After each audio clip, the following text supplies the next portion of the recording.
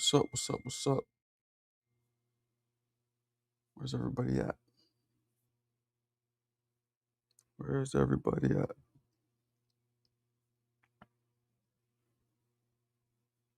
Where's all you bitch ass motherfuckers at? Huh?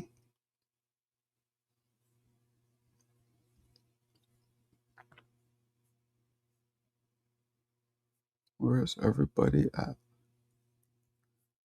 Talk to me.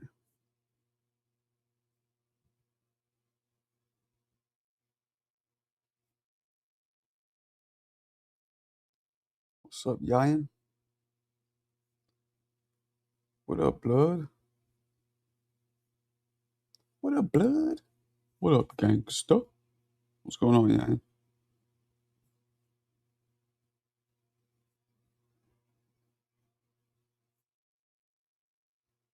What up, Yayan?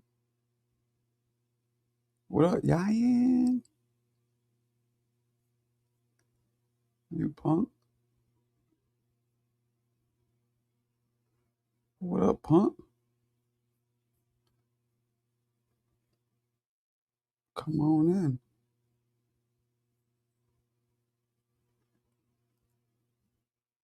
Come on in, suckers. Come on in. Bring your motherfucking asses, yo.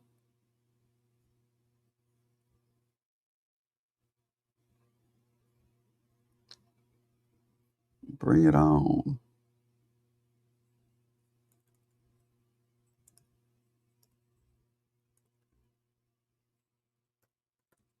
Bring it on. Bring it on.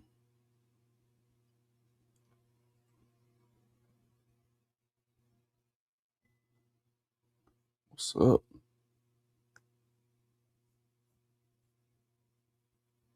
Where we at?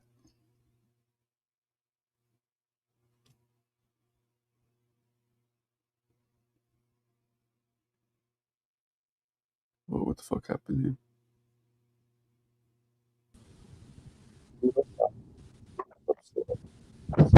What's up, my brother? What's up? You hear me? Yeah, I hear you. Oh, what's up? What's up? How you doing, bro? I'm mad stressed out. Tired. I About feel you, bro. to I move and know. shit. They'll pass. They'll pass. Yeah, I hope so. Hope it all passes. You gotta keep fighting, Marco. You know what I mean? This too shall pass. Yeah, that's what they say. Yeah, yeah. Oh, you came on early today. That's good. Early for What's us. up? So you came on earlier today. That's good. I mean, I know you've been busy, but it's 9:30. That's good I mean, 9:30, 12:30 for here. us. Yeah, Yeah. yeah. Where's That's a bitch trip ass by that shit Yoyan? too. Huh? They should make one. They should make one universal time. Fuck it. Yeah, fuck it. Fuck it in a bucket. Fuck it. One universal time. Yeah. Where's Yoyan? Yeah, young. Where's Yoyan at? Man. Hey, that little fucking Puerto Rican yesterday surprised me, bro. He was a bad motherfucker. Who? A little 105-pounder. Oh yeah, right. Yeah, Collazo. dude. I know. You know me. I'm always talking shit, but that fool was fucking. I He was know, right? good. I like his style. Yeah, I like that he just fucks people up. I know. Crazy, right? Yeah, yeah. I That was was feeling the dope. same way. That's my style. I like that shit right there. Yeah, I was thinking the same thing. Mm-hmm. Yeah, And he's not just like a he's not like a pit bull where it's like a just a side to side. It's like he boxes a little, but he still gets in there and fucking to the yeah, body uppercut. You know what I mean? That shit's nah, nice. for sure. Mm-hmm. Yeah, I this dude fuck with was not him. bad. I'll support him. Hopefully he goes somewhere. He will. Yeah, bring some light to that little weight class because I ain't never heard nothing from 105. Person, I mean, I'm not too versed. I'm pretty sure like the avid boxer fans like they know 105 pounders. I don't. Yeah, I don't know them either. Yeah, Yeah, that's a fact. I don't know I'll them catch either.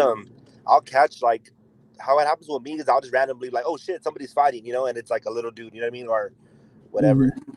Yeah. Mm-hmm.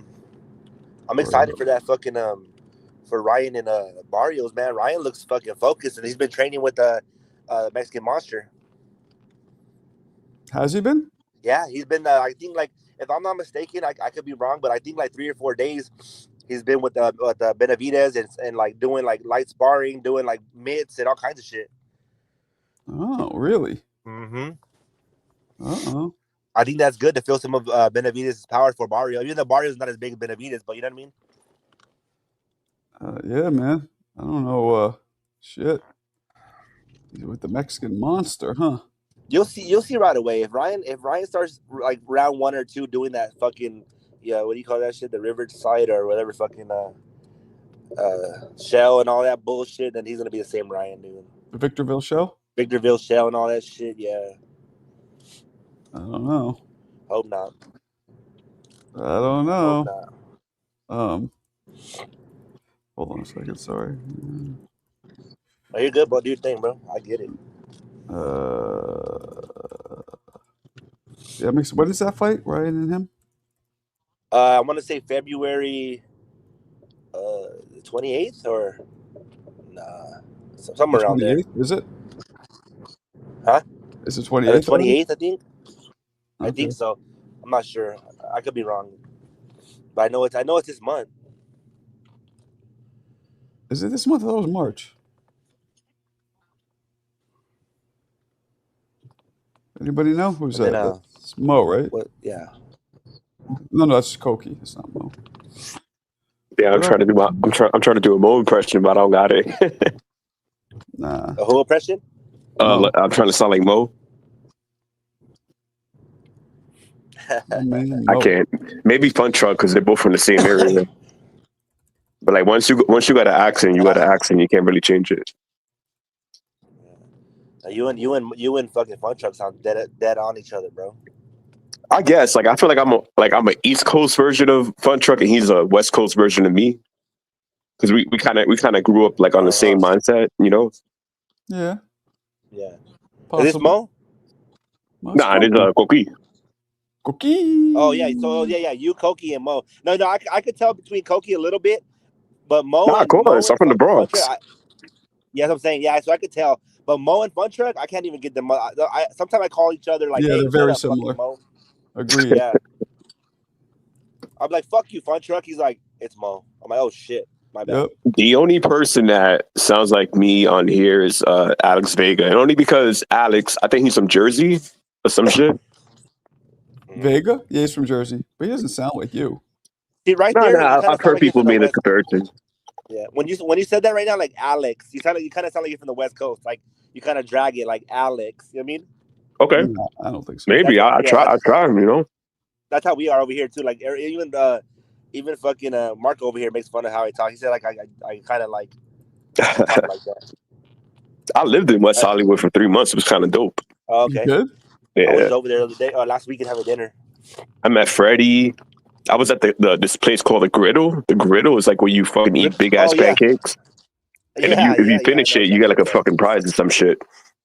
Yeah, nah, you gotta take that's like for like 3 people and shit. My friend pranked me because he gave me a protein shake before. He's like, yo, we're gonna go to this restaurant, man. I think you can win. So he gave me like a big ass protein shake, and then when I got to the pancake, bro, I only got to like 25%. I looked like a bitch. No, yeah, that shit's no joke, bro. Because you got to finish the fucking plate, and if you don't finish the plate, you look like a pussy. And all kinds of sides and shit. Yeah, Cali is dope when it comes to food, though. Oh yeah, dog. They feed you like a fucking I think king, I don't know, bro. Like one thing, yeah, exactly. They're gonna feed you like a motherfucker. There's an Italian restaurant by Santa Monica, and this Italian restaurant gave me infinite pasta, and I'm like, yo, what's the bill gonna be like? Because you know, Marco, being from New York, we're cheap as fuck. So I'm thinking, what the bill's gonna be like? So I told the dude, yo, stop refilling my plate. He's like, no, it's free.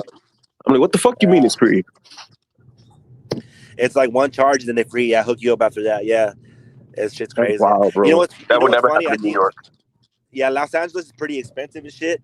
But when I did go to New York, I got that vibe. Like the portions were littler and they were a little bit more expensive. And well, depends what restaurants you go to Cali. But Cali, for some reason, like they'll just feed. I mean, they might be pricey, but they're gonna give you like a gang of shit. You know what I mean?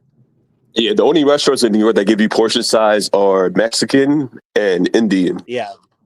That's it. Yeah, I see, and maybe that's what it is too, because we're over here with all the Mexicans in Cali, so I'm like getting a gang of food all the time. Yeah. Yeah, if you go to New York, I don't think people go to New York for like a Mexican restaurant, but they're not bad. I'm not gonna compare them to Cali. Obviously, Cali is like in Texas and shit. The It's like, motherland. Yeah. They're getting better though, huh? I mean, I'm pretty sure with the influx. Man, I'm gonna bring Serrata to New York. He's gonna find another wife out here and then start another family. Fucking Mexican with Tim's. That'd be funny as fuck. Hey, bro, you know what's funny? I'm until the last 7 years, bro. I'm very nomadic, bro. Like, I would legit get up and be like, I'm gone. I'll go somewhere, and and people are like, you're crazy. I mean, that's how it be when you get in your 30s and shit. You gotta get away from shit. Yeah, that's a fact. I'll be like, I'm out of here. Like if you're on the scene too much, bro. Like for me, like the Puerto Rican scene in New York, I had to get away from that shit, bro. I feel you. There was a lot of delusional guys out there. Like I'm not sure you guys heard of Tony Touch, DJ Tony Touch. He actually likes my videos all the time. So there was a whole big deal that went out about him with this little girl. And people in the community, my Puerto Rican community, they were mad as fuck. Obviously, some shit with a little girl. And but it wasn't like confirmed, but people kept talking about it. So whenever he went to events like the Puerto Rican Day Parade, which I would be in the parade, I would be like marching with a group. And people were like, don't invite Tony, don't invite Tony. And there was so much shit going on, like other people getting like, yeah. You did, yeah. Yeah, yeah. This is like a pervert? Yeah, I mean, there's a lot of shit. Like, there's people that, like, obviously, musicians in Hollywood, people, they look cool and shit, but in real life, not everybody's perfect. But when you get in these groups, you start learning more and more and more. And like, damn, I really don't want to be part of that shit. Yeah. Fuck. So yeah, Tony. So what was he caught doing? There was some girl and shit. It was like a whole thing that he was talking to a girl online that she was a teenager. Like in a high school in the city. I forgot where. I don't have all the details, but my homie Elvis told me about it, and he was talking shit. And I'm like, damn, dude, this DJ Tony Touch is the motherfucking New Yorican that put us, through the whole hip hop scene and shit. He put a lot of Puerto Ricans on, so it's kind of crazy to hear it. Is that the shit y'all were talking about yesterday with Mike Tyson being gay? It's like, I don't want to hear Mike Tyson being gay. I know Serrata's like, yo, fuck it. Let him be gay. He could still fight. Yeah, I mean, yeah. Tony Touch. Damn, he literally just liked one of my videos. What up, CJam? CJ's on the panel or just in the chat? He's in the chat. Yo, salute to CJ. He's creeping. I'm not gonna lie, yo, HOD does get triggered with CJ hosts, and HOD's like mad. He's like, yo, you're not the co-host. You're not the co-host, man. You're not the... I'm like, bro, chill. Yeah, right? He'd be bugging out. Yeah, man. Yeah, man. Salute to CJ. Salute to Yaya. We got Jackie in the chat. Yo, Jackie is too funny because Jackie put the Puerto Rican flag, she put the Egyptian flag, she put the Libya flag, and she put the Somali flag. That is insanity. She said, I'm maxed out, Habibi. I'm maxed out. Inshallah, motherfucker. Assalamu alaikum. Wallahi, Balahi Sahed. What you doing today? I got a class off because I usually teach a class to clients who have dementia up here in Lexington and 70th. And but yo, I got the class off today, so I'm about to go to the gym. An extra hour, bro. Because sometimes I go to the gym, I only got an hour to work out. And if you work out in an hour, sometimes it's not enough. I'm not sure what people feel in the chat, but for me, I need a good 2 hours. I got to warm up, 25 minutes, get into my jump rope, do my shadow box in 6 rounds, hit the bag 6 rounds, double end bag 3 rounds, get back in the ring. Because after I finish my workout, I shadow box again. You know what I'm saying? Because I feel like if you go to a boxing gym and you shadow box, it should be in between your bag work and after. Just keep yourself like loose, because people hit the bag and they leave the gym all stiff and shit. No Diddy. That's funny. So you didn't work today? I have to go later at 4 o'clock. So I have another client at 4 that I show up for. You doing the kinesiology shit? Yeah, for PT. He's in a wheelchair. That's like more heavy work. I got to take the motherfucker out the chair, put him on the device, stand the motherfucker up, and hold him up for 2 hours. Damn. What's up, Papa? What up, people? Yo, what up, Cookie? My older brother. What's up, Papi Chulo? What's up? Yo, man, Cookie, you're a champ, bro. You are, bro. So to you, man. I'm jealous, bro. Yo, I'm jealous, bro. No, because the energy is real on you, bro, and you got to keep that shit, bro. You got to keep it.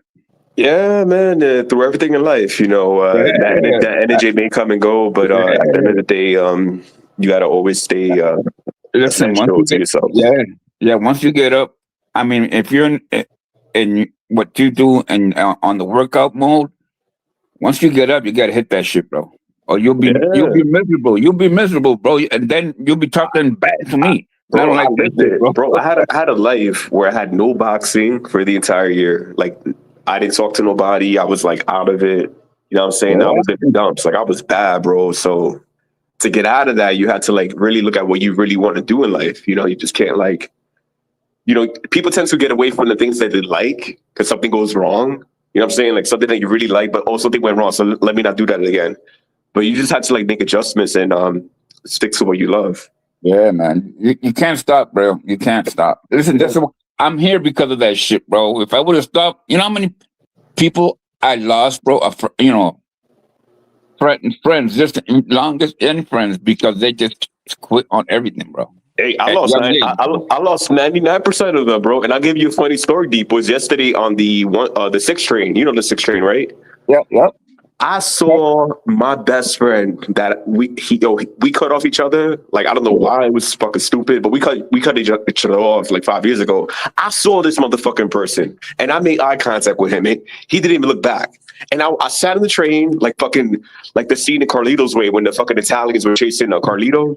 I sat in that motherfucker looking at him like, bro, come on, make eye contact, nigga. Cause like me and this dude were like ride and dies. Like me and this dude been through like the projects, fighting motherfuckers. We rolled through shit. We ran a business. We did a lot of things. So I'm like, bro, how can you not look back? But then I realized not everybody is meant forever too. You know what I'm saying? You just gotta move it along. But I'm just talking about physically wise, bro. Because people let themselves go, bro. People let and it's hard to get that shit back, and that's what I'm trying to tell you, bro. Yeah, some people don't get it back. Some people don't get it back. And I'm gonna say something real quick. I don't think I got it all back. I'm still working. You know, I'm still a work in progress. So I have to keep doing a little more every day and something a little more different. He's taking shots at you, Serrata. I'm just joking. You are the what up, Marco? Shout out to the panel. What's up, DJ? What's going on, guys? What's up, Truck? What's up, people? What are we talking about? We're talking about the 6 in Castle Hill, bro. What do you know about that? You said Castle Hill? Yeah, the 6 train. What about it? I mean, that's what I'm going right now. I'm about to go to John's boxing gym right now. Anybody want to come through, slide through? I'll pay the gas pass. Oh, is it Castle Hill? Yeah, by 23 Happy Land Avenue. Right by the 44 bus. You know where Elder's at? Elder? Yeah. That's like I'm right by there, so don't tell me that. I'll pull up right now, you heard? I'll pay the guest pass, bro. Hey, yo, I'll take you to the Jamaican spot and I'll get you some dinner, bro. Like I'm real like that. Wait, so the gym is right by there though? Yeah, it's so when you go down Castle, you're gonna pass the Q44. When you go down the Q44, it's the Happy Land. For a second, TJ Swiftly around. I'm gonna be there. I'm gonna be there at 3 p.m. to 6 p.m. Just I've been wanting to look for a gym. I ain't gonna lie. I seen the Mendes. Yo, for real. I'll introduce you to all the coaches and shit. They mad cool. Like you don't gotta pay nothing. I got you. And on top of that, just ask for Jose.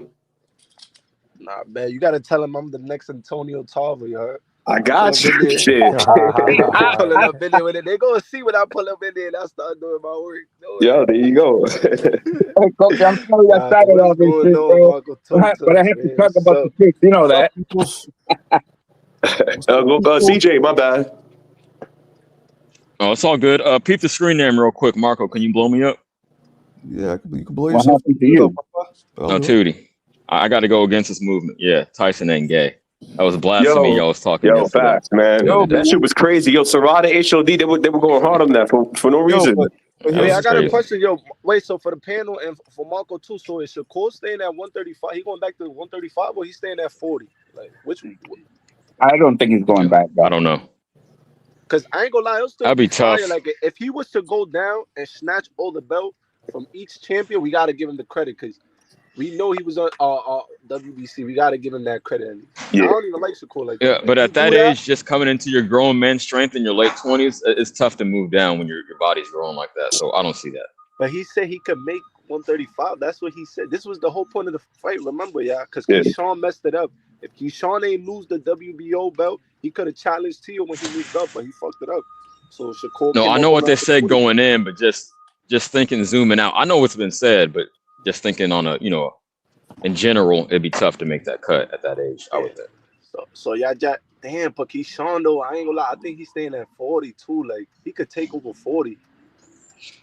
Yeah, I'll they'll probably just say do one around guy. each other. They'll fight everyone but each other, maybe. I feel like those the other only guys. So. guy that will give Keyshawn trouble at 40 will be Gary Antoine because of the speed. But I agree. If Keyshawn catch up to him, he got the. Hey, I Keyshawn just got watched long him. ass. Yo, that's one thing I like about Keyshawn. He got long hands for his height. He got long arms. He definitely got Don't long sleep arms. on Andy Hiroka, man. He might upset you I was guys. gonna I just say, watched. yeah, Fun Truck was doing some film study. Go ahead, tell him what you saw. I feel I really want us to talk about that fight because I think that could be fight of the we year. could talk about that. Yeah, let's go. Well, dude, fucking Andy Hiroka, he got the stick from the Mount Fuji, bro, and his dad's from Ghana, so you know he's got the brick. I mean, he beat my dude up, Barroso. But that's your guy. Yeah, bro, I Yeah, was a big Barroso fan. Abuelo's my guy, bro. Abuelo was old game. Now, one thing I do gotta say, Oh, though, gee. you know what it is though? I feel like when it comes to fighter that's from the United States, and I'm not saying nothing, like of course no other reason, I'm Dominican, but I see that from the fighters that's coming from the United States in boxing, there's a lot of tricks. It's a lot of tricks, especially if you're an Olympic, you've been to the Olympics, and you feel me, you got a deep amateur pedigree. There's a lot of tricks you learn in being with a lot of styles. So Andy Hiroka, I don't think he's seen enough to really like. He could challenge Gary Antoine, but I still get Gary Antoine pulling the Bro, you need to watch the fight with with Barroso. He uses stick. Barroso. Come on, man. Barroso's old though. He was old. He's an older man, bro. Speak the truth. He was mentioning how like American fighters have more of a pedigree and background. Barroso came from Colombia, right? Or no, Venezuela. I'm sorry, Venezuela. I mean, he was over the hill, but he fight though. Barroso fight. He for sure look like he got power, but I'm not gonna go power crazy. But those South American fighters are not like amateur level guys. They're more like, I got power, like Valero and those guys. Wait. I got something for you guys, and I got something for you. But Alberto Puello's got like the same sort of size. He's tall and he's a southpaw, like Hiroka. But but he don't got the boxing ability. Yeah, Puello was a technical guy. He don't have. If he was to have the boxing ability that Puello have, then I'll be like, all right, it's gonna be a problem. But nah, man. And Puello, he still can improve on a couple of things to to make his style better. But I don't see Gary. I feel like the speed is gonna play a big part. I feel like his speed category, speed wise, Gary Antoine is just gonna. What happened to Puello? Is he gonna fight again? Nah, he's gonna fight, but he don't got PBC's not really gonna be promoting him. It's not promoting him like that, so he got to take whatever he could get. Yeah. Basically, whenever the Dalton Smith or Turkey, whoever set up a fight with them. I thought they were gonna promise him that fight with the Dalton Smith one because they wanted to make that if Matthias had dropped. I want to see I want to see Dalton and Keyshawn. I feel like damn. Keyshawn will put him in a casket, bro. Nah, that's gonna be a counter-punching match. Heard that before. Hey, the landlord. What's happening, Shakue? Oh, my lips are sealed. I didn't say nothing. I don't want to get kicked off, bro. All good. Oh, good, my man. How are you guys? All right? What up, Mickey? Yo, Marco, you gotta pay the rent. Nah, it's not for here. It's for another channel. You gave Marco a week. He was paying last week. Marco's paid up in advance. Oh shit! that's a Red Boy. Marco, change your name to Red Boy. No, that's bad. Yeah, Nick comes down here. My lips are sealed, bro. Fuck that shit, bro. Nah, some other dude. The Reds Some do, other dude. boys. Some other dude was betting me for like. Oh, I bet me that Boots and Virgil win the fight next, and he's been like, see for about the last 4 weeks, he's been like, when's this bet going to get paid out? I'm like, when they one of the two have another fight. One in the So, two. so the day when I seen that news, I was like, oh, I'm going to annoy him. So I've been annoying him all day in Rapstar and following him about, telling him just get your rent paid. No Klarna, no payment plans, no food stamps, cash money. Nah. Hey, Nick, what's the scoop in the UK over there? Who's fighting? What's up with Dalton? You know, Dalton's good to fight Puello, yeah. Is he?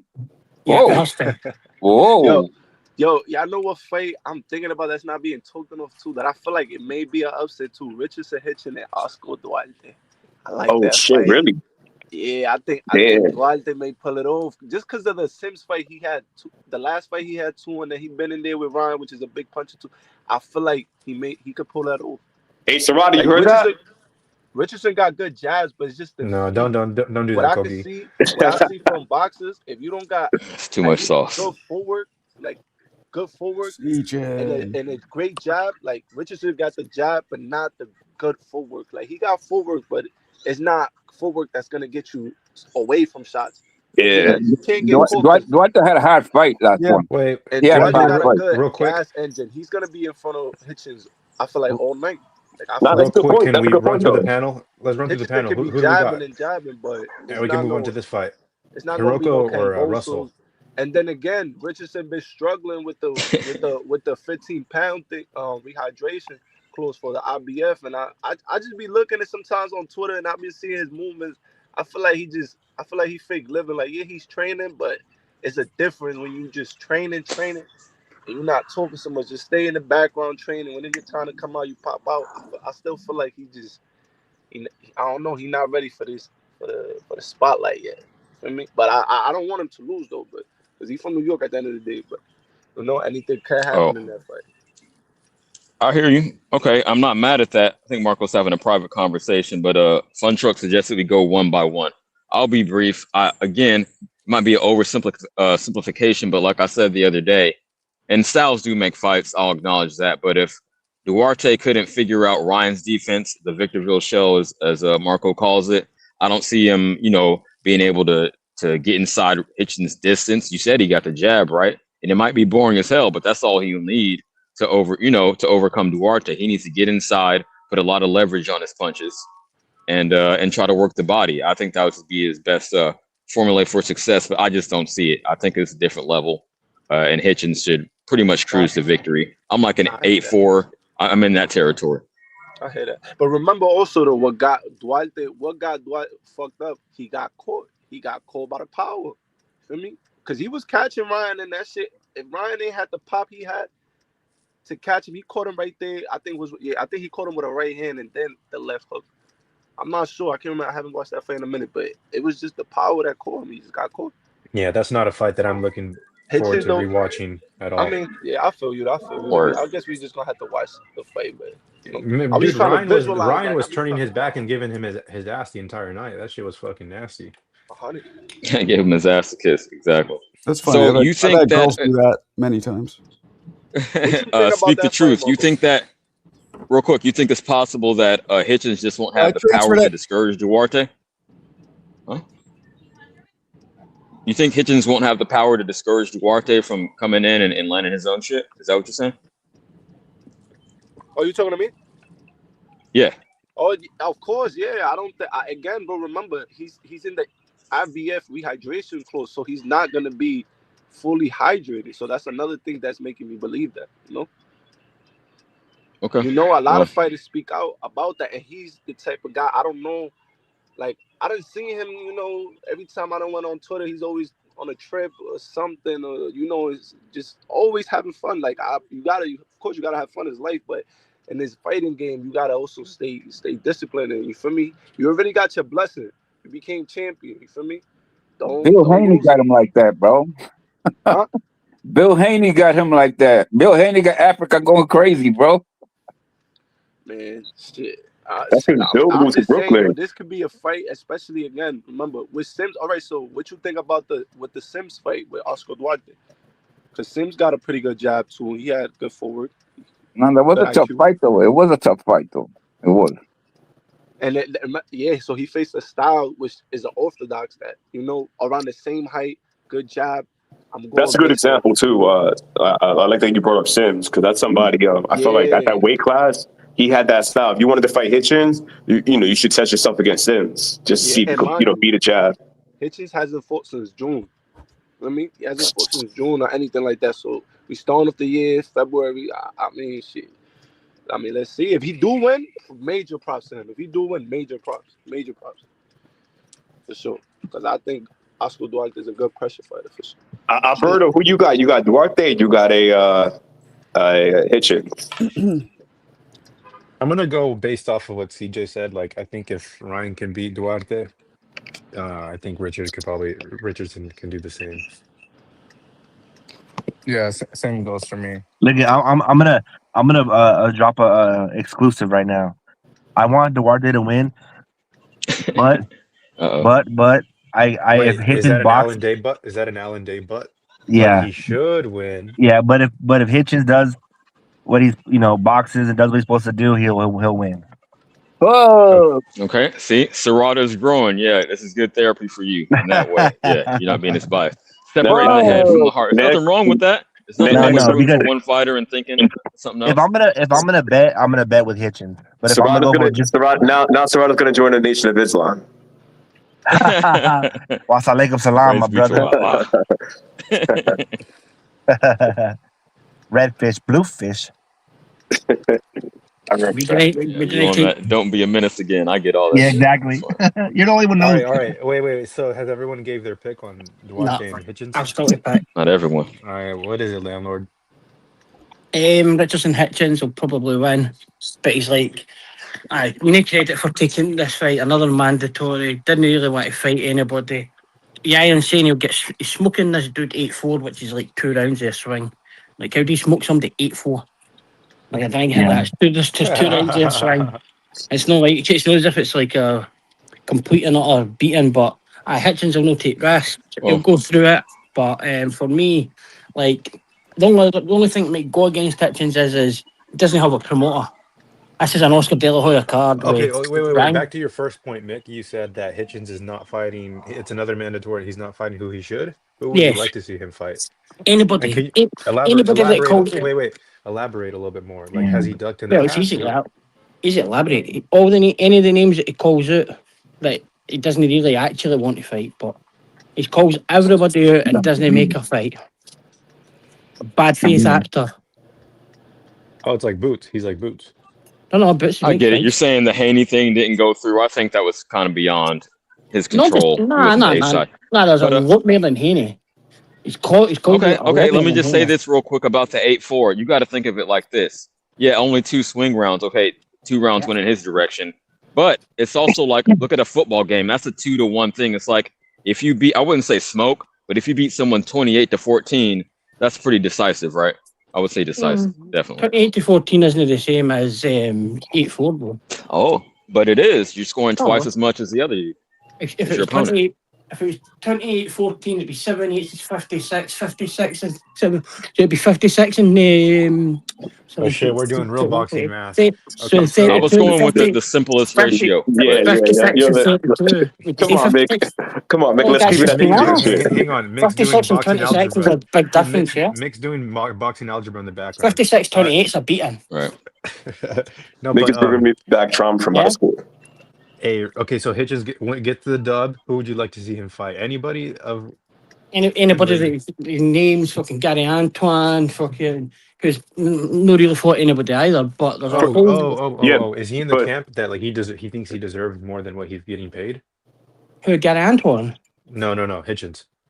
Well, Hitchens hasn't got a promoter, so he's getting forced into mandatories because nobody wants to deal with him because he's fully shit. Why doesn't he join with Gary Antoine PBC? Why doesn't he just like get an in-house fight? It sounds like he should go with Eddie Hearn. He should go with the Golden Boy. Fuck it. Eddie Hearn. It's all about sign with Eddie Hearn. John says can he sign Median? He tried Go to with sign Zufa. back. Go with Zufa. That's There we go. that's looking like his option. But like he ends up in these. Look, come on, he has got talent, but he shouts out all the world, and like we knew he wasn't going to fight. You knew he wasn't going to fight these guys. He's calling it, I and would then go it to was like Zufa. Go ahead. I'm sorry. Go ahead. Delgado or Duarte. They're mandatory. Yeah. How do you know that they're not going to fight when he's calling them out? Like, I'm asking Where, genuinely. where have you been for the last 2 years, Fun Truck? No, because I'm saying like Boots and Virgil, they get in the ring against each other. Like this is the fight to be made, and that shit doesn't happen. Boots and Like, Virgil I hear are what the you're saying, Mick, because champions. I know for a fact sometimes that you know the fighter's not going to take the fight that Boots and Virgil are the they're calling out. champions. You know that I know that your girlfriend. Look, Richardson Hickman calls all them out, goes to be as if he's like their enemy, and then you see them at the press conference standing talking to each other, all friendly, and like it's just for me, he's a good boxer, but he's never going to fight the guys. He has a timetable at 140 also because he's fighting under the IBF rules, and I think Hitchens is what 5'11". I think eventually he has to go to 147. He just can't like. I don't think he's that tall. Like 5'10", but he's definitely taller than your average 140 guy. And I feel like with that size, he should be at 147. I would go to Zufa if I was him and be the best at Zufa and make a name for myself over there. Fuck it. Yo, at 147, he gets the Haney fight too, maybe. Dude, he got a washed up. How many are mates? I wouldn't listen too much to it. How many are mates? They'll never fight. They're the old. I mean, it's just a waste for his career. He doesn't get a bigger name than Liam Paro. It's just you got to either fight Gary Antoine Russell or Devin Haney or Tio. I think it just depends who wants to put up the bread, bro. Yeah, but he ain't got no promoter. Like the Zone doesn't want him. Eddie Hearn doesn't want him. What the hell? You got to fight who's ever there, bro. If Hitchens retires without those fights, I feel like his career is a waste. No, it's sort of a waste, but it's going in the way of like a Boo Andre. Because let me name off some names: Jose Cedella, Oh yeah, that's true. Hang on, Gustavo Daniel Lemos, Liam Paro, Cambosos, and now Duarte. Yeah, but with the context of Cambosos being washed goods. Yeah, 100%.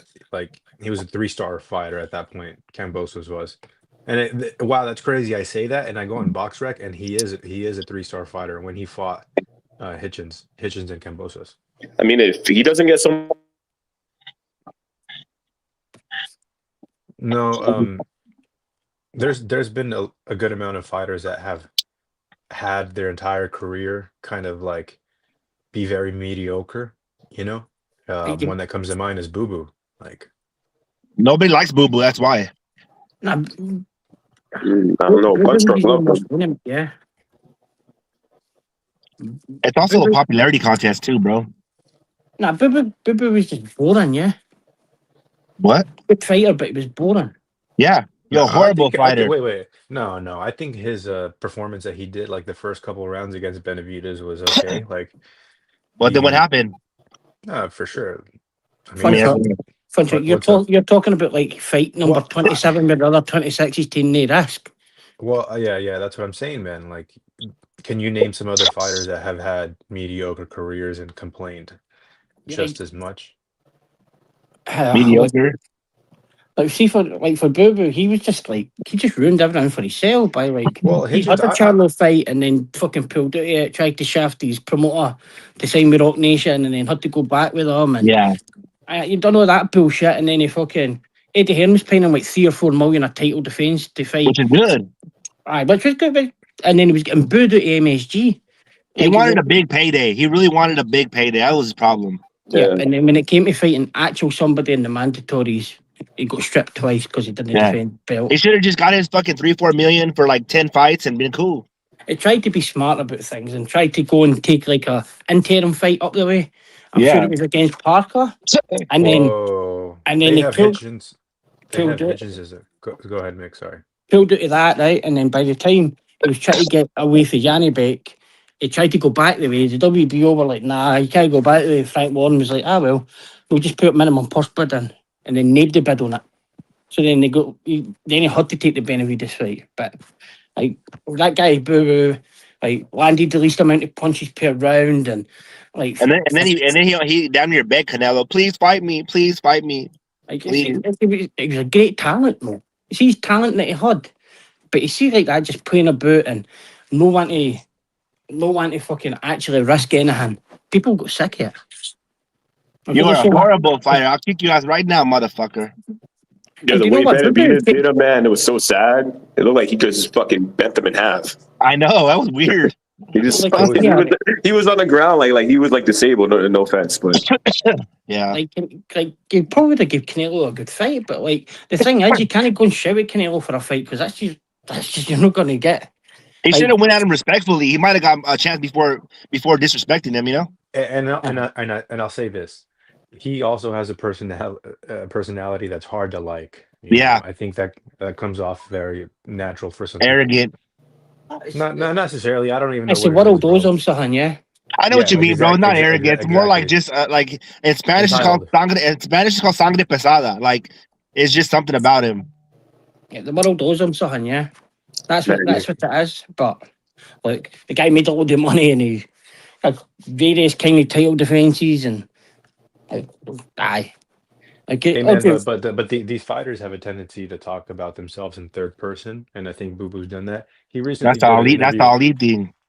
And he recently did an interview with Ness on the Boxing Voice, and genuinely, when Boo Boo's honest, like he's a good interview, bro. He's a good talker. Yeah. But it's hard to, like I said, like just for a casual to watch an interview and like the man. Some people got it. Like, you know, it's one of those things, you either got it or you don't. Was that the one where Ness started shouting at him?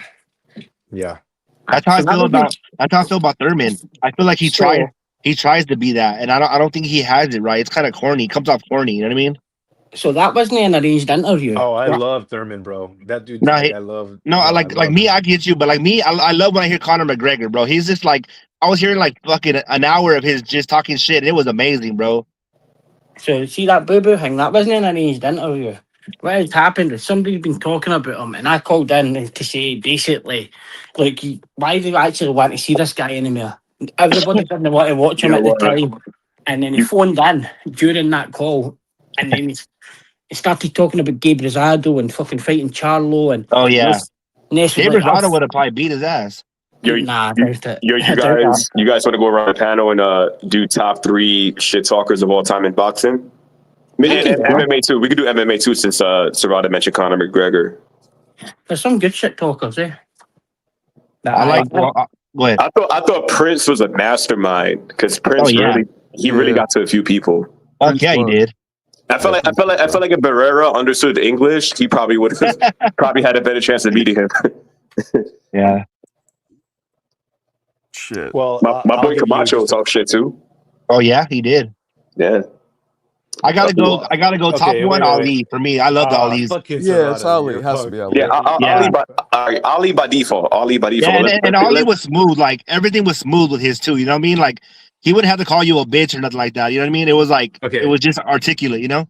Yeah. Okay, gotcha. And then second, fuck man, second will be. You know what? I gotta go with probably Mike Tyson.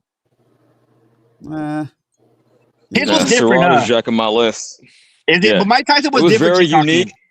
Yo, it was very heartfelt. Like when he was cutting those promos, especially after prison, like passionate. He was just going off the top of the dome. It was like a freestyle. So what about Serrata? What about when Mayorga told De La Hoya he was going to suck the breast milk from his wife's breast? Oh yeah, Mayorga was a shit talking motherfucker. He was. I'll put him in the honorable, if not top 3 honorable, definitely. Yo, he had that beef with Torres too, Fernando Torres. Oh yeah, I mean Vargas. My bad, Fernando Vargas. Vargas. But, all right, so I knew you, man. I knew who you meant. I was like, I was about to say, but yeah, Fernando Vargas. That shit was funny. You know what? I mean, that's some great shit talkers, man. I mean, I don't know. I kind of like the rhyming people. They rhyme. Like AB was funny. Nah, AB was definitely. I was gonna say. Yeah. AB is definitely up there. Bro. I'll give you 2 boxing names. I like Keith Thurman, and I like I just had it. Who did you just bring up, Serrata? Who were your 3 picks? Oh, so I had Ali. Obviously, I mean, I guess we would all. I have Ali. Damn, I want to say Mike Tyson. I mean, you say the UFC too. I mean, UFC it'd be Ali, Conor McGregor, and then Mike Tyson. There's this guy in the UFC. His name is Mike Perry. Oh yeah, he's a beast. Yeah, so he turned into a bare knuckle fighter, but bro, he can cut a promo. like real good, bro. And I fuck with him. And yeah, those are the names. Did you see when him and Conor were arguing? He's like, "What the fuck, man? I own this motherfucker." Yo, what's that guy in the Yo, UFC? Chael Sonnen didn't always land it, but he used to talk a lot. Oh yeah, Chael Sonnen. yeah. UFC. Yep. Yeah. Chael Sonnen good. for Yo, sure. what's that guy in the UFC named Chaz? He's a white guy, Chaz something. Chaz Bondo. No, Yeah, he had that beef with Anderson Silva. I always forget these fucking names. That's Chael Sonnen. Chael Sonnen. Chael Sonnen. Yeah. He's good. Yeah. You know who's good, but and you guys might not agree with me, but he's good in his own way. Is Nate Diaz, bro? Yeah, because he's being himself. Yeah, it's just that. It's like Mick is the biggest Conor dick rider. Nah, I didn't. Come on. Let me give you three. Let me give you my three. It would be Chael Sonnen would be because people he came to piss out of people, and people actually believed that he was being serious at times. Yeah, but he was the best there. Nas, and for me, the best about the now is Alexander Usyk. Do not bullshit the horse. Oh yeah, Usyk is good. He is good. He mentally breaks you down. Yeah, I like what Conor says. Hey, I like what Conor says. Ring your wife. Tell her to bust out the red panties. You made it. You're rich. I'm surprised nobody mentioned Eubanks. Marco, would you throw Briggs in the mix? Oh yeah, you throw Shannon Briggs in the mix. Well, Eubanks Jr. No, I mean, look, Briggs just had that. Briggs invented trolling. Troll in boxing. Right, he did. Nah, I mean, he's in the Brooklyn nigga. That's what Brooklyn people do. Hold on, but he morphed it. So now trolling is just like what Alberto does, right? Or what HLD does. Alberto. Who they are, what they look like. No, I'm dead ass. I'm not trying to make fun of them. You don't know who they are. You know what they look like. You're never going to see them. They just fuck with you behind the screen. Briggs went in this motherfucker's face while it was recording in person and then posted it. He's a G. That is a morphing of trolling and bullying all in one. It was the first one to do it. You know, to get a fight. Now, no. I'm gonna take that back. Ali did it against Liston. Remember but he already had the fight. But he would show up at Liston's training camps. You big ugly bear. I know. Go to his house. Yeah. So Ali might be the first to do it. Let me take that back. But Briggs was the first to utilize it on social media, at least. Briggs was the first social media troller boxing. Ali's the first troller.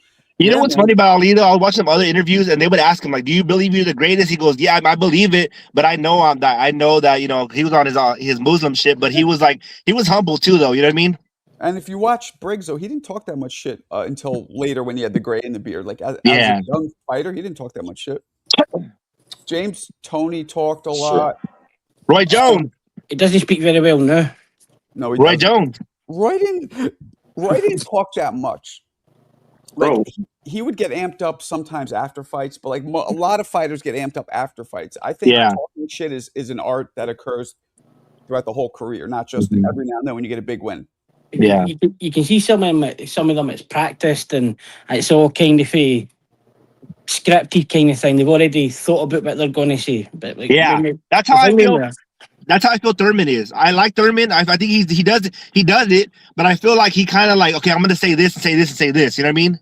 Blair Cobbs talks, but it's not even shit. Blair Cobbs just tries. Yeah, he just tries to be cool. I like Cobbs. Chris Eubanks Jr. I understand Cobbs. Chris Eubanks, yeah. The press conference that he did against Senior talked a lot of shit. The way he handled Eddie Hearn is like going to go down. Oh my God! In history as one of the best. I don't want to hear your voice. That's what I feel like doing a mix sometimes. Nah, like that was just immature that stuff. No, that was not immature. That was legendary shit, bro. He shut Eddie Hearn up for the press conference. Why would you want the ex-promoter? Why do you want the promoter not to speak at the press conference? You know why, dude? There's a whole bunch of beef, right? Yeah. Like his partner is his. They're related. Aye, but like they still get on with each other. Real quick, I'm surprised no one mentioned Mayweather. He's not my top 3, but I'm surprised he didn't come up. He was quiet for a long time. I think he talked more about like belittling you, like money wise and shit.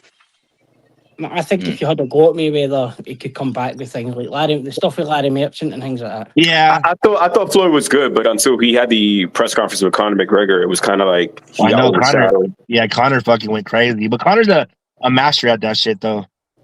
I was rooting for Floyd because I like Connor's kind of annoying. Yeah. When it got to that kind of time, it was annoying because it was all scripted and all that kind of thing. See, when it was before, what did Connor say? I'm a motherfucking pimp. That shit was crazy. When it was before, like when the guy had said, "Who the fuck is that guy?" and like the panties and like all that kind of stuff was like just it was off the cuff. Who the fuck is that guy? It was all off the cuff, but then when it started to get into the rest of the WWE, like WWE, signing the contract, I got that kind of stuff. Like him and Nate were good together. They both disliked each other, but Nate played right into his hands, and he played right into Nate's hands as well. But Nate's funny because Connor would be talking all kinds of shit, and then he'd be like, "Bitch." Out of nowhere. Stockton. No nonsense. Yeah. Like one time he had like they were saying, right, we'll count to 10 and we'll start. And Nate could only count to 5. Right. And she asked Nate about money, and he goes, "What's this? The fucking money show? Is this the fucking money show?" Yeah. Goes, "Nah, the money show's sitting here." And he goes, "I'm getting out of here." He said, Nate, "Hey, Mick." He goes, "Nate, you could bounce." You see, what's that? But like the Nate doing the finger, like see when that was. I was gonna. My bad, Marco. I was gonna show CJ a clip of Camacho apologizing to Mike Tyson for calling Mike Tyson the N-word. Oh, he did. I know. Let's play. This is old too. But I'm not sure if CJ saw it. Let's see. I thought that was bullshit. I didn't know he really did that. There's any blacks here, okay? Oh shit. African American has the behavior, and then you get the nigger behavior. You know, and that's the behavior that Mike Tyson has around his entourage, and his. Oh shit! That right now, instant cancellation. Back then, nobody gave a fuck. There's people away. There's no class. You know, people don't know how to deal with it because, right? Am I right? and then Don, that's what that kid goes to the ghetto. The ghetto. Stuff, you know, but not because of that either. I don't know what I just said, you know. Camacho's off, bro. Right? But that's what my problem is. They got too many niggas around. They need more African Americans. So then, given the gift of the opportunity to retract or soften the statements he made in New York, he might have made it worse in Vegas. Okay. And I also want to clear up a little statement that people are repeating around about niggers. Okay? Wilders. The comment about Mike Tyson. Okay, they asked me, what you think about Mike? What's going to happen to Mike? I said, Mike is a very unhappy character because instead of having classy African like doing coke and getting in fights and, American people with class to make him look good, he got all this nigga attitude people around home that makes him act the way he does. Like a little he went into a deeper hole. Crazy that they're both from New York, yet he's beefing with him. That's weird. Since Cookie put that up for me, I don't even remember that. I had seen the initial clip, but I hadn't seen the the add-on. And then all actuality, bro, Puerto Ricans have black in them, bro. Their ancestors are from Africa too, bro. I mean, Camacho. All right, look, Camacho's mom is black. She's black Puerto Rican, like my mom. Yeah, I've seen that. Yeah, but Camacho, he's what he's talking about, Mike. That's what Camacho is. Camacho's a nigga. Yeah, like he acts like one. Like he's very crazy. Fucking. And he's always been known as that. I like Camacho, but he's not the perfect guy to be, trying to judge. Camacho's off, bro. Camacho's a little off, bro. I mean, he was off, you could judge Mike based on what Mike had a whole different life. Mike came from an orphanage. You know what I'm saying? Mike came from the streets. He had to go to Peekskill to live with some random white guy and come out. Like Mike didn't have a regular upbringing, so I feel like when people do that, they don't really get the context of what every race has their shit, bro. Mexicans have their fucking people who are fucking trash. White people have it. Everybody has it. Camacho's the one who ended up worse. He got killed in Puerto Rico. Unfortunately, rest in peace.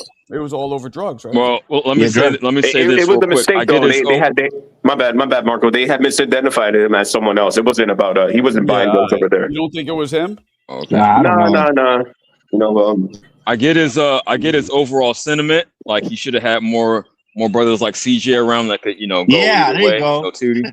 But he was wilding for that hard ER. He was still that's crazy, bro. Yeah, that's crazy. Yeah, but back then, CJ, Puerto Rican. They didn't understand. they had the pass to do that. Nobody really cared for Ricans. No, I Dude, don't the have the hard pass R to is use the some hard shit. R. Nobody got the pass for me. It Fuck depends that. what kind of Rican though. Not from you, but they were looked at as also people of color. You know what's crazy though, Marco? I have a lot of brothers that are like OGs, right? That are from I know a couple from Compton, and they don't even play with the regular N word, the hard ER. Like you know to respect them. You know they don't say it. You don't say it. You know what I mean? But I get where you're coming from with that. And so these kids nowadays they're on a whole different trip. Marco, it depends on what kind of Rican though, because some Ricans are very white passing and they don't fuck with that. But for me, I don't. I'd rather not say it. But there's black Mexicans, bro. There's a guy. Hey, TJ, have you ever seen Drex the Joint? No, but I do know the history of black Mexicans. Like I told y'all, even though some people think I'm capping, I had the same best friend since 1993, and he put me up on the history to that. So bro, they're deep, bro. It's in Guadalajara, bro. They're deep. They're black Mexicans. It's fucking crazy. When I went over there, I was like, "What's up?" They're like, "Hey, bro." I mean, you couldn't tell the difference, bro. But they're speaking fluent Spanish, and they're black. They're Afro Latinos. I feel you. Mm-hmm. Like from Africa, like they one of the dudes I know, his grandma is in Africa. I said that's crazy shit. Crazy. Mm-hmm. Yeah. That's why Mexicans are all mixed up, bro. We have all kinds of shit in it. When you start saying it every third word and using it as a greeting and doing whatever, then people take advantage of that. But then again, it's just like it's just a horrible word for people to use in general, and it opens everything up for anybody else to use. How often do they say it in the? I know you're in Scotland, but how often do they say it in the UK? Nah, they wouldn't. They wouldn't communicate like that. So wait, do black people in the UK use that word? No. They don't? Like no. Really? I mean, no. With the ER. Okay. No. Not even the blacks in UK? Wow. No. That's why I just asked him. Oh, I didn't hear you. So it's only an American thing. Nobody can use that word except black people, not even like real dark. No, black people can't even use that word here. They didn't use that word here. Other people? They can't. I've heard Africans use it, especially when they get over here. Oh yeah, they get mad though. I've never heard an African say it. Yeah. An African rap. Oh well, you haven't been. Do they say cracker over there? Say what? I've never heard that. I've only heard Americans saying it. Cracker ass cracker. Americans and then other people that are being racist towards Americans usually, but you know why they call them crackers though? Because they should crack the whip, bro. That's why. That's not even derogatory. I think that now we flipped it on their asses. Yeah, it was like when I was on Rap Star the other day and somebody says, "Oh, rap, you just hate black people," and he was like, "Well, I'm not exactly white, am I?" And they're like, "Oh, do you use the N-word?" And he's like, "No." Well, no, why the hell would somebody use that? I get very offended when people say the H word. The what? Whoa, that's not okay. What, the bold word? Said the H word? What, Hasidic Jew? Hasidic Jew? Guys, oh my God, that's not okay. Good. No, not Hasidic Jew. Hebrew. The H word. There was a wrestler called Honky Tonk Man. Hebrew. That was the first word George Jefferson used to call us honkies. I thought that was hilarious. I just want Clarissa to call me that. Clarissa's huge. See. Okay. Hey, yo, Smoke. Welcome to the panel. Yeah, what's good, Smoke? She's into using that word all the time. So as soon as we start talking about race and honkies, he jumps right in to get on us. Yeah, I know. Yo, Alan Day. What up? What up, man? Alan, day and night. The Lonely Stoners seems to sleep night and night. That's the ex-wife era. I remember that. I was looking at the comment. Your name. There were some battles going on then, huh, CJ? Nah, it was hey, all Marco, good. We've been on for an hour and there has been no arguments yet. We need in here. So yeah, it's time for some fights, bro. What the fuck's going on? I was looking at the name of your show, Marco. Right, I've been thinking about this the last couple of weeks. Like, see, doing a top 10.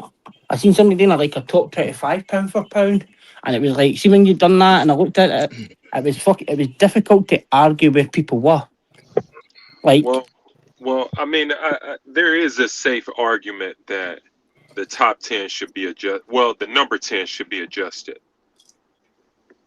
Well, Collazo, I mean, hey, man, I like what I saw, but I don't like it's only 13 fights. It's not. Yeah. I think that there's an argument for Xander. There's an argument for I mean, if you're gonna put Collazo, you can easily argue for like Raymond or Virgil. Keyshawn or who else? Fuck out of here with that Virgil shit.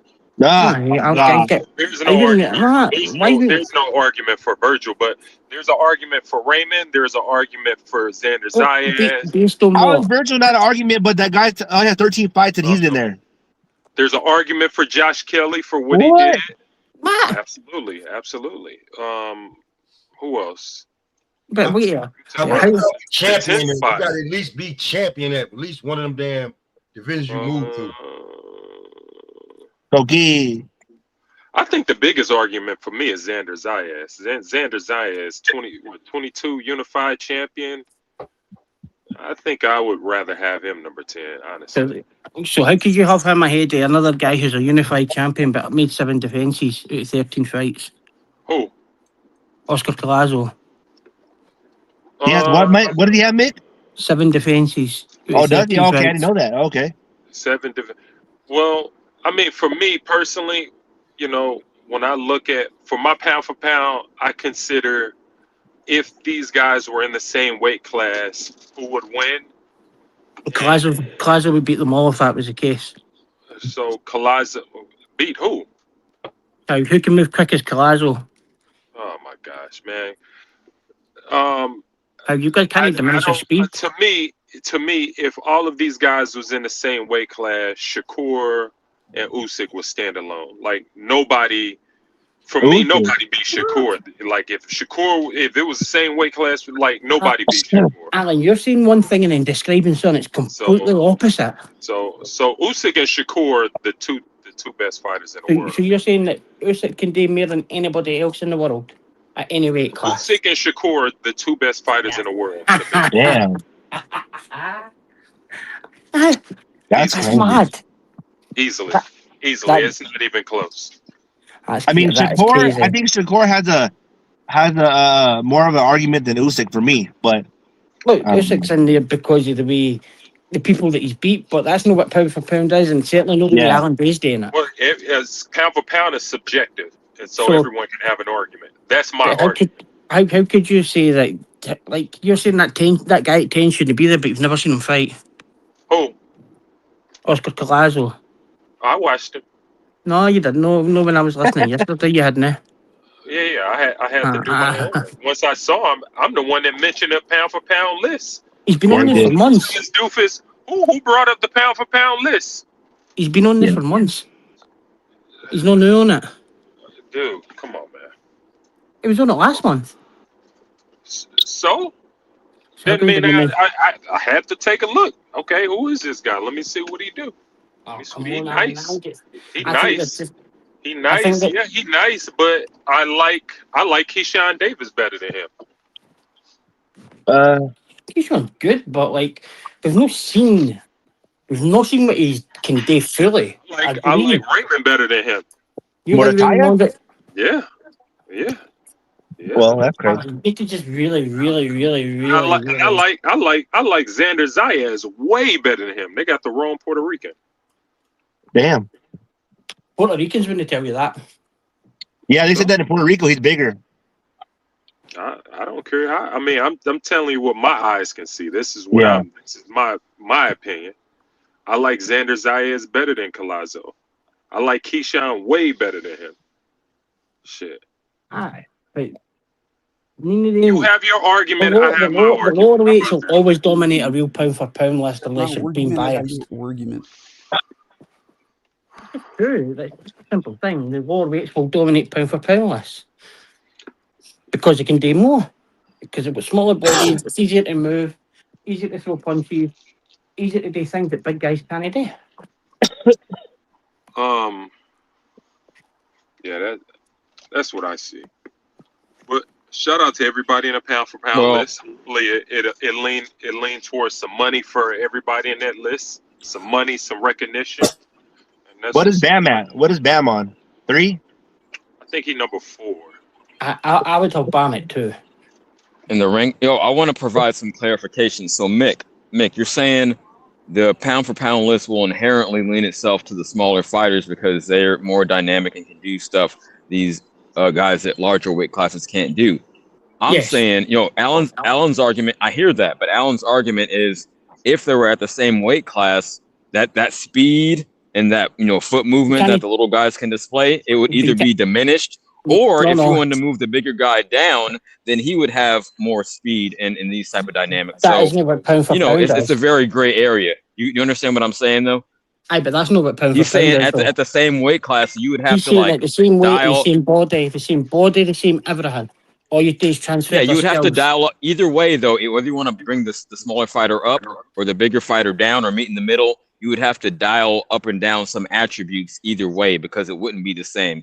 You can't just say, "Oh, make this small guy as big as him, and he still has all the speed and can do all that special effects." You can't say that. So I kind of get where he's coming from, but no, I get you guys. But I think if like shit in one hand, wishing the other, I mean, but it's always been the case. That's what he's saying. Like, put the two of them in the exact same body, the exact same weight, the exact same size, the exact same. Everything was the same. Two bodies, the exact same. The guy who's got smaller will always have the better skills because they can do more. Okay, but I think because they can move up and up and up and get more. Yeah, they could win more championships. I mean, I don't know. If he was bigger, though, my point is, if he was bigger, he wouldn't be able to do as much. Does that make sense? That's the flip side of it. I get it. Yeah. Yes, but that's the only way you can judge it. That's why it's pound for pound. This is why I don't like nobody else pound for pound list but mine, because it's all woulda, coulda, shoulda. And my pound for pound list is they actually done it. That's what I that's my pound for pound list. You guys want to hear mine? Canelo. Virgil. No, we don't want to hear it.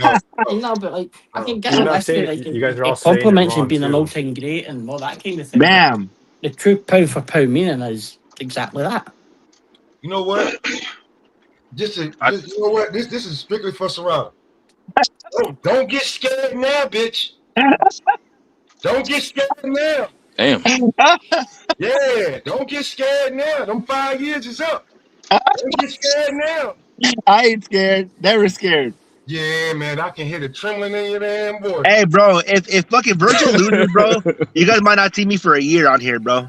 Well, you might. That 5 years. Hey, look, you know what? Go ahead and send Marco a year worth of super chats because your ass up out of here. Go ahead. Hey, bro, I might break my whole fucking TV, bro. I'm not even playing. Hey, you guys are saying it wrong too. You won't be the first. Pound for pound.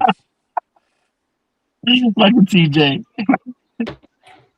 Just saying. Is that fun truck? You guys have been saying it wrong. It's pound for pound. Not por pound. Libra por libra. Librate. I got Libertad. Libertad. Wow.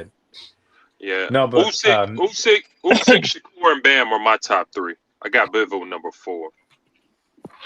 That's okay. My shit's crazy. My top 3 are Canelo, Bam. Chill out, Serrata. I'm gonna say Virgil, Usyk, Inoue, and Bam. Hold on, I can't hear Fun Truck. Give us a real list, Fun Truck. Okay, I want to hear Fun Truck list. Usyk, Inoue the Monster, and Bam. Can I get mine for real? Is you gonna say Dylan? That's the first thing that came to mind. Dylan. Don't give me that cheesecake. Spit hot fire. Hey, champ, chill out. I love you guys. I'm fucking around, bro.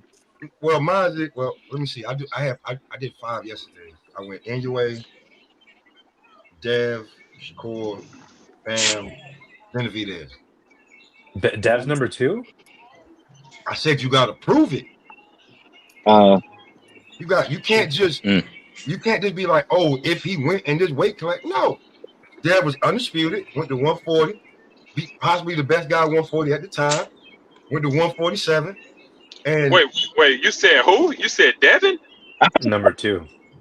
Devin number 2? Bro, did I speak once when you was giving your damn I didn't hear that. I had to hear it. My bad. It was anyway at first as well. You're going to complain about that. Number 1. Ain't gonna complain about that. Number 2. I got Someone's got nasty background audio. Sorry. I got Bam number 4. I got Benavidez number 5. Mine's just quite easy. Anyway, 1, Bam 2, Shakure 3, Usyk 4, Bivol 5, Beterbiev 6, Nakatani 7, Devon 8, 9 will probably be changed to. I've got. I had somebody else in there, and then I've got Collazo, but I'm going to probably take 2 or 3 more out. Take 2 or 3 more out, but I've got maybe Canelo CJ, I in gotta there. jump on. I gotta jump out for like 5 minutes in a little bit. Just hold it down for me. Is that cool? Yeah, no problem, man. Cool, thank you. Go ahead. All right. I like you guys' buddy system. I That's don't cool, even man. have one for real. I gotta marinate because, like Usyk, I could pick apart anyone, right? Usyk is older. Who's at Inoue's weight class, and he's getting older. Okay, Shakur is somewhere in the top 5. Devin, see, that's kind of spicy because I'm the eye test guy. Clearly, Smoke is not. He's more about accomplishments, because he said you got to prove it. So I respect that. I need to marinate on mine. I don't know. I have a question real quick. Hey, does pound for pound necessarily mean the greatest fighter ever? Like who's the greatest pound for pound ever? We don't need to go down that road, please. No, but I'm asking who's the greatest pound for pound ever? Please, no, Al, we'll go down that road. Two different things. Please, that's what I'm saying, though. But can it translate together? I'm with you on that on the eye test thing when it comes to Devin. I have to put him in my top 10 somewhere, but for eye test sake, I just don't know, man. The eye test don't tell me a good story. For pound for pound. The eye test is not friendly to Devin to me. Does the Ryan fight cloud everybody's vision though of Devin? Nah, because I was saying things with Devin a while ago. Okay. So it wasn't the Devin thing. I mean the Ryan thing. I've been saying things with Devin. I'm just not that. I'm a little nervous when it comes to Devin. You're not sold on him. The eye test is not too friendly with him. I'm just saying. Yeah. I know he's a good fighter though, and I gotta put him in the top 10. He would probably be my number 10 guy, to be honest. But I just don't know. As long as you don't got Canelo in the top 10, we straight. Yeah. What? Canelo number 1 pound for pound, baby. I've got Canelo in mine. I think I'm about 9. So like the eye test to me tells me Keyshawn is way better than Devin. That's what the eye test tells me. Well, I wouldn't put that much sauce on it. You think he might be better than Devin? I would say fucking Shakur definitely is better than all of them on eye test. But Devin and Keyshawn, I don't know, bro. That's a hard one. Yeah, Keyshawn to me is like 5 times better than Devin. Like eye test. I don't know about that. You like his style more. No. Back it up. You like his style more. Stylistically, his levels. I like everything better about Keyshawn. Everything. His total package to me is better than he's a funner to watch. Okay. Yeah, he's definitely he's a better fighter to watch for sure from my perspective. Because I gotta be friendly to everybody who prefer Devin. That's cool. But for me, Keyshawn is a better watch stylistically than Devin is. Yeah, from the test. When he gets in there, he gets busy. I mean, like he'll accept a firefight, I think. Well, even without that, I just think that he's got more levels. He's got more in his game than Devin does. No. Champ, let me add a little more nuance on it. When I'm talking eye test, I know I love Tyson, but I'm not talking about for me. I'm talking about for me. I'm not. No. That's fine. Let me clarify. You could cut me off and I can't get my point across, or you could listen to what I'm saying and we can have a conversation. I just want clarity here. Oh my goodness. Mute yourself. I'm not factoring in. Audio too. Sorry. No, I think that's me, but Marco, trust me to hold it down. I'm trying to speak. CJ's driving, I think, or somebody's driving. No. I'm out here with the fucking. My bad. Alan Day's driving. There's some vehicles out here. There we go. I just wanted to say, I don't factor in entertainment value. When I say eye test, it doesn't mean, who looks the most exciting and who jumps off the screen. No, I'm saying it's hard to really quantify. I can't, but like, Devin's eye test isn't terrible to me because the things he does very well. Yeah, Keyshawn may be more dynamic and do more things, but I don't think that puts him at a higher level. You're saying levels. I disagree with that. So again, my overall point is entertainment isn't part of it. It's just like, what do you do well, and how does that scale up? Are you at the high level of doing what you do well? Or you just kind of like, hey, at everything? I didn't say higher levels. Oh, you said level. He has. I could rewind the tape. More levels. I said he has more levels. I didn't say you can't really. higher levels. I hear what you're saying, Alan, and I'll agree with somewhat. I think what you're trying to say is when Keyshawn is in front of a boxer, he shows very special talent. Yeah. And we see that with Jermaine Ortiz, the way that he was able to compose himself and stop him to the body in the 12th round goes to show that Keyshawn is the real deal. Look, I think maybe I'm playing semantics, but Alan, real quick, I'll put a bow on with this. I would say more dimensions is how I would term what you're saying, not more levels, more dimensions. Alan's argument is only flawed because Keyshawn hasn't had as many fights, so we haven't been able to kind of reach to reference anything. So, or as much rather.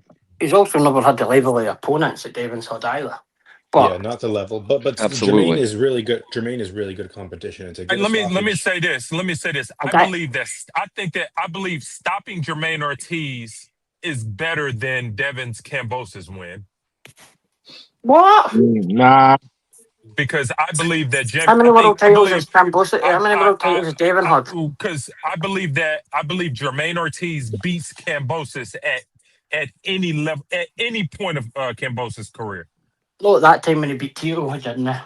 He wouldn't have. That's my opinion. I believe that Jermaine Ortiz is better than Kambosos. I'm just. And R. Kelly believes he can fly. You know what I mean? So like Jermaine Ortiz, how many world titles Jermaine Ortiz won? Yeah. So. And Keyshawn would kill Kambosos. Like he would literally kill him. Yeah. I mean, we're talking Kambosos now. Kambosos back then wasn't a bad fighter. Okay, he wasn't, bro. He wasn't bad, but he wasn't good either. He was he was a sparring partner who got a. I mean, he was quite good. Got a bunch of paychecks because he's the only good guy from Australia. No, he was all right, man. He was a pro for sure. He was a pro. Like I remember he's not Rolly. He's not Rolly. I'd say that he's not Rolly. Disrespect on Rolly, man. Exactly. Rolly's not bad. See the thing is, right? See the Kambosos thing, right? Kambosos, I can remember Kambosos got his break. Eddie Hearn had brought him over here to fight somebody, to line him up for a world title fight, and Kambosos came and washed him. I'm sure it was Sam Eggington his name was. And Kambosos came here, washed him. Then they're like, what we'll do is we'll stick him in with Teofimo because now, like, he's now aimed the shot that this guy was going to get. He goes and beats Teofimo. Like, man, like, Kambosos was good then. David Haney didn't exactly wash him either when they fought. It was close fights. Both fights were close. Like, after that, he's also went downhill. And that's what happens. But, like, to try and use an eye test for a pound-for-pound list that's, like, and compare guys that fought now and 5 years ago, and, like, that's like saying, like, Keyshawn would beat Floyd Mayweather, you know. It doesn't mean he's better than Floyd Mayweather. Like, do you know what I mean? I just think there's a lot of bias that goes on. How that fight would go though? Keyshawn Floyd Mayweather right now. I mean, not right now, but you know. And Keyshawn's faced a level of competition. Come on, champ. No. I mean, I'm not saying that he would. I'm not saying that Keyshawn would win. I mean, not Keyshawn. Shakur. I'm talking about Shakur and Mayweather. I wonder who would win. Like Shakur. Pretty boy Floyd would beat the shit out of Shakur. Stop bullshit, man. He's no pretty boy. He's no pretty. I think so too. He's no pretty boy Floyd right now, though, is he? No, not now. They're trying. Like bullshit. I'm not gonna hit that bullshit. Oh, like pretty boy Floyd beat Shakur back then. Pretty boy Floyd beats the shit out of Shakur. Yeah, I think so too. But do you think it's for the water? Easy work. Easy work. You mean Alan D's trying to compare somebody at the end of their career to somebody that's in the middle of it. Bullshit y'all talking, man. I heard. I've been listening. I ain't saying none of that bullshit. I saw Pretty Boy get his ass beat by Castillo, so I'm always. Oh, you're. Castillo was a bad boy though. Yeah, you know, I know. But I'm not. See, that here's the thing. I'm not saying Castillo wasn't a bad fighter. I'm saying Castillo was a good fighter. Never fought nobody even on that fucking level. Listen. Nah, I'm not trying to hear Shakur, it. we can argue that Shakur I ain't never lost a arguing nothing. I'm round just not gonna before. hear it. I'm not trying to hear it. That's Shakur, bullshit. we can argue he never lost a round before. We Nah, he lost a saw round for sure. Floyd. No, he don't We lost saw. some rounds. He don't lost some rounds. I can I'm saying now argue you he just never throwing lost a shit. round before. You know what I'm I saying? can You argue he just never throwing lost shit a on the round grill before. now. Now you're just throwing shit on the grill. I saw Castillo get robbed. Clearly robbed. Oh no, Smoke, you must be late to the tardy to the party. You didn't know Alan Day is releasing his own brand of barbecue sauce. He always putting too much sauce on it. Too much sauce. I told him to go ahead and franchise that. Yeah, and it's got liquid shit in it. That's why I don't taste worth a damn. I think a better fight would be Zab Judah and Shakur. Who was Castillo's trainer? Who trained Castillo? Zab's too small. Man, I don't know. Here's the thing: we never seen Shakur lose. Like we saw Zab Judah, so it's a bit different. Like Zab was dynamic, man. Zab was Zab. Man, I love everything. Zab. I would say a disciplined Zab beats pretty much everybody. I think so too. Apart from Costa apart from Floyd, apart from Hatton. I hate when people. I hate Alan Day that you do that. You're like saying Zab. A disciplined Zab beat the. It wasn't focused, bro. You don't need to say. You don't need to say discipline in front of the fighter's name, bro. It's like you make sure as if Fighter is the fighter. The other I fighter. understand, but like TJ, you should know what Mike Tyson, bro. You know. Hatton was okay, but Hatton wasn't. Well, yeah, obviously a disciplined Mike Tyson who's like, yeah, there you go, see, yeah, unbeatable. Yeah, Hatton was okay. Hatton wasn't anything to write home about. He was okay. Hatton was a bitch. It was nothing to write home about, but he just went on about Luis Collazo, but he beat the shit out of him. And Castillo. Ricky Hatton, what is it, school teacher? And Costa. He was all right. Ricky Hatton was okay. He was all right. Oh, he was okay. He was just okay. He beat the shit out of him. Yeah. He was just okay. Yeah. Remember, Costa made Zab quit in 2, and then like Hatton made Costa quit in 12. They did. Listen, Costa was old as fuck. That was his last. Yeah, there wasn't that long between the fights. It was pound for pound number 3 in the world. Pound for pound. Old as fuck. He was dead. He was dead on his. He didn't even have no legs left. What the hell? Yeah, certainly that night he didn't. Come on now. Ricky Hatton was okay. He was cool. He was a cool little C fighter. Yeah, I mean, he was a C fighter. I mean, God rest his soul, though, but he wasn't that. He wasn't that good. That's how delusional he wasn't that good at all. But God rest his soul. Respect to him. Respect to him. God rest his soul. Pound for pound number 2 in the world at that point. How's that any good? Okay. Oh, he was okay. Sorry, I forgot. He did train with Robert Garcia for a week. And who knocked Ricky Hatton now? He was a good little fighter. Floyd and Manny both knocked him out. Well, those are the top 2. Yeah, so I mean, listen, with facts and boxing sources, you can't trust Alan Day. That guy. Bullshitter. Yeah. Hey, was Ricky Hatton was he a school teacher or no? Ricky Hatton, was he a school teacher? I don't even think Ricky Hatton beat any undefeated fighters before in his career. You don't think he beat what? I don't think he beat one undefeated fighter in his entire career. He certainly did. No. He certainly did. Well, you wouldn't know. You wouldn't know, would you? That's crazy, Alan. You don't discredit the fighter. That's the difference because you didn't know. I'm not saying Ricky Hatton. There's a difference between knowing and didn't know. Like you said, you don't know, but you discredit the hell out of him. I watched Ricky Hatton. He was okay. He was a solid little C fighter. He was okay. He was the 2 best fighter of his generation. That was the best fighter of his generation. Alan's on his Serrata shit right now. Yeah, I ain't gotta say shit. No, Ricky Hatton I was talking about Jeff Horn. Jeff Horn was school teacher. Oh no, he beat a guy named Juan Urango. He wasn't a bad fighter. He was a bad fighter. That was his O. He took Juan Urango's O. Oh, that was good, wasn't it? That was good. Juan Urango wasn't a bad fighter, was he? But you wouldn't know him. When you say I beat a guy called Juan Urango, that's when you know fuck all about boxing. Hey Mick, you like Jeff Horn? Urango was made there. Hey Mick, you like Jeff Horn? No. Jeff Horn, he's the guy who robbed. He beat Manny Pacquiao, didn't he? Jeff Horn. Yeah, he did. Yeah, he was a school teacher. Hatton was a drinker. He was a pub man. Yeah. Wrong person. I was thinking about Jeff Horn.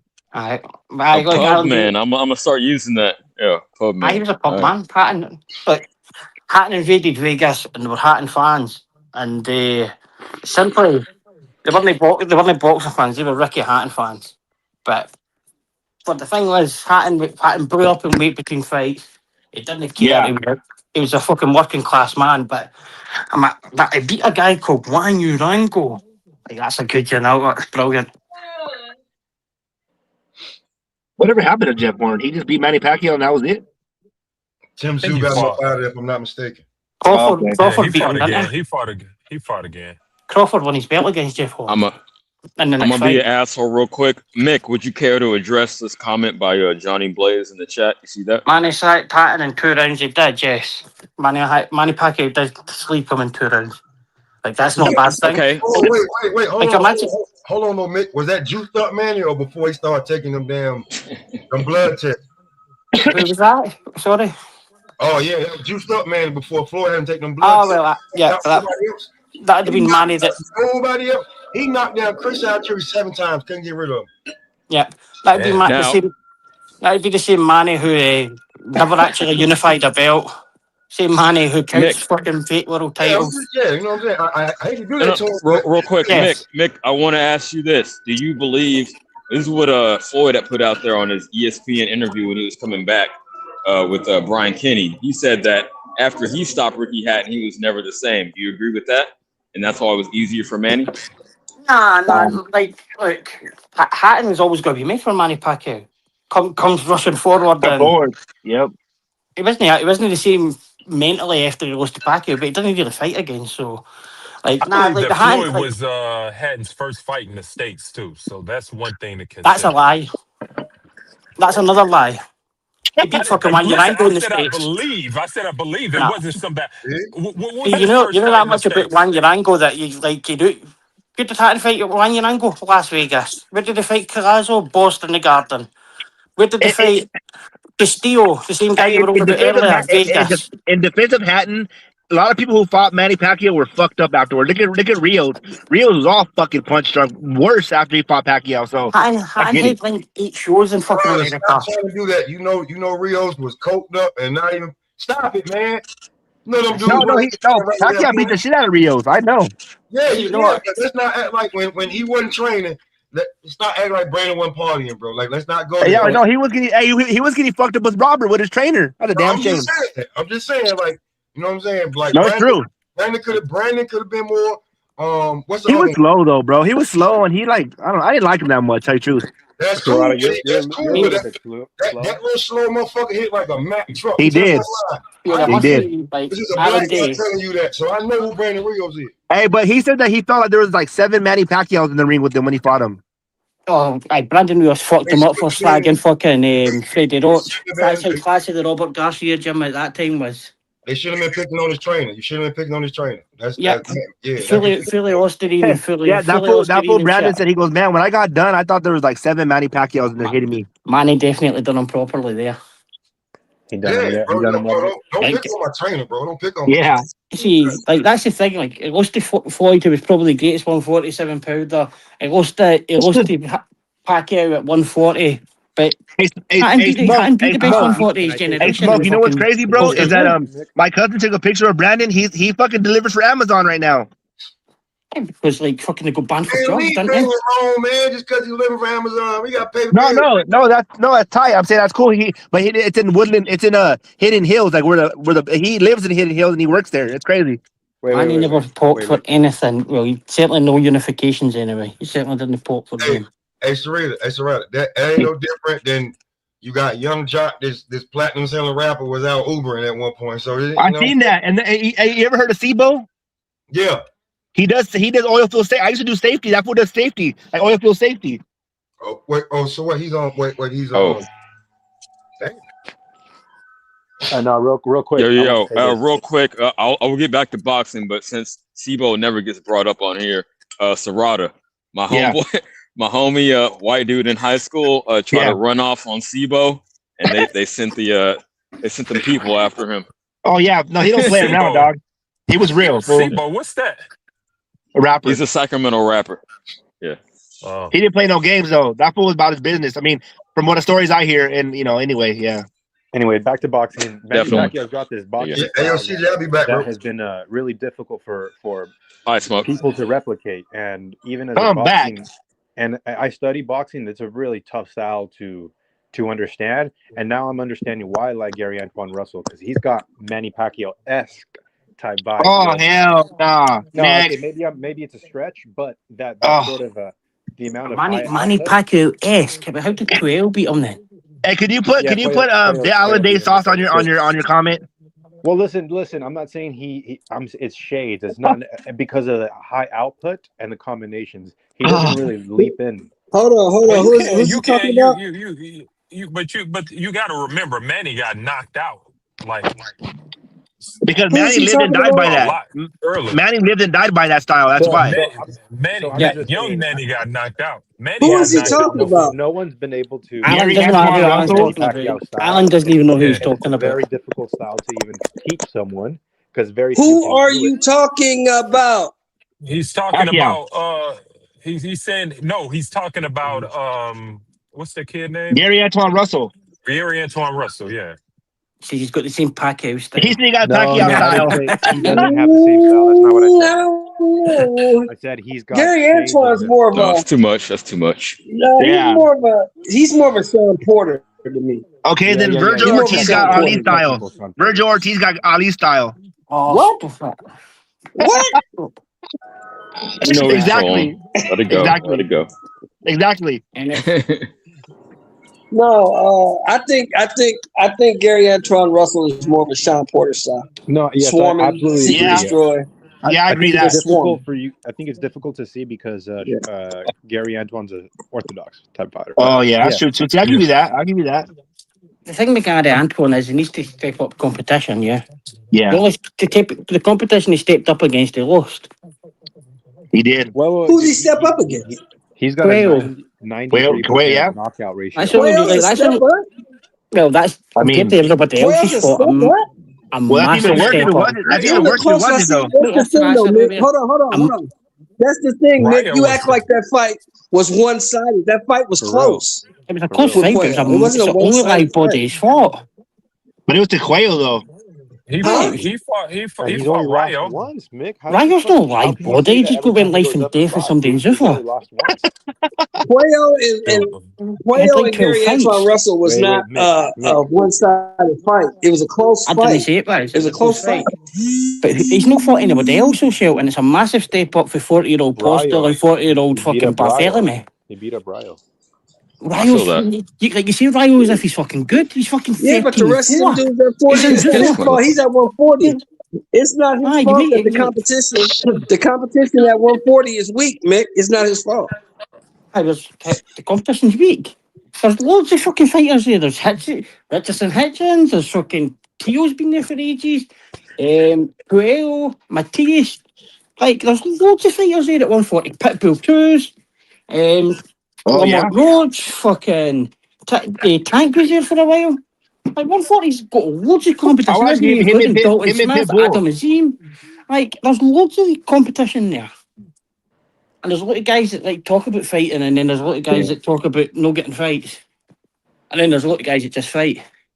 But 40-year-old Barthélemy and 40-odd-year-old Postel, the names, but that's what his resume stands on. Yeah. Until we see something, because I find it crazy. People calling the boxers boys every day. Gary Antoine Russell fight him. Gary Antoine. I remember. No, he calls himself Mr. Gary Russell, and it was the same kind of thing back then. Then he fought once a year and done all this kind of stuff. And then when he actually fought somebody in Loma, he lost, and then he started fighting competition. I don't know if they want to protect their O or what, but he's a good fighter. But we need to see him fight proper competition. And then the Puello fight he did, and he lost. Well, shout out to Mick KO Boxing. Marcos left the panel real quick to handle some business. Fun truck. Make sure to hit the like, everybody. Yeah, fun truck. See, every time you say that, shout out, Mick. I'm trying to hold it down, but I'm letting y'all cook. I just came back home to get some work in. See, fun truck will say that all the time when he gets cooked. Can't let anybody else say a word, bro. How? But fucking how? No. I asked you who else he'd beaten. You went Ryo, as if it was a good answer. So you're saying his answer was shit? Aye. Damn. Oh, there we go. Like, hey, Fun Truck, you think your answer was shit? Aye. Hey, I'm gonna just say this: Gary Antoine Russell has a 93% KO ratio. Looks good. Oh, Marco will love that. Right. And he's a good fighter. What are you talking about, Mick? I'm not. Dude, you thinking I'm putting this guy on a pedestal? I'm just mentioning he's a good fighter. Never put the pussy on a pedestal. Jesus People Christ! make him out as if he's a pound for pound great. Who? Gary Antoine Russell. Nobody said that. What? Well, I kind of hear that every day nearly. The LDBC? Yo, and I might even pick Andy Hiroka to beat him. To be I don't honest, even think they fuck with him. I don't know. I like saying their name. Actually, I forgot about. See, when I came on, somebody was talking about Andy Hiroka. Actually, I really like Gary Antoine Russell because he's a fighter through and through. He's putting a lot of offense out there. It's not something that you see very often fighters do nowadays. You'd rather see you see more of the Shakur. Yeah, that's how I feel. Go ahead and say it, Fun Truck. You wanted to say it's not something you see too many Black American fighters do, and I would tend to agree. Yeah, slick Black fighters. Go ahead. Shout out to the Black. Shout out to the Black. Honest to God, I did not even think about that, TJ. But because I'm thinking just like for me, it's boxing, like straight up, and I love just him putting the combinations together against somebody against the ropes, man. Just like again, I became such a big fan. For real. Shout out to the Blacks for Martin Luther King Day. I used to get it off in school every time. All right. What you was expecting a reaction from that? No, I'm happy about that. You knew he wasn't getting one from me. But I was happy about that. I know Serrata means well. No, bro, it's a good thing. Shout out to you guys for that shit. It's all good. I didn't want to go to school. Shout out to you guys. This fucking Serrata's a punk, bro. And Mexicans usually have Cesar Chavez Day. All right, and all right. I'm about to shoot you that message on Discord real quick, Fun Truck. Before I go again, I need this information before I go live again. It would really help me out. So got you, bro. But no, with Gary. Yeah, I'm sorry, Marco stepped on your toes. I know you don't try to schedule. You just do whatever you do, right?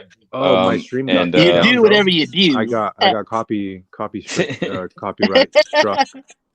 I like how they say that in Baltimore. You do what you do. Yeah, do what you do. But no, for real, Fun Truck. I thought if you didn't play the audio with it and you're talking over it, that you had fair use. But I don't know, champ. I'm still figuring this shit out. I'm gonna figure out how I got copy stricken. But I want to go back to this. I'm gonna answer your question on the Discord, CJ. With the boxing card, the Ryan Garcia Barrios. I didn't think that. The fight I'm looking forward to most is Gary Antoine Russell and Hiroka. Really? Yeah, because when you were breaking that down, he had he's like way more polished than I had expected. I'm glad you put that shit up because he had and we don't even go ahead. He's a Japanese fight. He's from Japan. His dad's from Ghana, and he's got a really good jab at his southpaw. So I think that, but then at the same time, I can see sort of the way that Gary Antoine Russell fought Ryo, because Ryo's also a southpaw. He doesn't necessarily have the best jab. Can he beat Hiroka the way that he beat Ryo? I can see that. But what is Hiroka mixed with? He's Japanese and Ghanaian. That's fucking crazy. How did that happen? That's a trip. Ghanaian is how Ghanaian, yeah, that's crazy. I wonder how that's a trip, dude. See when I came on the panel, I don't know who was on, but they were mentioning that Hiroka can't win because they didn't have the Japanese style the same as American style or something, or it was not the same teachings that coming through. But Hiroka's fought for he was 8. He didn't join a gym late or nothing like that. It was, I would love to see a Japanese. I don't know who was on. That'd be fucking fire. I really didn't know who said it on the panel, but it was just as I joined, and it was like they were like, "Nah, it's not got the same Japanese. The Japanese haven't got the same standards as Americans coming through." And I was Yes, like, somebody said that. Somebody said that, like, I don't know. They were trying to imply that the American style, that you get exposed to more different, I don't know, different things, different obstacles. Basically, I heard that. I don't know who said it either. Let me go, Mick. The United States has like 450 something world champions in boxing history. Mexico's number 2 with like 150. So look at the drop off that goes from number 1 to number 2. And then I think Puerto Rico's number 5. I can't remember off the top of my head. 3 and 4. But I think the UK and I can't think. But I'm saying that to say that. Here in the United States, the amateur circuit's much like around in every corner of the United States, and it's easier to turn professional and have matchups. It's a pastime here in the States, and it's very alive and well here in the States right now. Not so much. Amateur circuit in the States is in a mess. I'm putting it on mess. No, you don't know that. I know that. No, you don't. I know that. Where's the fun gun? I couldn't believe that Puerto Rico has 3 million I have people. a USA Coach boxing book license, bro. I'm cornering. Yeah, he's on the ground. So how come other coaches will go on like other panels and I'll ask them? No, but you can ask me. Where did the funding go? Where's the funding? Ask me, Mick. Where's the gold medals? Ask him. He's a coach. Where's the gold medals? Where's the world champion gold medals? Where's the Olympic gold medals? So you're discrediting his coaching. No. Yeah, no, I've been discrediting his coaching, but where are the American medals? And you're absolutely wrong. You're actually so fucking wrong, Mick, that the next wave... Well, come on then. We can talk this through. Mick, hold on, Mick. Stop defending yourself. Let him explain himself. Go ahead, Chuck. Jesus Christ. The next wave of amateurs coming out of the USA boxing circuit is going to blow everyone's mind out of the water, dude. The competition is absolutely strong. It goes... In history, there's been ups and downs. And what you're going to see coming next is going to be some... fire. I think the United States is probably going to run every division. Absolute no chance. Bullshit. Bullshit. Now, let me tell you why. Okay. Because they didn't go to the international tournaments. They didn't go and play where they have like Uzbekistan versus Britain, or they have Uzbekistan versus Kazakhstan, or Uzbekistan versus Japan, whoever, etc. And they're all elites versus elites, right? And that's why America has no won a gold medal since Andre Ward. There's no funding. That's why Devin Haney's turning out at 18 and going and fighting in Mexico. That's why Erickson Lubin turned 18 and went and fought. Yeah. Let me ask a question. Hold on. Let me ask a question.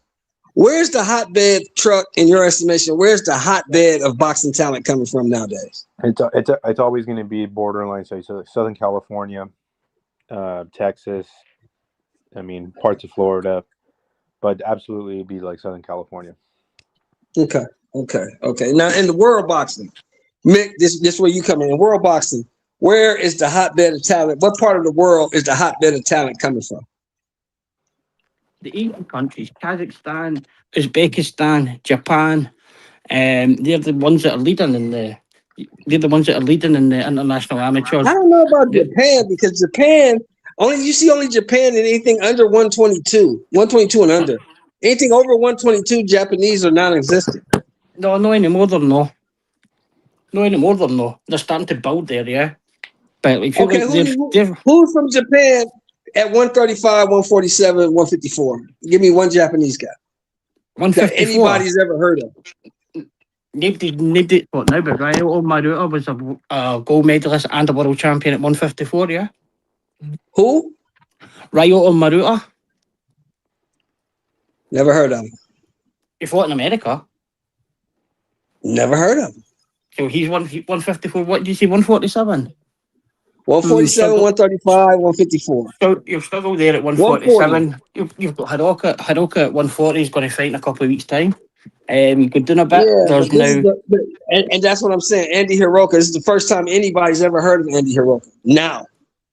Yeah, but we talk about Brian Norman being a world beater for beating Jin Sasaki. Well, I'm just saying that you're saying, all I'm saying is this, Mick. I'm not discrediting. I'm just saying, you're saying this guy's elite. And I'm saying, how can this guy be elite if nobody knows who he is? And he's never fought another elite guy. He's never fought another guy. Andy Hiroka this is the first time Andy Hiroka is fighting somebody. We're not even saying Gary Antoine Russell's elite. We're saying he's good, and this is the first time he's fighting somebody good. Because them other dudes he fought, we never heard of. Best fighting, the best fighter they've each fought, apart from Gary Antoine, most of his best fighter in Puebla.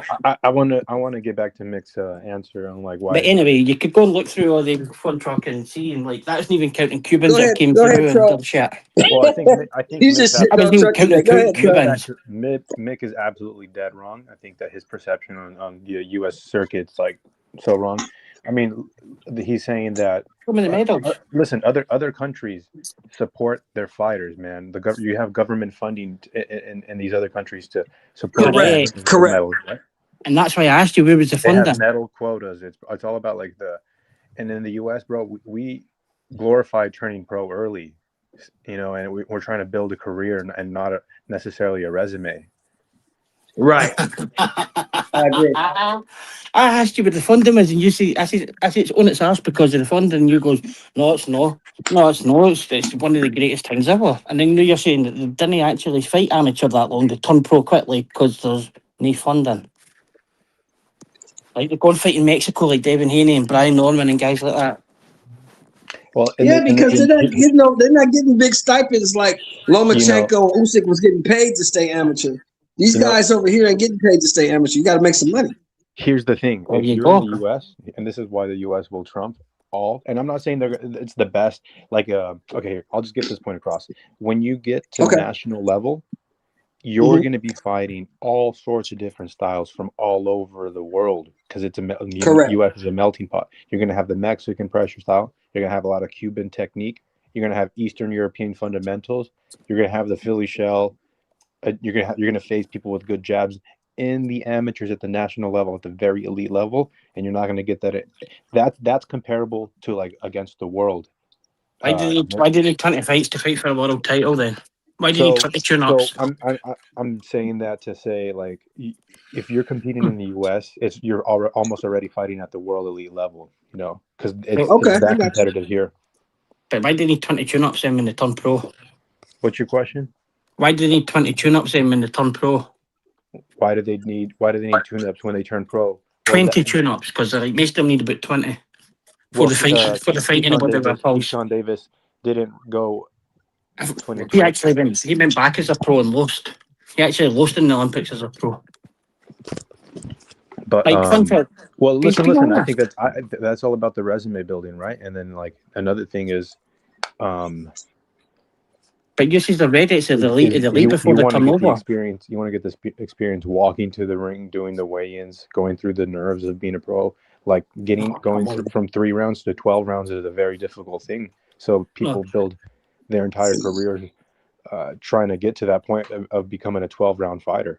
Like imagine defending that as a boxing fan. What you're saying is we should get paid shit because you're telling me that the elite is elite. It's almost a completely different sport, making it's hard for you to understand that you need to have experience under your belt, and also it's a prize fighting business, bro. Like you're not just trying to get out there and face the best competition. You're going to get worked over, bro. But the whole amateur pro style competition. You know that if you have a loss in your professional record, that's going to deter you from very big paychecks. It doesn't stop guys that's lost in the first fights. Like, there's tons of guys who lost their first fight. You were telling me that that's the best USA boxing is the best to turn over, and then you're telling me it's no. I don't know. But you do know, like the big international tournaments, they have it amateur or without head guards, and there are 3-minute rounds and things like that. Mm-hmm. And normal gloves. Yeah. So why would America not want to be involved in that? They are, man. They do tournaments overseas and all over the world. So how come they're not winning in that? I'm sure they do. I can pull it up. Actually, I was watching a kid from my hometown that was just fighting a kid like in somewhere in the UK or Spain. But we pull it up then. Let's see the medals.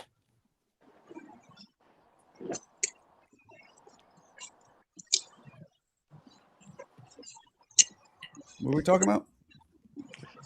We are talking about how the U.S. Boxing circuit, the amateur circuit's best in the world, and will continue to be so. Yeah, Fun Truck says that the next synopsis. 4-year cycle. Mick is shitting on amateur USA boxing and saying, "Why aren't you guys winning all this international tournaments?" Not realizing that, like a USA tournament is like, I don't know, 20 countries put together. It's such a massive, such a massive sample of talent that you can't compare it to one country versus another country and say, why aren't you doing this? Because we have so much competition internally that it's not very necessary. That's all I think. Fun Truck's the fucking coach, but that's how I see it. Yeah, but that's different. You're saying you have all of that, but then they still didn't win nothing at international level. They still didn't win nothing. They've not winning gold medals. They haven't for years. I'm not here to defend the USA or USA boxing, but that's just how I see it. Like, we have such a big landmass and such a sample of talent. Mick, let me go. I let you go. We have such a massive sampling of talent and so many more fighters than any little Scottish country or anyone, any of these little small countries that it just makes sense that it would be. It makes sense that it would be attrition. Give me 5 seconds to land. Give me 5 seconds. It would make sense that there would be attrition. Like most people would get cut off at that national level rather than the international, because it's easier for one of your guys to get to that international level because there's only so many fighters to compete with. I never said you'd pay at a point, but that just shows you how much shit you talk and you didn't listen. Because if that's the case and they've got all the talent and do everything, and you've got that huge sample size of great fighters, how come you win nothing? No, Zero. No, Mick. Okay, see, you missed. No, you're missing my exact point. I'm so glad you said that. Where's the fucking Scottish gold medals at? Where they at? I didn't say Scotland were good. No. Mick, no. I'm so glad you said that. Fun truck. I want to let you go. I'm gonna eat, so I'm gonna shut up for like a half hour. But for real, Mick, I was listening, which is why I made that point. Like, I'm saying that the talent pool is so deep in the U.S. A dude that got 10th in a internal, a national competition here might get first in your shit. So they wouldn't even be eligible to compete. They wouldn't be eligible to compete in the international tournament you're talking about. I'm gonna shut up. What are you talking about, CJ? Every fucking country competes in international tournaments. Everybody. No fucking because of feed Britain. Of course, America can't win the British fucking amateur or the fucking British amateur can't win the American. We are talking international Shut up, bro. We are talking international tournaments where America have been winning 0. And there's Ryan that's in the chat and asked his dad the same question. And you could talk. You would be able to talk. You would be able to talk, and your points would be credible if Scotland had ever won a gold medal. But they haven't. Let me go, Mick. Can I say something for fuck's sake? I didn't say Scotland were good. Dude, can I say something, Mick? Here, listen. You're asking for gold. Gold. I'll give you gold, bro. Floyd Mayweather, Oscar De La Hoya, Andre Ward, Pernell Whitaker, Evander Holyfield. Floyd Mayweather didn't win a gold medal. Shut up, bro. Shakur Stevenson, Errol Spence, Devin Haney, Sugar Ray Leonard, Muhammad Ali. You want gold? How many belts did they win, motherfucker? And where did they come from? Where did they come from? They came from the U.S. boxing circuit, bro. And where did they now? Remain supreme. I'm sorry, Mick. You just got cooked, bro. Yeah, you got cooked. You look at all the titles that you won. You're asking for gold medals. Let me tell you something, Mick. Because that's the amateur circuit that you're on about. You said amateur circuit. Let me say two amateur circuit. So didn't they try and change it into pros or did they change it into amateur circuit? And this is where the amateur circuit ends up, bro. Winning gold straps, becoming pound for pound #1, bro. Oh, yeah. You forgot about Foreman and Frazier, Fun Truck. You forgot about Foreman and Frazier. They both won gold medals too. Did you hear me say that the next wave coming out of the U.S. and it's like meaning the ones that are turning pro because that's inevitably what happens? Because the amateur circuit is trash. That's why. That's why they're turning pro. Okay. This is a good argument, though. I like it. No, man, again, Mick, well, my shit is in the microwave. Mick really skipped over my shit. I've said, if our talent pool is so much deeper, the international competitions you're talking about, the 10th place, dude in the U.S. at a certain weight class, he wouldn't even get the invitation because they only want the best of the best. So he wouldn't. It's not like they're going to just invite 10 Americans to an international competition. So if a dude gets knocked off because if a dude gets knocked off during a national competition, he won't even be in that international competition. No, so it's not evenly weighted, is what I'm saying. No, of course it's evenly weighted because they send the best American. Okay. So why? All right, man. Why you try to say, oh, the 10th best American doesn't go? So that's not really a sample size. But they send the best American. No, okay, we send the best one. Listen. I'm gonna try to wrap this argument up by saying the competition in the United States amateur circuit is so highly competitive and great that it leads to these great professionals like all the ones that I listed, and that's the good thing that we have in the U.S., bro.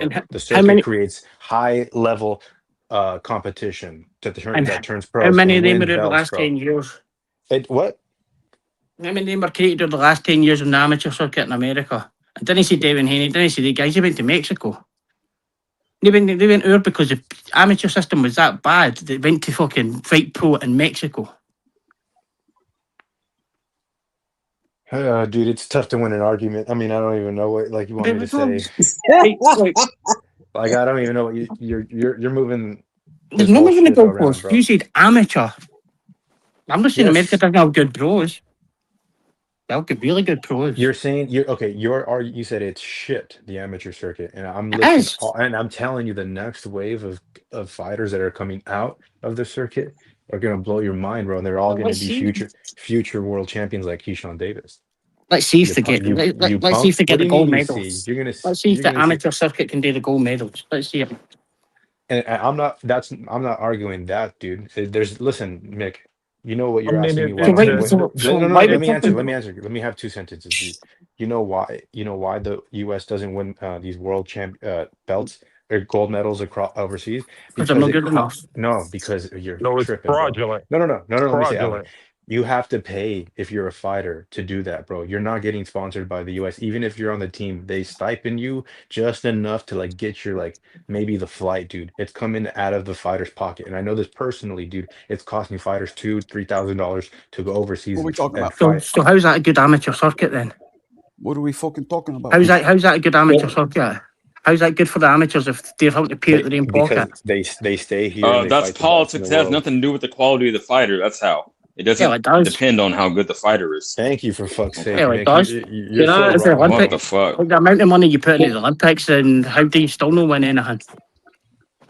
Can I just say one sentence? On you go, Justice. Yeah, I'm going to be very short because I got to go quickly. So the nation that won the most Olympic medals during the last Olympics, I'm not talking history, just last Olympics, it was Uzbekistan. Uzbekistan won the 5 gold medals. So I think it's pretty easy to say who dominates amateur boxing now. You don't need to be a genius to realize if they won 5 gold medals, who is the best amateur boxing nation then? It's easy, Uzbekistan. And I'm not rooting for anybody here. I'm not American. I'm not Uzbek. So, I mean, the facts are facts. And they are not debatable. It is what it is. That's all I wanted to say. Well, Peace to no, all. it is debatable. I'm gonna let you finish, but it is debatable for the reason Fun Truck said. If these dudes are subsidized by the national government and American fighters are not, then it's not an equal opportunity field, not an equal playing field. But you got it. Well, that is really, yeah. But okay, if you guys say so, I mean, whatever you want to believe. I don't believe so. You think America spends I believe getting all expenses. I believe getting all your expenses paid is like an easier path, but how is it? How is it yourself? When you say it's equivalent, yeah. What's that, Shelton? Whatever supports your argument. Whatever supports your argument. Shelton, what did you say? How is it even? How is it even if one fighter has to fund an international trip and the other one gets subsidized? So why? So how can the circuit be better if the government's not subsidising it? Who said it was better? We're talking about the quality of the fighter. I'm talking about the quality of the fighters, not the better circuit or the better government or whatever. But the quality of the fighters not that great if you have to go to fucking Mexico. Answer the question, Mick. Answer the question, Mick. What? How is it? How is it no? So you're telling me well, if you shut up, you're telling me the people that's in USA Boxing, Team USA, are not subsidised at all. I'm telling you, straight up, bro. That it's you're telling me to get nothing. You're telling me that they pay you get stipend just enough, dude. So they get. He's an amateur coach. He's telling you it's not even. But he's not got anybody in Team USA. But I know people that are Team USA. And Charlie So Sheen was did they get What are we, stipend? what are we just. arguing I'm about? telling you, just barely, bro. And you're asking about the world Oh, championship level in the amateur circuit, dude. DJ, I'm what are telling they you, talking the about? top. as a 10, 12-year-old, they're not paying for you to go Corruption, overseas. corruption does fall on all levels, though. Come on Man, now. I'm eating. Yeah. I can't even do this. Y'all got it. Yeah. So how do you know how much other governments pay people? Hold on. What So are we talking Marco, about? here, What are we let me say this, bro, because Nick is taking it way out of hand here. I said that the USA boxing circuit is like on fire, and the next wave of amateurs that are going to come out are going to blow everybody's mind out of the water. And Mick is arguing that the US doesn't win gold medals at these global world tournaments because the US has a poor shit circuit. And I just listed off a bunch of greats that came from the US amateur circuit. So Do you mean Mick's trying to argue that essentially because we're not winning gold medals and haven't had some in a while, well, that the US circuit yeah, is shit. Mick always wants to put Europe on the pedestal, but are you saying, Mick, that historically or just right now the US is shitty in the Well, shit, you know. But like, yeah, No, how much? but Fun Truck wasn't talking historical. He was talking about now. Now He's talking about in the future. He's talking Ah, about the future and the look now. of Yeah. the amateur circuit, man. He He says it's the wasn't talking best in the about in the world, he past. said. So, Mick, how would you know if the current amateur circuit isn't hot or not? You follow it? Because they didn't win medals. Well, But these are kids that are the working to linchpin, win man? medals But soon. Cuba win medals and they're not rich. Fun They're not Truck is paying out talking. loads of money. Listen to me. Fun Truck is coaching a 12-year-old kid or whatever it is. Excellent. So he sees this Excellent. kid and he says, in 3 or 4 years, this kid will be medals. Right? Am I wrong? You'll see. No, There's not been one for 20. It's like the thing 22 is, was the last one. I don't 22 know years ago. Yo, and Mick, like you're like, why don't they win medals at the world amateur circuit? It's like, bro, the incentive here in the United States is to turn pro, bro, to fucking make millions of No, they dollars. told no. No, we wait. Hey, no lie. No offense, but Nah. we But know, you got- Americans want we want to win gold every time. There's a bunch of egotistical fuckers around here, man. Come on now. Yes. So no, we ain't winning because we ain't winning. Okay, go to a gym and then ask him what their intentions are with their fighter, bro, and then come back to me. Excellent. Let's get a Team USA coach on. Marco, you're not a Team USA coach Yeah, somewhere. very hardly are they going to say that it is It's to about how win you're a gold being medal, taught, bro. man. America is not being taught in boxing Olympics. They didn't fight the Bro, elites of the with the leagues. amount of corruption, you can chase a world gold medal and you can get robbed in the tournament, and then that's your entire career leading up to that. So why not go pro? Oh, it didn't affect Roy, did it? It made Floyd more popular. It gave Shakure a great start. If it's shit, Mick, if the US circuit is Look, shit, then there's why did it Ryan just for the produce? sixes Shut in the up, shut up. comments. Let me His say dad's this. a national Shut up, Olympic Mick. coach. Yeah, Then just why fun did truck. it? Then why is it producing a fighter like Shakur Stevenson, who's going to potentially dominate boxing? Well, he didn't dominate the Olympics, so he got beat off a Cuban.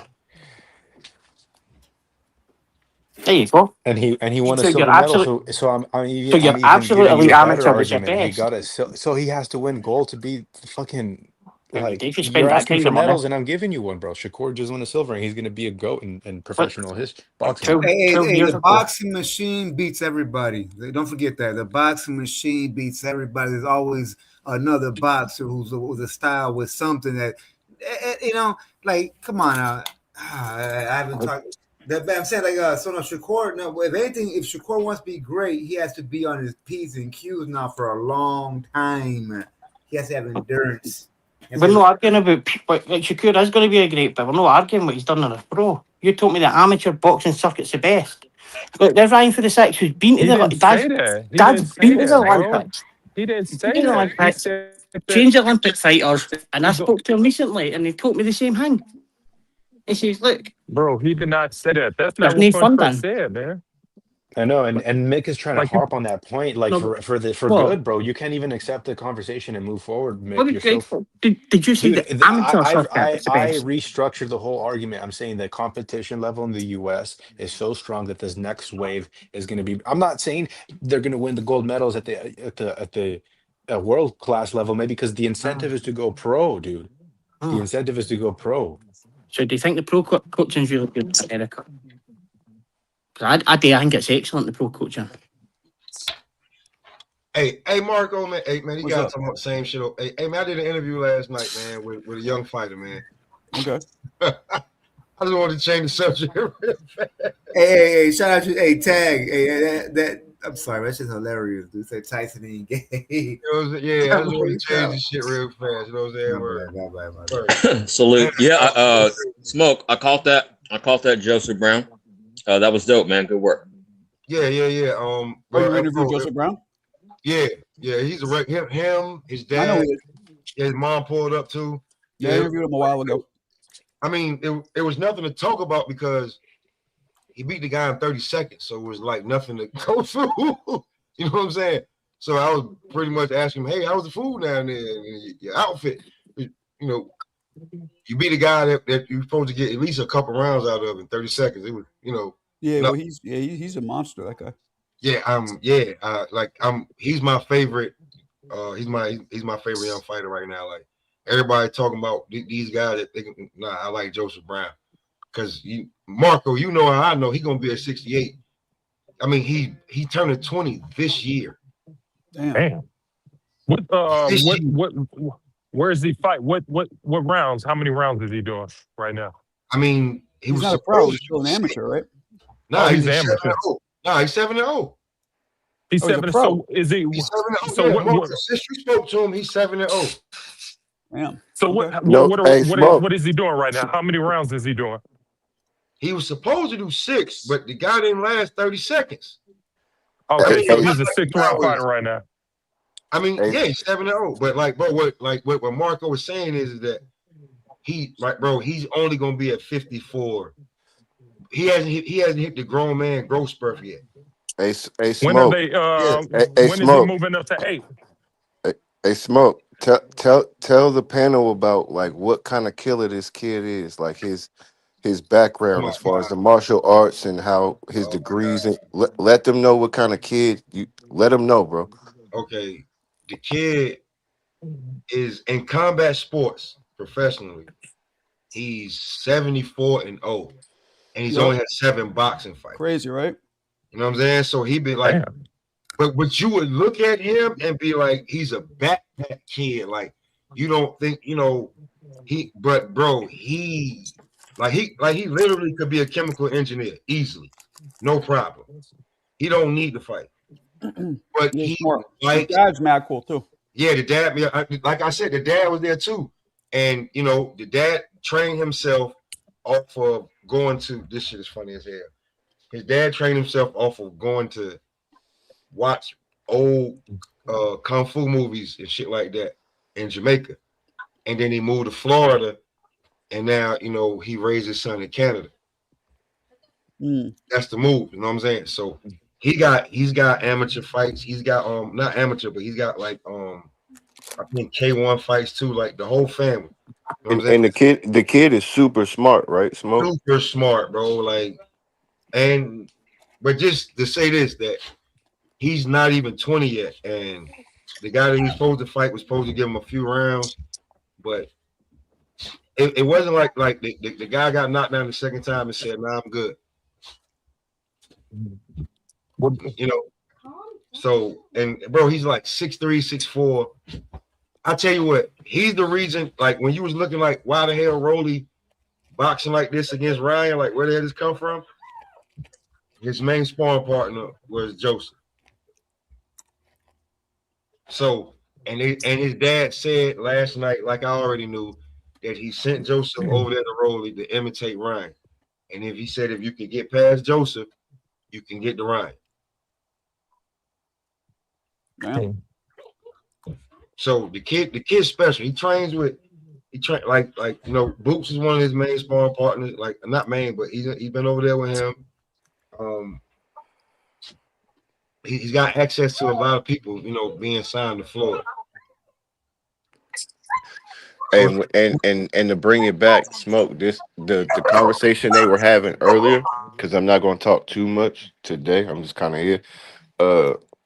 They were talking about the amateurs and the young kids coming up. So this kind of just proves like the young kids are boxing in the next couple years. I think in the next 10 years is in good hands. These kids are watching what's going on, and it's coming back to boxing, and if we can get past the politics, I know we got Zuffa and all of that, but the talent is there. It's just who is going to be able to display their talent.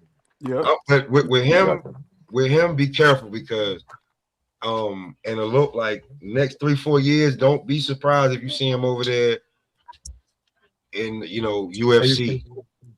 Yeah. Yeah. Like I said, he's 74-0 in combat sports, but his 7 wins are only from boxing. Well, hey, Smoke, Smoke, what did you say their plans were? And they wanted to be the first in history to do what? To be champion in boxing and the UFC. He must have an MMA background.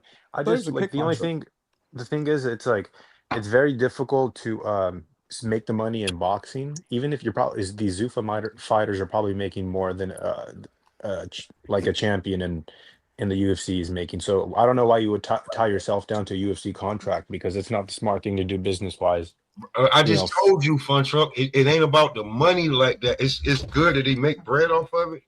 Mm-hmm. Like I told you, he don't need boxing at all, bro. Like I'm gonna send you the clip right before they ring the bell and he walk out. He does the damn, like, you know how like when the US, like the karate fighters stretch their damn thighs out real quick. Send it. Let's play.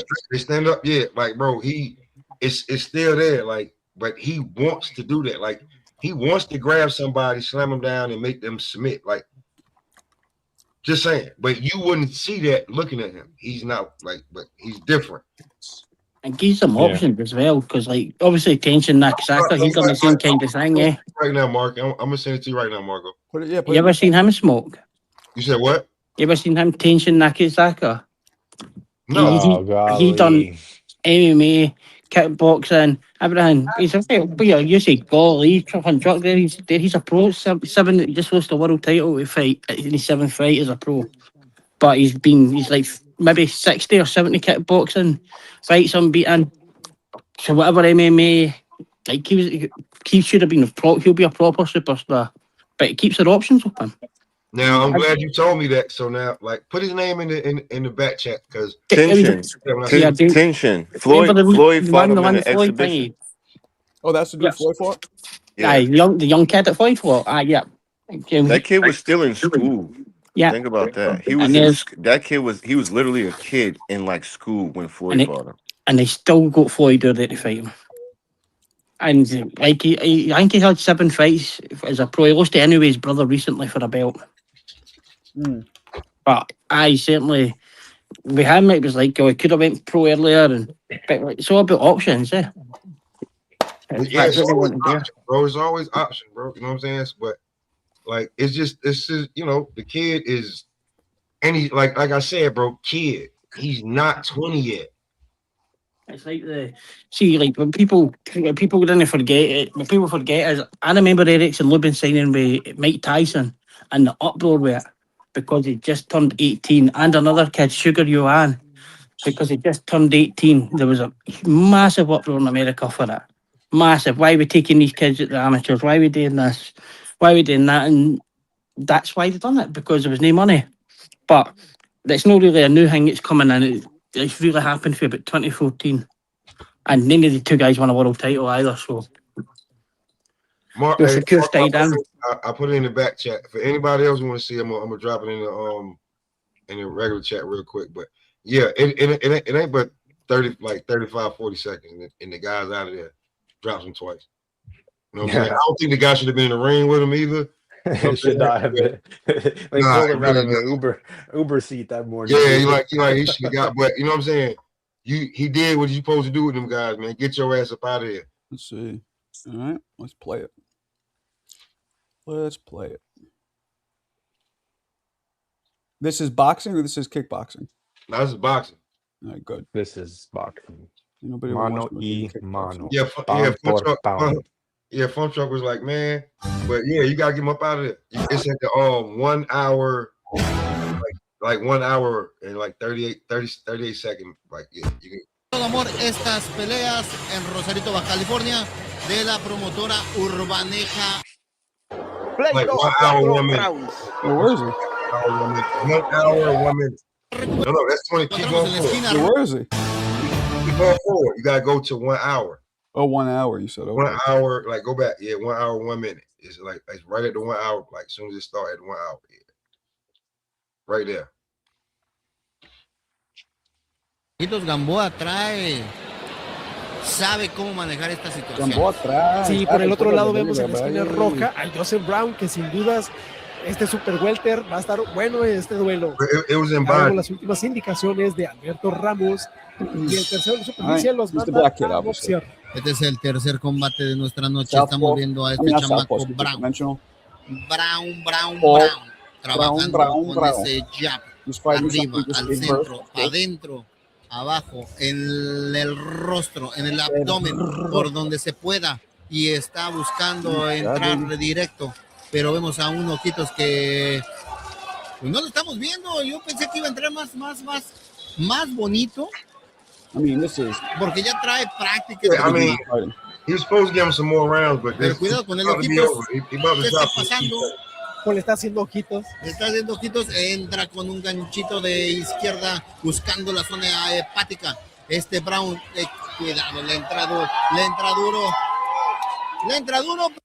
Entra el gancho fuerte. Está dando muy fiera. Le entra.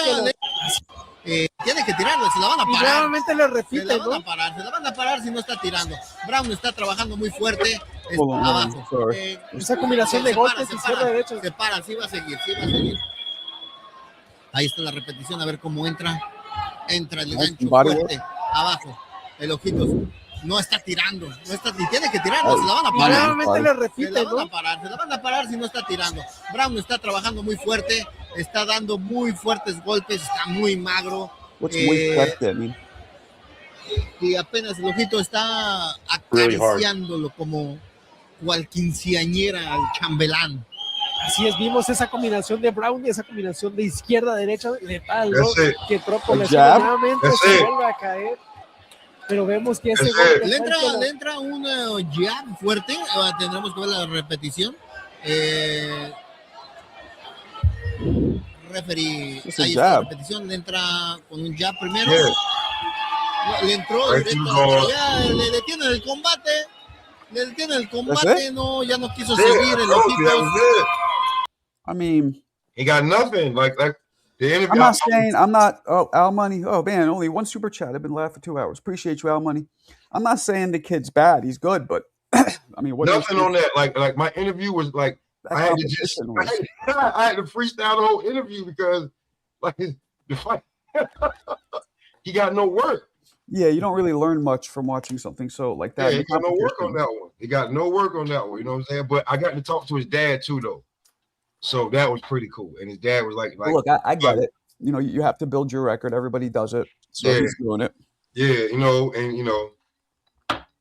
the guy got 40 fights. He was supposed to give him at least 2 rounds. That's what they like. Marco, you know what they was trying to get out of the guy, like at least something. He get some work out of him, but they're trying to build the record. Hell no. When you have that in front of you, no offense, fellas. No offense. What did you say in the truck? That guy's taking a knee as quick as he can to get paid, bro. They pulled him out of the Uber seat that morning, dude. Yeah. Your favorite heavyweight fights next week as well, Fun Truck. The new king of the world, Leo Atang. Who? Leo Atang, the new king of the world. Oh shit. Fun Truck's laughing, but kid's a real deal. Who's this, Mick? You're trying to put someone on right now? Who am I trying to put on? Leo Atang. Leo Atang, the great. No offense. Hey, do you guys? Hey, no offense, man. I'm gonna cut you off, man. I do had a quick question and shit right before I have. What's up, Rowan? Hey, do you guys believe that what style beats Shakure? Do you believe Ryan Garcia has a style to beat Shakure? No way. No. Keyshawn Davis. So? No way, not even close. Do you know what? Mo actually put me, Mo, and Blindface were speaking this morning or last night for them, and Mo actually threw a name out there, and I was at first I was like, no, I really hate that guy, and he's just shit style of fighting. Then I was like, oh, he might actually be right bad for Shakure. Jack Catterall. Nah. In there with he'd cut him early, hold on to him, mess up all his work. Hey, yo, man, you almost made me spit my tequila out, man. Chill out, bro. What you talking about? Honestly, I hate Jack Catterall. I absolutely hate him. But see the emojis it this morning. I was like, oh, speed too slow, bro. Too slow. You can't get out of the way of moving head though. Like getting into him, cutting his heat. I'll be truly honest with you. Somebody's gonna have to be really quick, really twitchy, and you're gonna have to put some Keyshawn Davis, bro. You have to put some heat on Shakue. You know what I'm saying? And it's not just gonna have to be pressure, and it's gonna have to be some heat on him though that make him think. So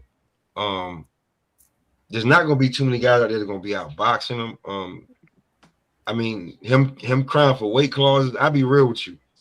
I would love to see him versus Conor Ben, but with no weight clause, because Conor Ben has such a pressure tight fight that it's gonna make Shakue look as great as he say he is, or we're gonna see what happens when there's a lot of pressure on him. I think Shakue knocks him out. I don't care. I think Shakue will knock him out early, Conor Ben. I don't have a problem with it. I mean, but like, don't ask for no rehydration clause. If you want to, for real, me too. I'm with that smoke 100%. You the one saying that you want to fight him. You the one was in an interview months back saying that you could beat him and he ain't that big. Blah blah blah blah blah. Okay, stop asking for rehydration clauses. For real, and he's good enough. Shakur's good enough to beat him without a rehydration clause. Dude, there's a lot going on. Like with people acting like they ain't seen or they don't want to. Andre Ward and he said him and Bud was like, "Hey man, you could have stopped Tio." Yeah, you don't have that like. You couldn't stop Tio, man. Yes, listen. Hold on, wait. Now, money. Appreciate you, big dog. Hold on.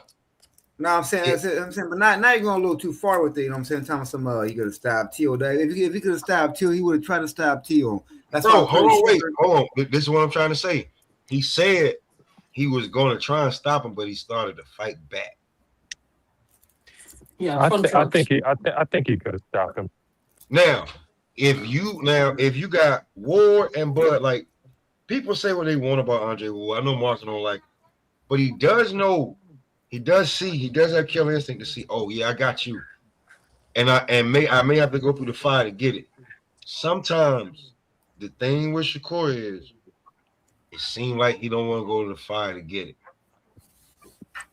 Sometimes, if you want us to be like, you want every boxing fan to go do it for you. Sometimes you gotta go through the fire, bro. That's why I was so adamant about. You. Like you talking about Pretty Boy. Money Meg and Pretty Boy, two different fighters. Money Meg. I was about to say how many fighters really went through it, man. Come on now. Now you acting a little you biased.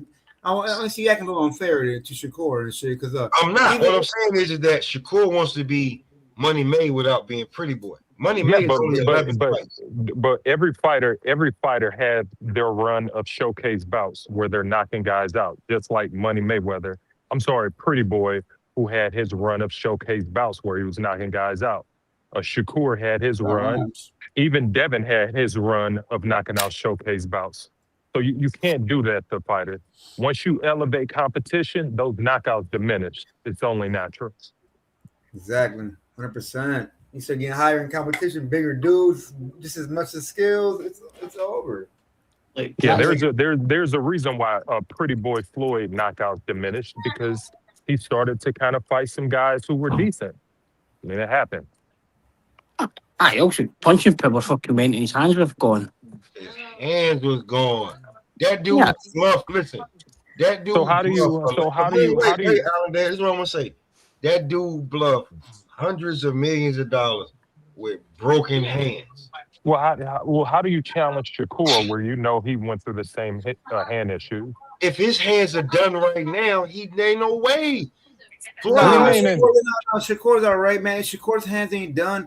It's in the hands. I'm gonna tell you right now. Their hands his hands not done. No, I'm saying, but I feel like Shakur's problem is more in his mind, man. Look, I ain't gonna lie. I'm gonna tell you the truth. I think we can't do that. We can't do that. Yeah, well, hold on, wait. We can't tap it. Well, I think I understand what you mean, Roland. Let me at least give you my perspective real quick. I think Tio lost because he got in his head, and I think Shakur with his hands is more in his head, man. He really is. No, man. we can't tap into his physical body and say it's not with his hands. We don't know what he's going through, so we can't do that. No, keep going, Roland. Keep going.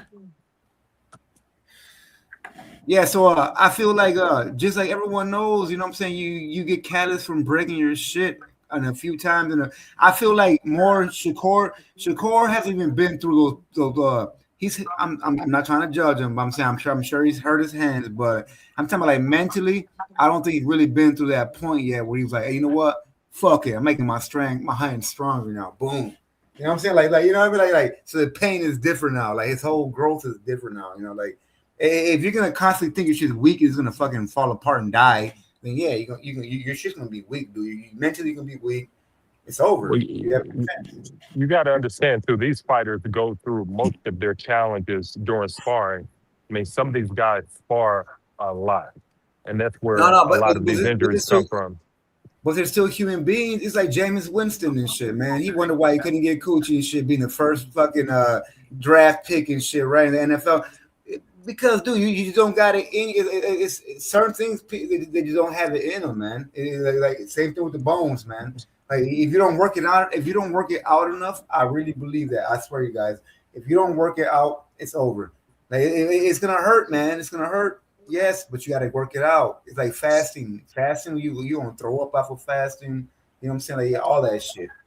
You just gotta push past it real quick. You know what I'm saying? I understand what you're saying, that like if he broke his hands, he doesn't want to break his hands again, and he's looking being more cautious with it. I'm saying he broke his hands like with honestly, I'm saying he broke his hands with an inferior mentality. I'm serious though, dude. Like he broke his hands thinking my hands are weak. So they're not gonna heal it strong, you know? They're not gonna heal it strong. Like you gotta think your hands, like, you know, I heard they come back stronger, and you just and I feel like I don't know, like I don't know that kind of side of it, but I would say people would maybe have something mentally worrying about breaking your hands again and things like that. And do you really want to go full punching power when you didn't really have to and things like that? But as Alan says, it's hard to tell. But I wouldn't say it's out of the realms of possibility. Yeah, that's true. Exactly, it is a possibility. Always. Hey, but one more thing before I stop talking. Because you might think you might be thinking I'm crazy for that shit. Like that don't even make no sense and shit. All right, you guys remember like working out when you first started working out? I remember people telling me like, hey, when you work out, you can look in the mirror and like you can like concentrate on certain areas of your body, and it's gonna like flex it more. And I'm like, what? I'm like, that shouldn't even make no damn sense. I'm like, what the fuck? I'm like, they're like, no, it's for real, man, for real. I'm like, all right. So I tried it, and I'm like, oh shit, it does work. But you know what? Only reason why is because you're literally thinking about a certain part of your body, man, and you're flexing it more. Like, that's how beautiful the brain is. You can think about it like an ankle. Dude. You can flex your ankle more, but it's, you know what I mean. So no, honestly, it does make sense now, man. The whole boxing theory, you know what I'm saying, right? It kind of does make sense. Yeah. See for you stop speaking, Roland. Can you do as a fight sports talk impression? Yeah, I'm sorry. I'll shut up now. Which is so Ryan in the chat says that in a few more world title fights, he think that Abdullah Mesa can beat Shakue. In a few more world title fights, you believe Abdullah Mesa can beat Shakue. That's interesting. Well, he's probably the champion round about there. It's got open the most progression, yeah. I don't know, man. I don't know. I don't think it's the world title fights that he needs. I think it's just the flat out experience that he needs. He just needs to get some experience because, as we all know, it's probably not the world titleist that's going to give him the experience that he deserves to be at that level where Shakure is at. So, got to see. I don't know. I can't say yay or nay on that. I don't know. He's super young, talented dude, but I think he's worlds away at this point, and I don't think it's world titles. Did you ever have that, Mark? Kind of like a mental? I'm trying to think. I meant like I have an injury and then didn't really want to go back didn't like no go back, but didn't he go as hard in kind of that area to protect an injury? No, you're on mute. What'd you ask me? Sorry. So, like, did you ever have an injury, like a broken hand or things like that, or some other kind of injury, and think to you and worry about that? I had tendonitis in my arm, which knocked me really bad tendonitis, which knocked me out for like a whole summer. But other than that, nah. No, why? Because like, Roland was saying, or did you have fighters in the gym that you were with that like broke their hands and then they're worried about breaking their hands again? Yeah, I mean, yeah, I never had that, but yeah, that happens. Although usually he heals stronger, I feel like.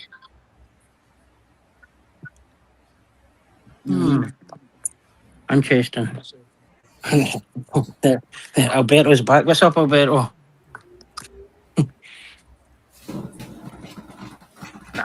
Hey, landlord, does a girl give you more testosterone, or does she take away your testosterone? She raises it. Yeah. Depending on what one. That's my point. So look, if you're with the wrong type of woman, you're in a big boxing match, that affects you too, man. Come on. Go and get your fight sports talk impression. Shut your bitch ass up. Come on, Roland. Did he say you didn't know how to do it? I gotta do it. Shut your bitch ass up. Shut your bitch ass up. Him and Carol were going at it this morning on Rapstar because Benavidez is a duck. I think that was bad. I think that was quite bad for Benavidez. Hey, well, look, I'm glad no one's really watching. Hey, look, I do not like to talk about boxers and how to beat them, right, Marco? And right, hey, I don't like Irish. I'm gonna call you slang. I'm gonna call you Irish slang. I don't like to talk about how to beat boxers, but people act like Shakure is an unbeatable, and I'm just a regular dude. I'm a couch dude. I mean, I like to do a little boxing though. Don't get me wrong though. Hey, I fight Shakure. Hey, Shakure, what's up, baby? What a fight? I showed up your damn defense. I sparred you. But hey, you know how you can beat Shakure, man. This is it. Hey, for one, get the camera on shows. Teal lost because he was intimidated. This is what shows on your camera on. Come on, shows your jab. I've seen the jab. Right. I love it. Hey, you know what? I wish I could right now, but I have no room, man. God damn it. I would say it, brother. I'm saying I got a decent jab. You know what I'm saying? It'd be nice. I get Teal. You know what? Let me show you my jab. I show Teal. I give Teal a good jabbing. Good jabbing. Check it out. Look, you got to catch him with the end of your jab. You know, my friend was like, my friend worked out at the gym, Platinum Fitness, shout out. And he was like, man, you can't push it to the end though, man. You can't really. I'm like, but you got to though, man. That's the only way it's gonna really like pop. So you gotta always like the more you eat shit, the more you consume, you won't be able to. And it's getting like that for me. I'm like, it's hurting. I'm like, damn. You know what I mean? Like I won't be able to like have the elasticity, right? Boom. But not like us. So okay, so look, you know what I'm saying? Like for one, I don't think Teal for one was ever popping like that. He wasn't. He didn't let that shit go the whole way. Right. But I also, but I believe though.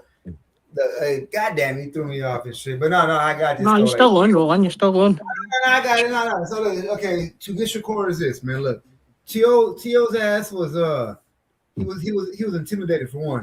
So it don't matter your game plan, don't matter your strategy. If you're intimidated, you're gonna lose. You're gonna lose. You might get lucky. Hey, you might get lucky, baby. You might get lucky, but I believe you're gonna lose anytime you're intimidated. But I also believe though Teal had the wrong game plan. For one, not only was he intimidated, but for two, he was trying to. He was on the same time clock. He was in the same time zone as Shakure. You can't fight nobody on the same time zone, man. You got, you know what I'm saying? Like when you're in those trenches and shit, you know what I'm saying? In the fighting, you got to be in a different time zone, man. You got to. You know, the only time you want, you know what I'm saying? Like the only time you want to dip into their time zone is to catch them, and bounce right back out. You know? Yeah, I feel like the whole time Teal was in there, just like he lived in there the whole time. Like he was trying to. I don't know what that was about.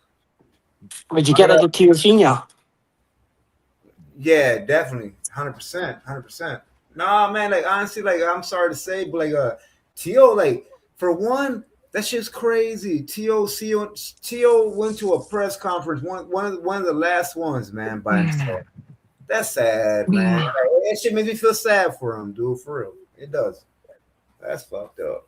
He wasn't by himself, dude. That's what Shakue said. So what made him what made him intimidated? Honestly, I feel he had no squad. He had the dude that birthed him, the dude that helped birth him wasn't there and shit. Pretty much, like I'm saying, and I'm pretty sure they've been fighting. Like personally, they probably already been fighting. So he's probably been alone in a corner and shit. You know what I'm saying? Like in a room and shit. I can just imagine, man. I'm just saying. But I'm saying, dude ain't showing up, right? His dad ain't showing up. You know what I'm saying? Like when he does show up, you know what I'm saying? He leaves them. You know what I'm saying? He does, man. Nah, dude. Like you can just tell. You can just imagine what is going on in real life. You know what I'm saying? So no. He dude ain't got. Hey, who the T.O. show with no squad, by himself. That's his fault too, though. He might have been prideful, thinking he can do it all by himself. So you think that having a deep squad, having all these guys with you, that's going to give you the confidence to go in the ring when you're by yourself and win about? But I do believe that being by yourself only works. It only works if you really believe, man. Like if you really believe, like I'm talking about, like if you really believe, like being by yourself, like the only person you can have that's going to help you. I'm sorry to say, I ain't trying to get no. But it's God. I'm sorry, dude. Like ain't no way you look. Check it out. There ain't no way you gonna be by yourself and rely on your mom or your dad or your homies or anybody to think that they're gonna make you strong enough. Yeah, you gonna feel strong enough. Well, you do know that that's what makes boxing a unique sport where it's 1 versus 1. This is tennis. This is boxing. You rely upon yourself. You're on you. It's you versus you. It's never 1 versus 1 though. It's like the physical part is definitely 1 versus 1, but in boxing, it's always the team. It's a team, dude. It's a team. Like I said, yes, in terms of preparation, but when you get in that ring, you by yourself. No, I mean, but when you're in that ring, you have the team next to you in your mind if you're fighting, man. Yeah, but your team is not gonna save you from getting knocked out. Man, they are. Hey, they are. Check this out. Like you can be in that ring. Marco, fun trucks in the back. No, hold on. No, but check it out. Look, you can be in that ring ready to throw. Hey, check it out. Look, you can be in that ring ready to throw an ill-advised combo. Ill-advised. But you know in preparation, right? You and your squad, right? Your squad was there and shit, right? And you was always always stubborn in the motherfucking ring. I was trying to throw that ill-advised combo, and your homie was like, "Man, don't do it. I'm telling you, it ain't gonna work. Just duck under, be straight." Nope. And so check it out. Now you're in the damn fight, and then you're about to throw it, and then guess what? Your homie pops in your head like, "Don't do it," and then you. And that's how it happens in real life. And then you pop in your head like, "I'm gonna do it." Man, check it out. Man, listen, boxing is if you didn't have your home, what are you gonna do? The boxing ring is the 4 walls of truth. Whatever you want to know, you're gonna find out in the boxing ring. Nobody, like you're saying that you're gonna think of your friend. You're fighting on reaction at that point. Whatever you've done in sparring is how you're gonna fight. Well, Roland used to be a pro fighter. Had a couple of pro fights, Roland, didn't you? Or what was he called? Right. I do that. Hey, I did what I did. You know what I mean? You know, say, hey, fighting site. Why do you think they say that the fighting is 90% in the training camp and then 10% in the goddamn ring? Why didn't you say that, man? Because it's so you're fighting on a reaction at that point. You know, like It's just instinctual. It should be second nature. Oh shit! So what are we talking about right now? What am I talking about? I'm strictly talking about instinctual. So like, I'm just saying, like, I'm saying like but you know what? Because even like when we think that a new and uppercomer and shit, right? Oh, they got all the skills in the world. It's still all instinctual, man. They could be fucking 21 years old, dude, beastie.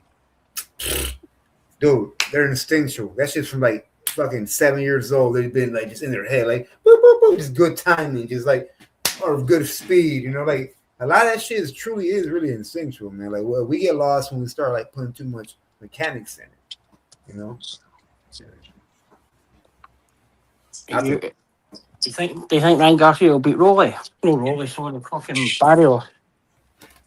I honestly, I think Shakur and Ryan Garcia's style, man, is so similar that I believe Shakur will resort to doing something different in the fight. If they really were to fight, which for one, Ryan's retarded. Ryan might not get past Barrios, man. You know. But if they were to fight, right, I do believe that their styles are so similar, man. That I don't know. Shakur's and Ryan's have a similar style. Is that what you're saying? Yeah, for sure. No, they're very. Yeah, I think so. I think they're very slow and very like just like 1, 2, 3. If anything, 3, 1, 2, 3. They're just very slow. You know what I mean? They're more like on timing. They're more on like they stand straight up. You know, like on like a wall. I call it like a wall. They're just like you know what I mean? They're not like just like they're not like a Manny Pacquiao jumping in, pop, pop, pop, constant like a river, just, pop, pop, pop. You know what I mean? Like it's a whole. You know? So I feel like Shakur and Ryan, either it's gonna be a really boring fight, or I think Shakur's gonna like try to like jump out of the norm, man, and try to. But I ain't gonna lie though, man. Like this is what I will say this about Ryan. Look, mark my word. I will say about Ryan. I believe if Ryan and Shakur were to try to fight their same style, you know what I'm saying, 1-on-1, and like and I'm talking about like head to head. Like no stopping, like just going against each other. Ryan needs to get past Barrios before. No, I think I think Ryan can get. I think Ryan's style. I think Ryan will get Shakur, man. If Ryan and Shakur were to just like march, because they like to march kind of too, you know. So if Ryan and Shakur were to like just like do their styles and go head to head, little by little, I think Ryan actually gets him, man, because he's bigger. Ryan needs to get past Barrios in order for. I don't think he's gonna get past him, honestly. I think Barrios is gonna get him, man. Good breakdown, Rowan. I know what you mean by straight up, but I think Shakur's made the counter puncher than Ryan, but he's looking to. I think Ryan's more looking to jab in to make a mistake. Like for somebody to make a mistake and speed-wise, but actually, like, it'd be an interesting fight, and it's the same, like as much as I hate Jack Carroll, see when Mo brought that up this morning, like, just being really messy.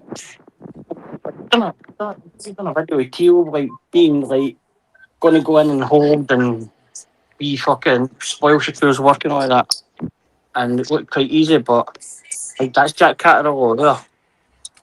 I don't know if Shakur would just go on the bike at that point. Jack Carroll doesn't touch Shakur, bro. No, it doesn't get in holding and fucking keep button and doing whatever else he does. He's too slow. The weight's on the Bozena. In order to beat Shakur, you almost need another really identical fighter. Like you need Shakur to beat Shakur, like a Keyshawn Davis, like a guy that's just as fast, maybe a little bit more power, and ideally you'd want him to be a southpaw. Hey, Dry, say big dog. Hey, what's going on, fellas? What's going on, baby? Is that a Red Bull? Is that a Budweiser? It's okay. Nice to see you in a better state today, man. Oh, fuck off, mate. Yeah. What was that mask all about? I shit myself. I don't have it right now. Marco's about to give that fake yawn.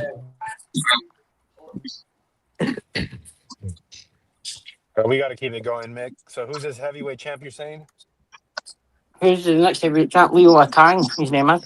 Who the fuck is this guy? Leo Atang. Like this, Mo's listening to Funchuck is describing Teo, and we all see how that went. Oh my God. Mo's What are you just saying? destroyed you in the car. He made yourself said, "What the fuck do you know about beating Shakure?" You said Teo could. I had it 6-6. Hey, I covered my ass, and you don't know shit about boxing, Mick. You put up a bunch of money for a boss to beat Xander, and that's why you've been in a bad mood since, bro. At least the pass one. I won on the card. Yeah, you're right. See you later. Hey, you win and you lose. I'm not in a bad mood. Why do you be in a bad mood if you lose? I'm joking, but yeah, No, man. you're not. I You seen win some, you lose some. I seen you live. I seen you live the other day. I had it 6-6. Oh, You fucking yeah. I never really picked Teo to win, bro, and I know that it was a stretch. And if you heard my breakdown, I said, in order for Teo to win, he's gonna have to cover. No, forget distance, that. the speed. Yeah, but fun shot. Yo, Mick, here's the thing. I was completely wrong in my prediction that Teo was going to land a punch on Shakure that he was going to test Shakure's chin. Right. And I was completely wrong. And that's why boxing humbles me. I'll be the first one to say that. I'm not going to sit up here and defend myself saying that I was like... you can't be right all the time. No, I know. I know what I'm saying.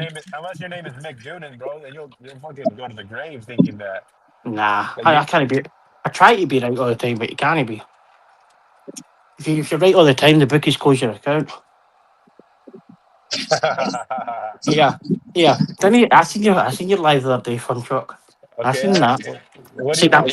Saying I'm grumpy. You can tell when he wins. And you know what's funny? Right, Mo almost says Mick's a handicapper, which I kind of agree with that kind of comment. Like, obviously, betting and somebody says something in the comments is in a wheelchair. I don't know who it was, but yeah. Someone said that. Someone asked. Somebody said it's in a wheelchair. I couldn't stop laughing. So who is this Leo Tang? Back to boxing. Who's this guy? He's Leo Tang.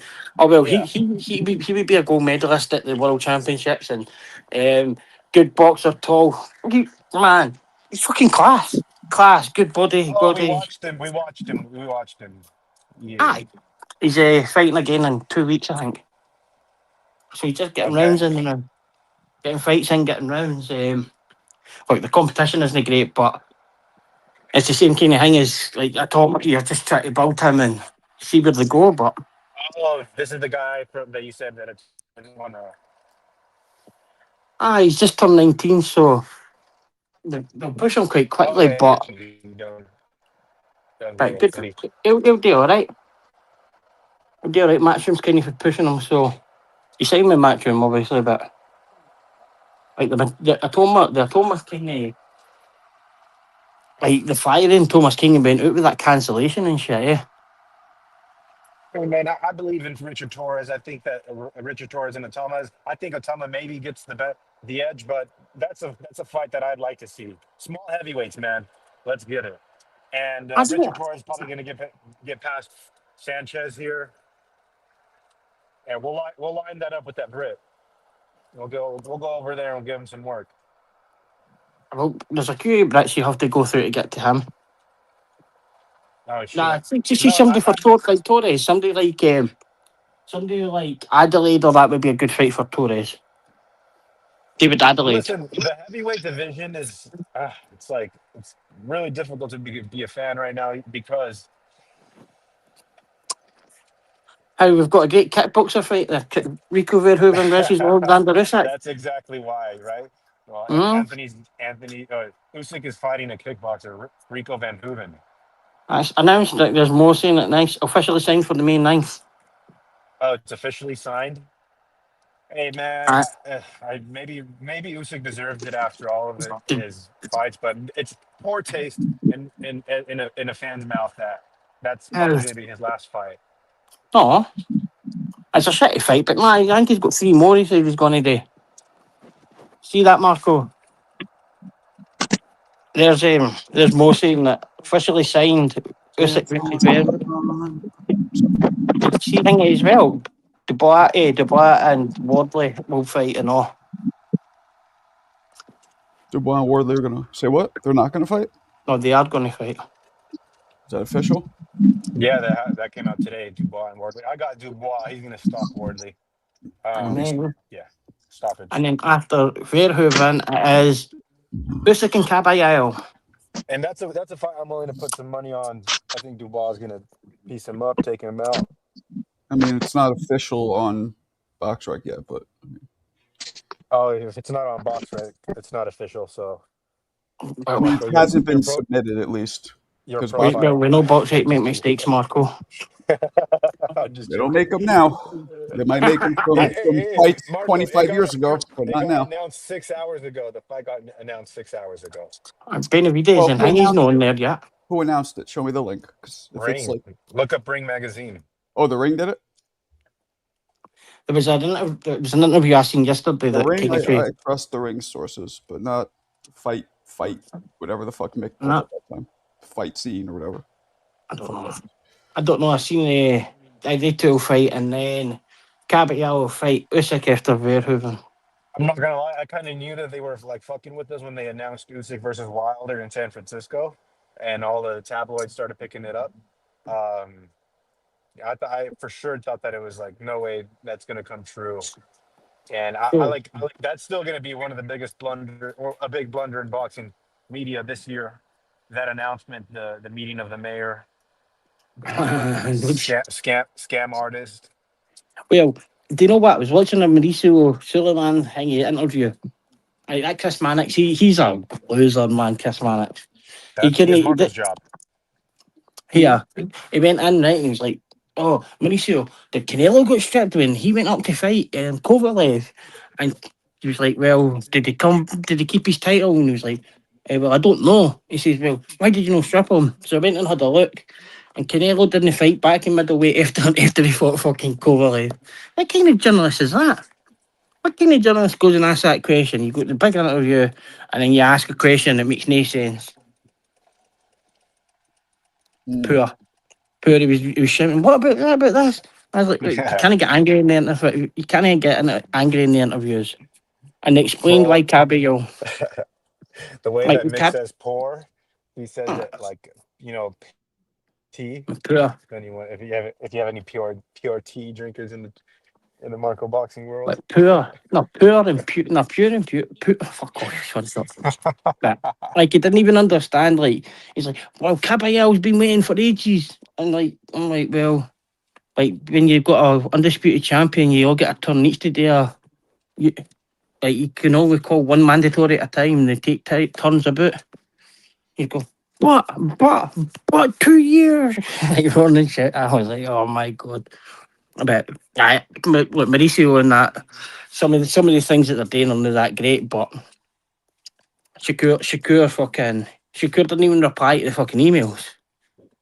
That's bad. To Mauricio Salomon? Aye, so they asked him for a exemption. They said, well, you need to put it in writing, we'll accept it. And then Mauricio's making contact with them, and they just never bothered getting back to him. So then basically vacated the title when he went into the ring.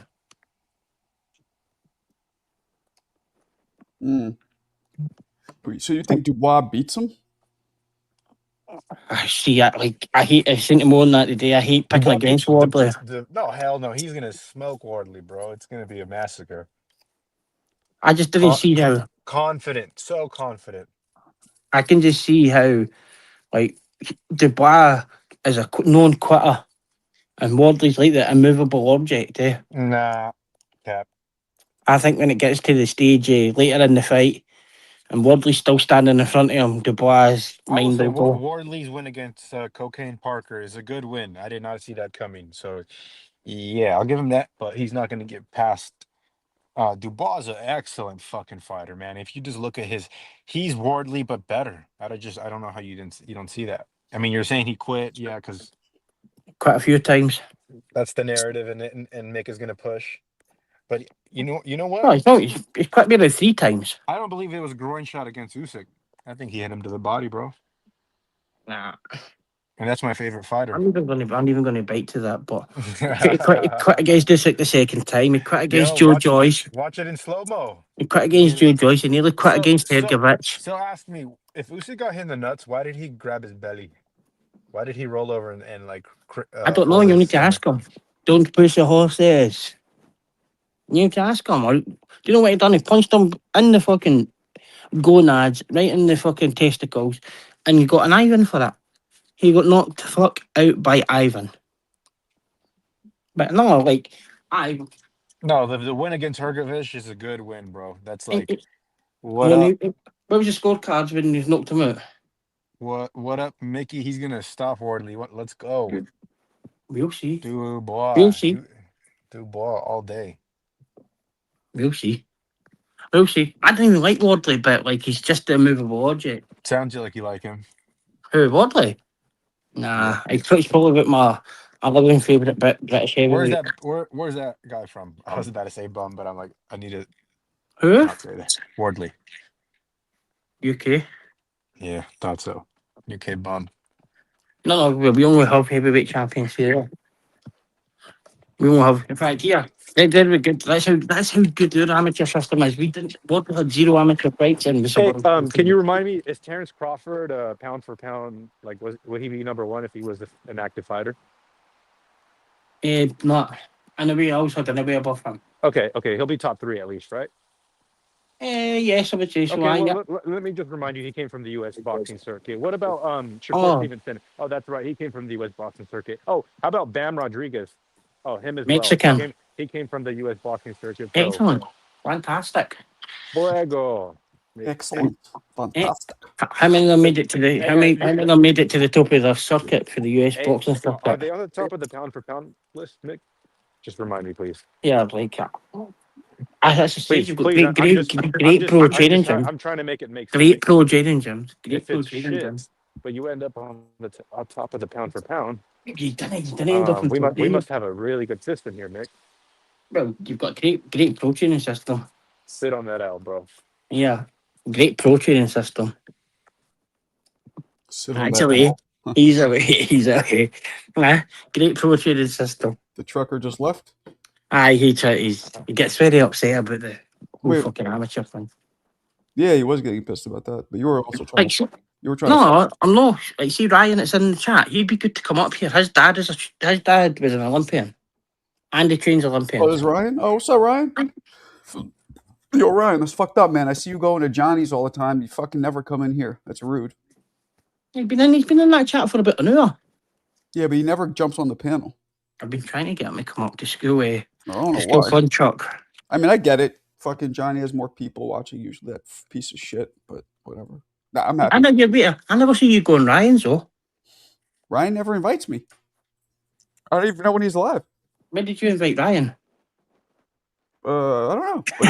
But he's been up here before. He knows he's always welcome. Going off a KO, Dubois coming off getting stopped. Yeah, I don't think Dubois is beating Wardley, but weirder things have happened. Do you think it's just the quitting Dubois? Think you'll know? Like, I think if it goes past like 6 rounds, and Wardley will just wear him down. Like, he's the immovable object, Wardley. Yeah, I don't know.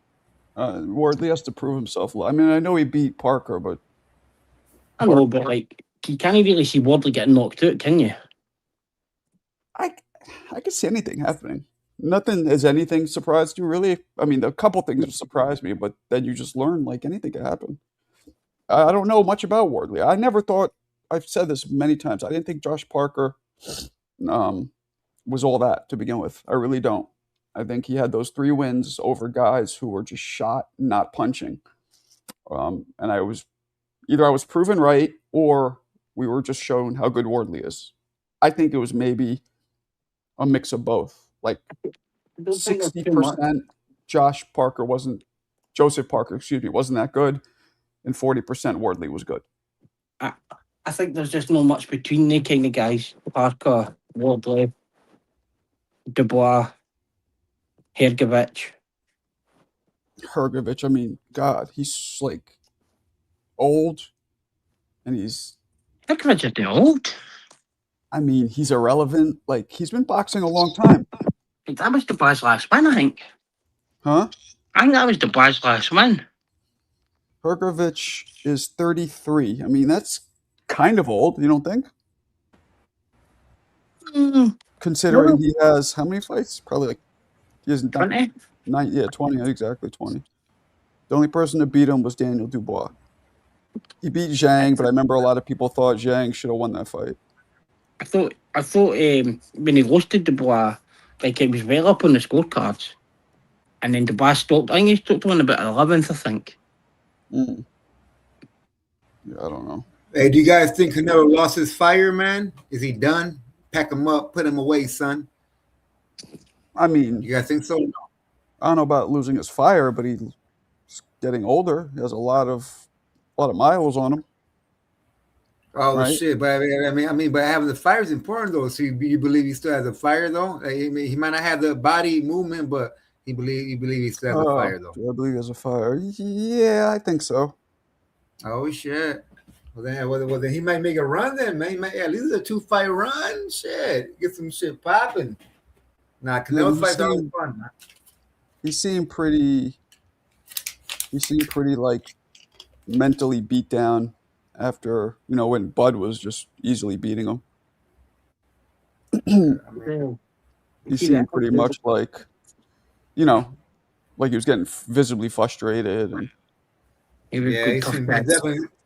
he definitely seemed physically frustrated for sure. Yeah, definitely. I mean, a couple times especially. Yeah. Hey, you know what's funny and shit? People be like, "Oh, Canelo conceded when he said, he what he say in the post interview? He said something about not being able to figure him out, and people were like, "Oh, you see, you can't figure him out." Dude, we all know if you're I'm not saying I'm a boxer, but I'm saying like if you've like been in the ring or been fighting anywhere in the world, you know that figuring out means you can't catch him. You know what I mean? But you can't catch him. You just can't. You can't. Hey, what is it? It don't mean he's better. You just can't catch his ass, man. True. I couldn't figure him out. I couldn't catch his ass, man. That's all that was, Because like even man, I ain't gonna lie. Like to be honest with you, I believe Canelo won that fight, man.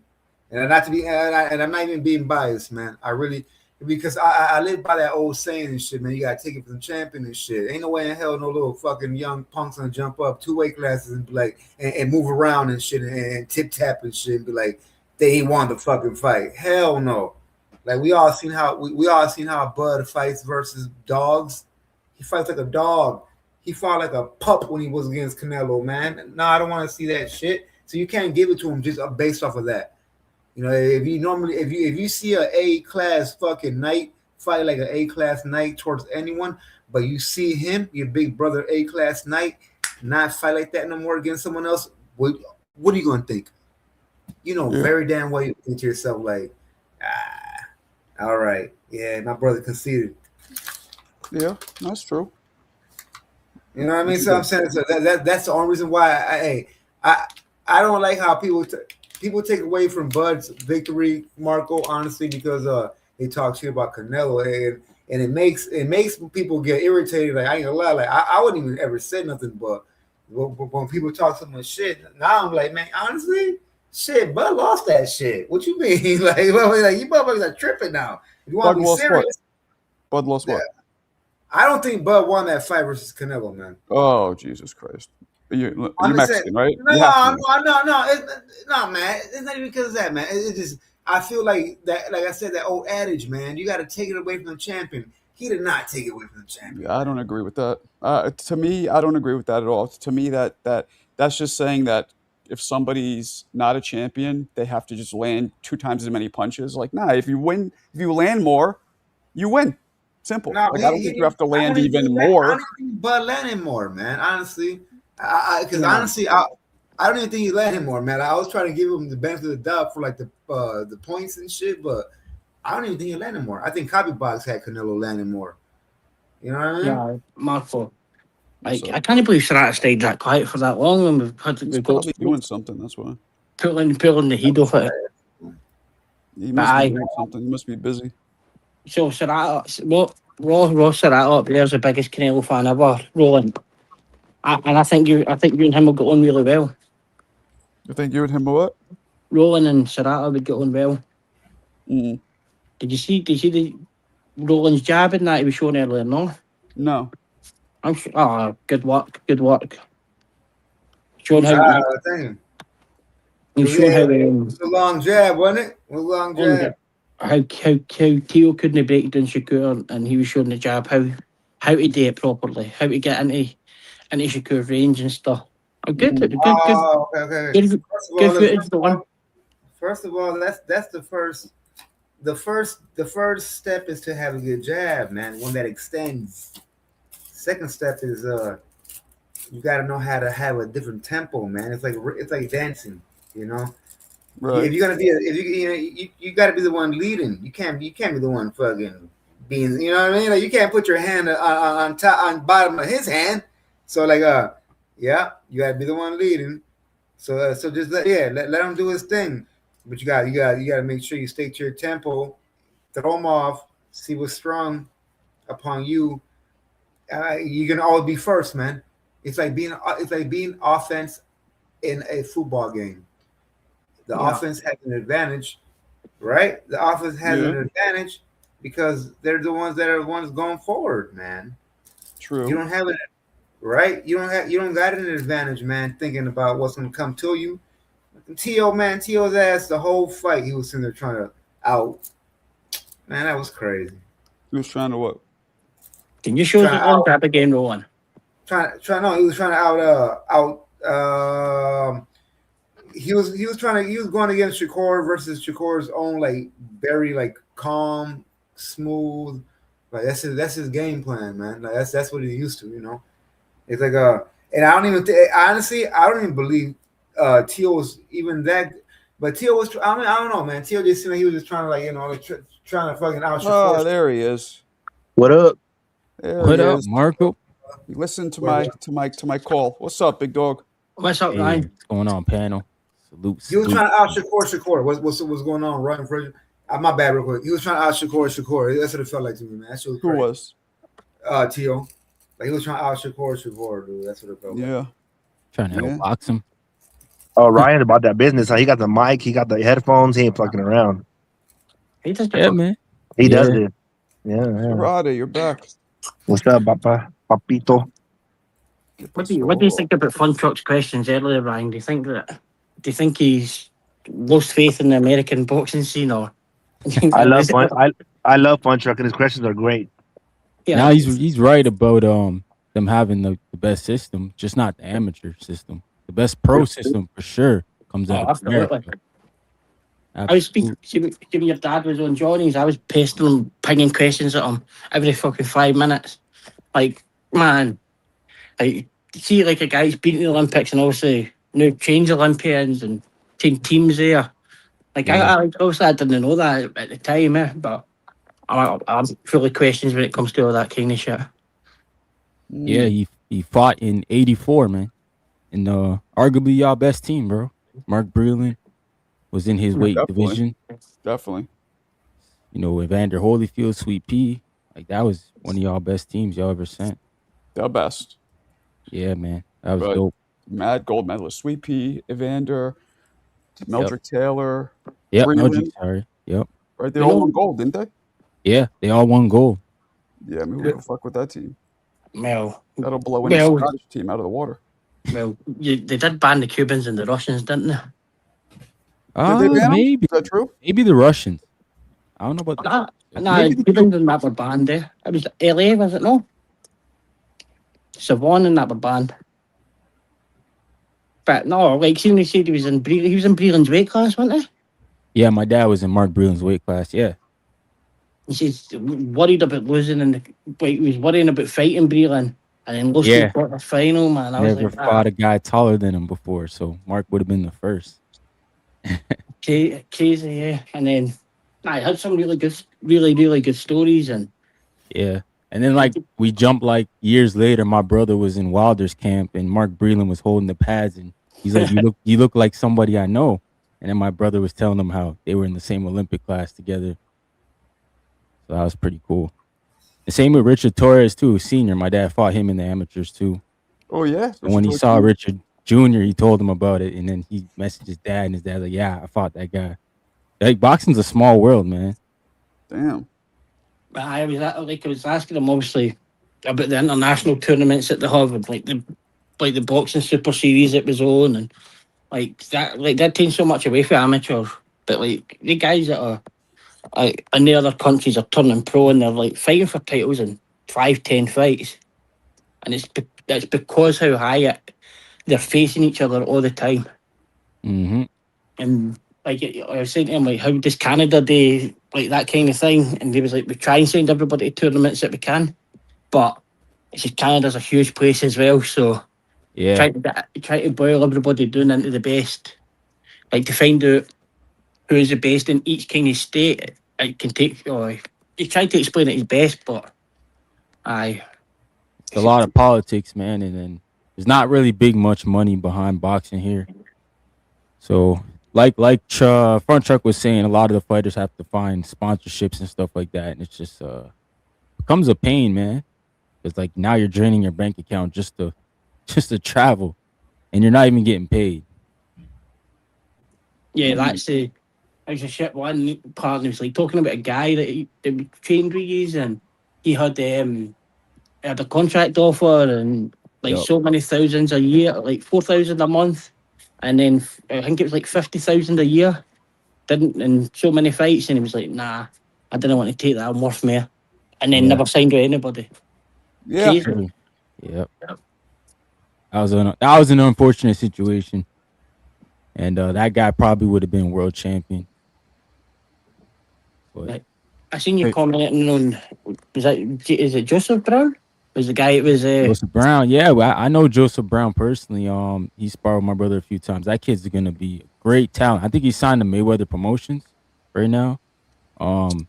He's the goods, man. I don't know why he's not spoken about enough. He's like, I think he's only 19. Like, he's mad young. Is it? Do you think it's maybe like they should like Floyd seems to have this thing where he gets guys and they get to a certain position and they just stop fighting, and then like you hear the rumor is that they're waiting for that one big fight, and it's like you look at Carmel and you're like, oh, but there's been loads. It's been like that. Shakure and Tanks have been a bit the only ones that's kind of missed it. Like because even Diaz, it was in Zuffa. He was with Floyd in that as well, and you just never know with Floyd what's going on. But yeah, I wish Joseph would leave and try to get some more activity, but I don't know. They got loyalty with I think Jeff Mayweather trains him. I think Jeff Mayweather trains him, so they're over at that gym. But yeah, man, I wish him the best. He's mad young, so he's got time, but I just don't like the whole Mayweather situation right now with the lawsuit going on, and he hasn't, like, Carmel Malton hasn't really fought either. It's just like, man, you might want to get out of that position.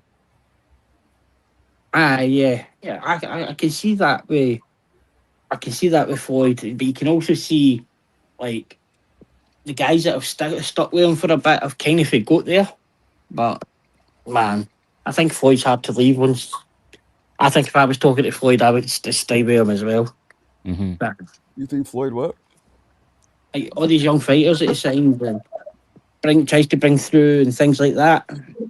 The ones that have kind of stayed the longest, like Tank, and they've kind of got into the big area and like big fights and moved.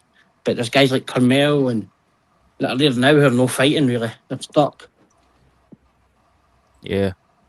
And it kind of speaks to the whole, like, is Al Heyman really helping Floyd? Because you think these guys would just fight on PBC undercards, but they don't. Yeah.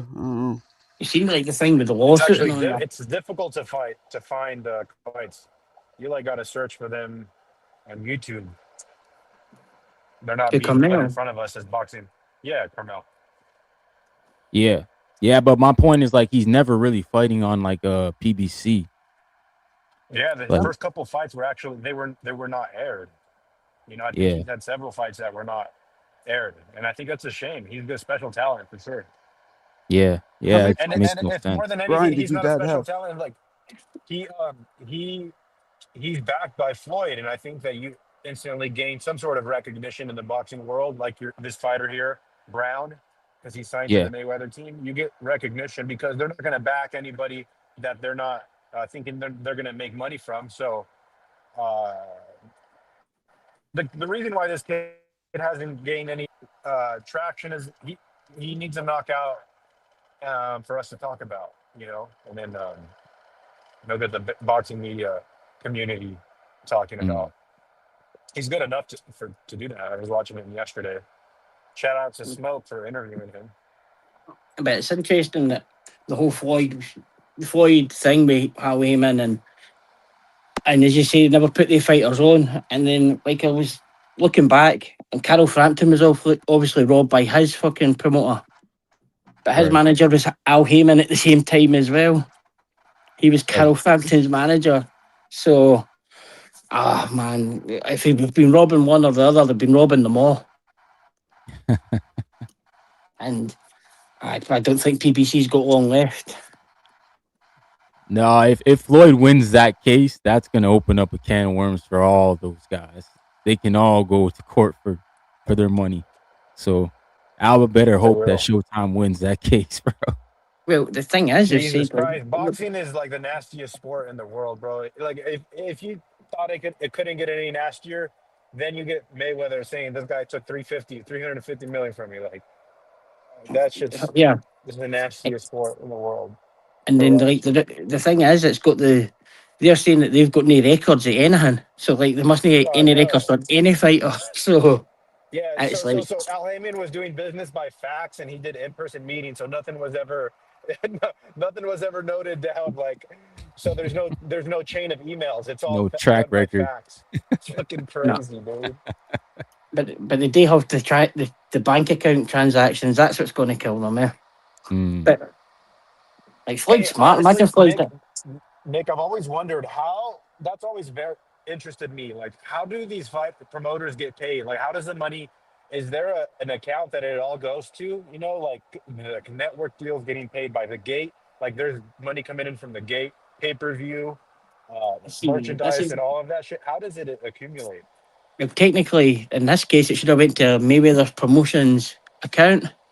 But Al Heyman contacted Showtime and Espinosa to say, we'll just pay into this other guy's account, Jeff somebody. And they were getting paid into Al Heyman's account. But should have been the massive red flag to say Floyd's not getting to know exactly what he's getting. And that's what Floyd's complaint is.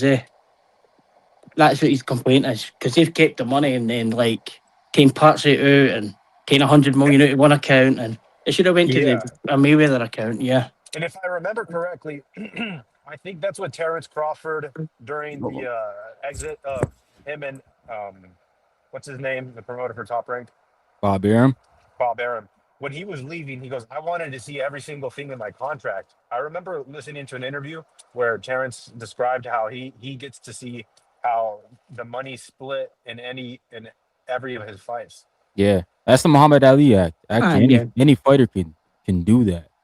It's just some guys don't do it. Some guys don't even have real lawyers, man. That's where they get in trouble. And representation, man. That's something I heard with the PBC. Is like when they were signing there, basically the PBC said we'll give you lawyers, which was the biggest mistake that some of those guys made.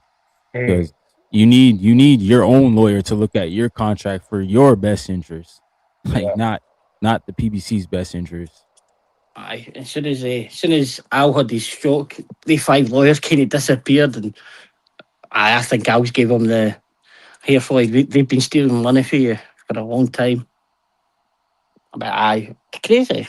What's new? I mean, Don King fucking did it with Tyson. How much money did he steal from him? Yeah, he stole a lot of money from people too. A lot. Don King was a lawyer too, though. Was he? Yeah. Well, him and Bob. It's not a good look. It's not a good look, for boxing, and it just shows that corruption creeps in every single level, man. Like, what? Big sigh.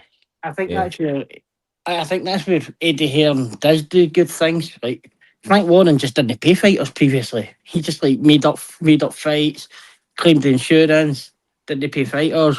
That should be illegal. If you fight and you sign a contract for a boxing match and you fight and don't get paid, you should get paid double to triple what you were originally offered. It's like the fucking most shameful thing to do is not pay a fighter. Carol Frampton waited a year and a half for a push against Leo Santa Cruz. Who? Carol Frampton waited a year and a half for a push.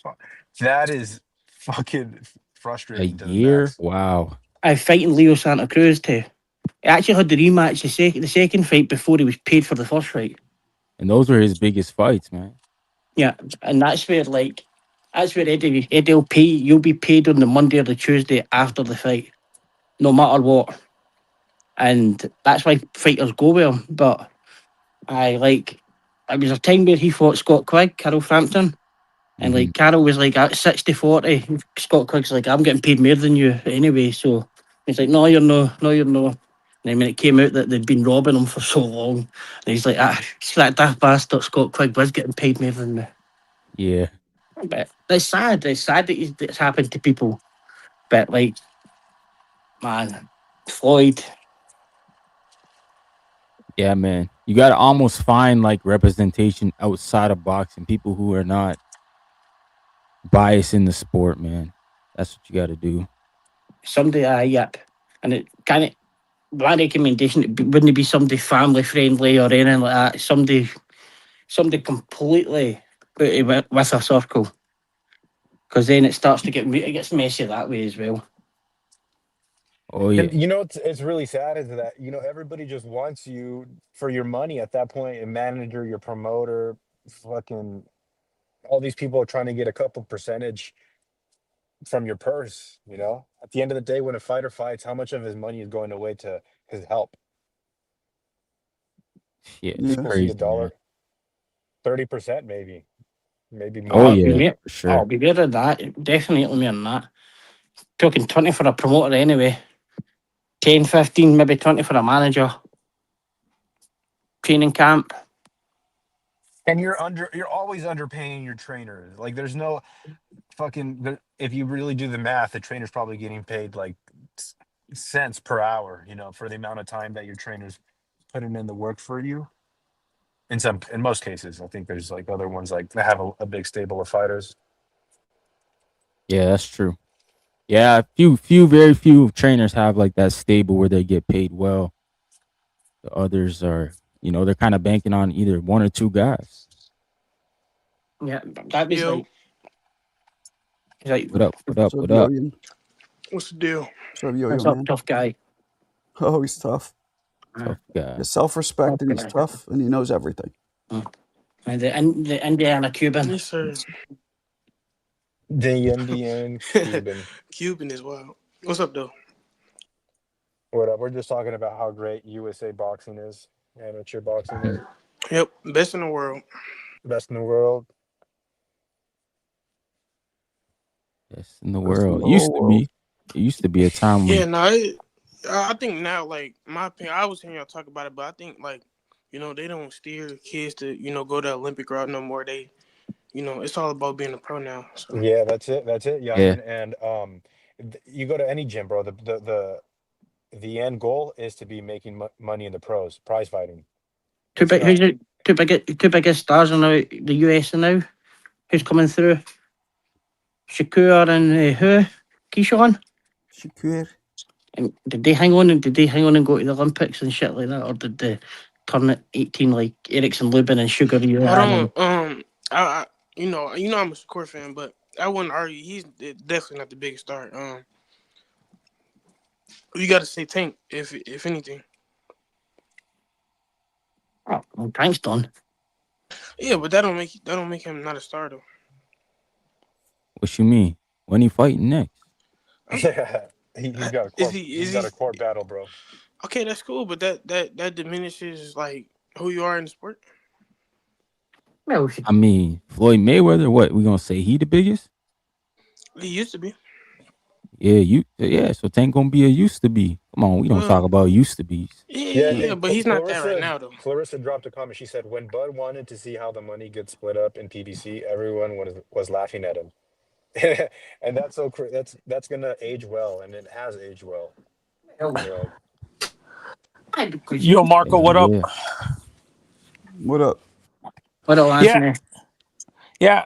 For me, I feel USA boxing has fallen behind Mexican boxing and what is it called? And European boxing because of the fact most of our great athletes are going to football and basketball and stuff like that. I'll say Mexican, not European. Mexican for sure. European, no. Fuck no. Neither one. Viva Mexico, we're way behind in terms of developing top talent.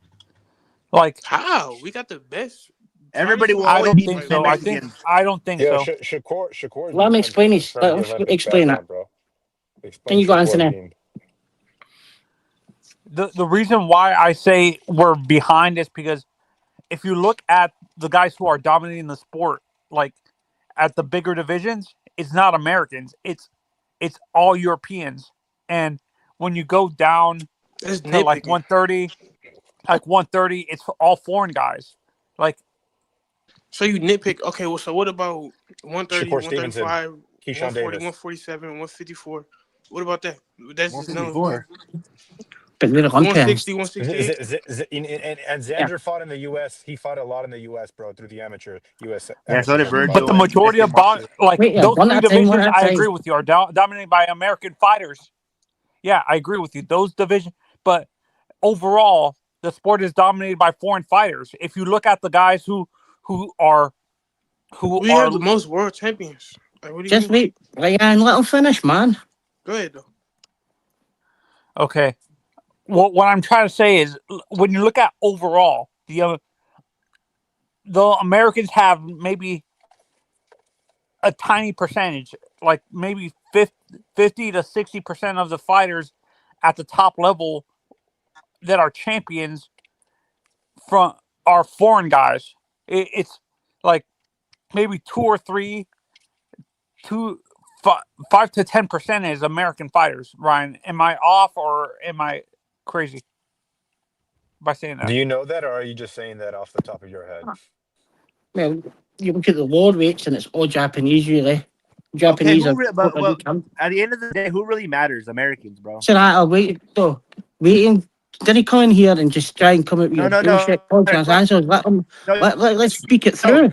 You like his narrative because you said Europeans. That's why you like his narrative and let him talk. I didn't think. No, I'm an American boxing fan, dude. But the reality is, we're not dominating the sport. What are you talking about? We always dominate everything. We're Americans. And foreign fighters, the majority. Hold on. Can I ask you this, bro? How? You're not explaining how. You just saying it. I know, for real. Well, he's trying to explain it, but you use okay. I'm gonna look at. I'm gonna focus from you're a tough guy.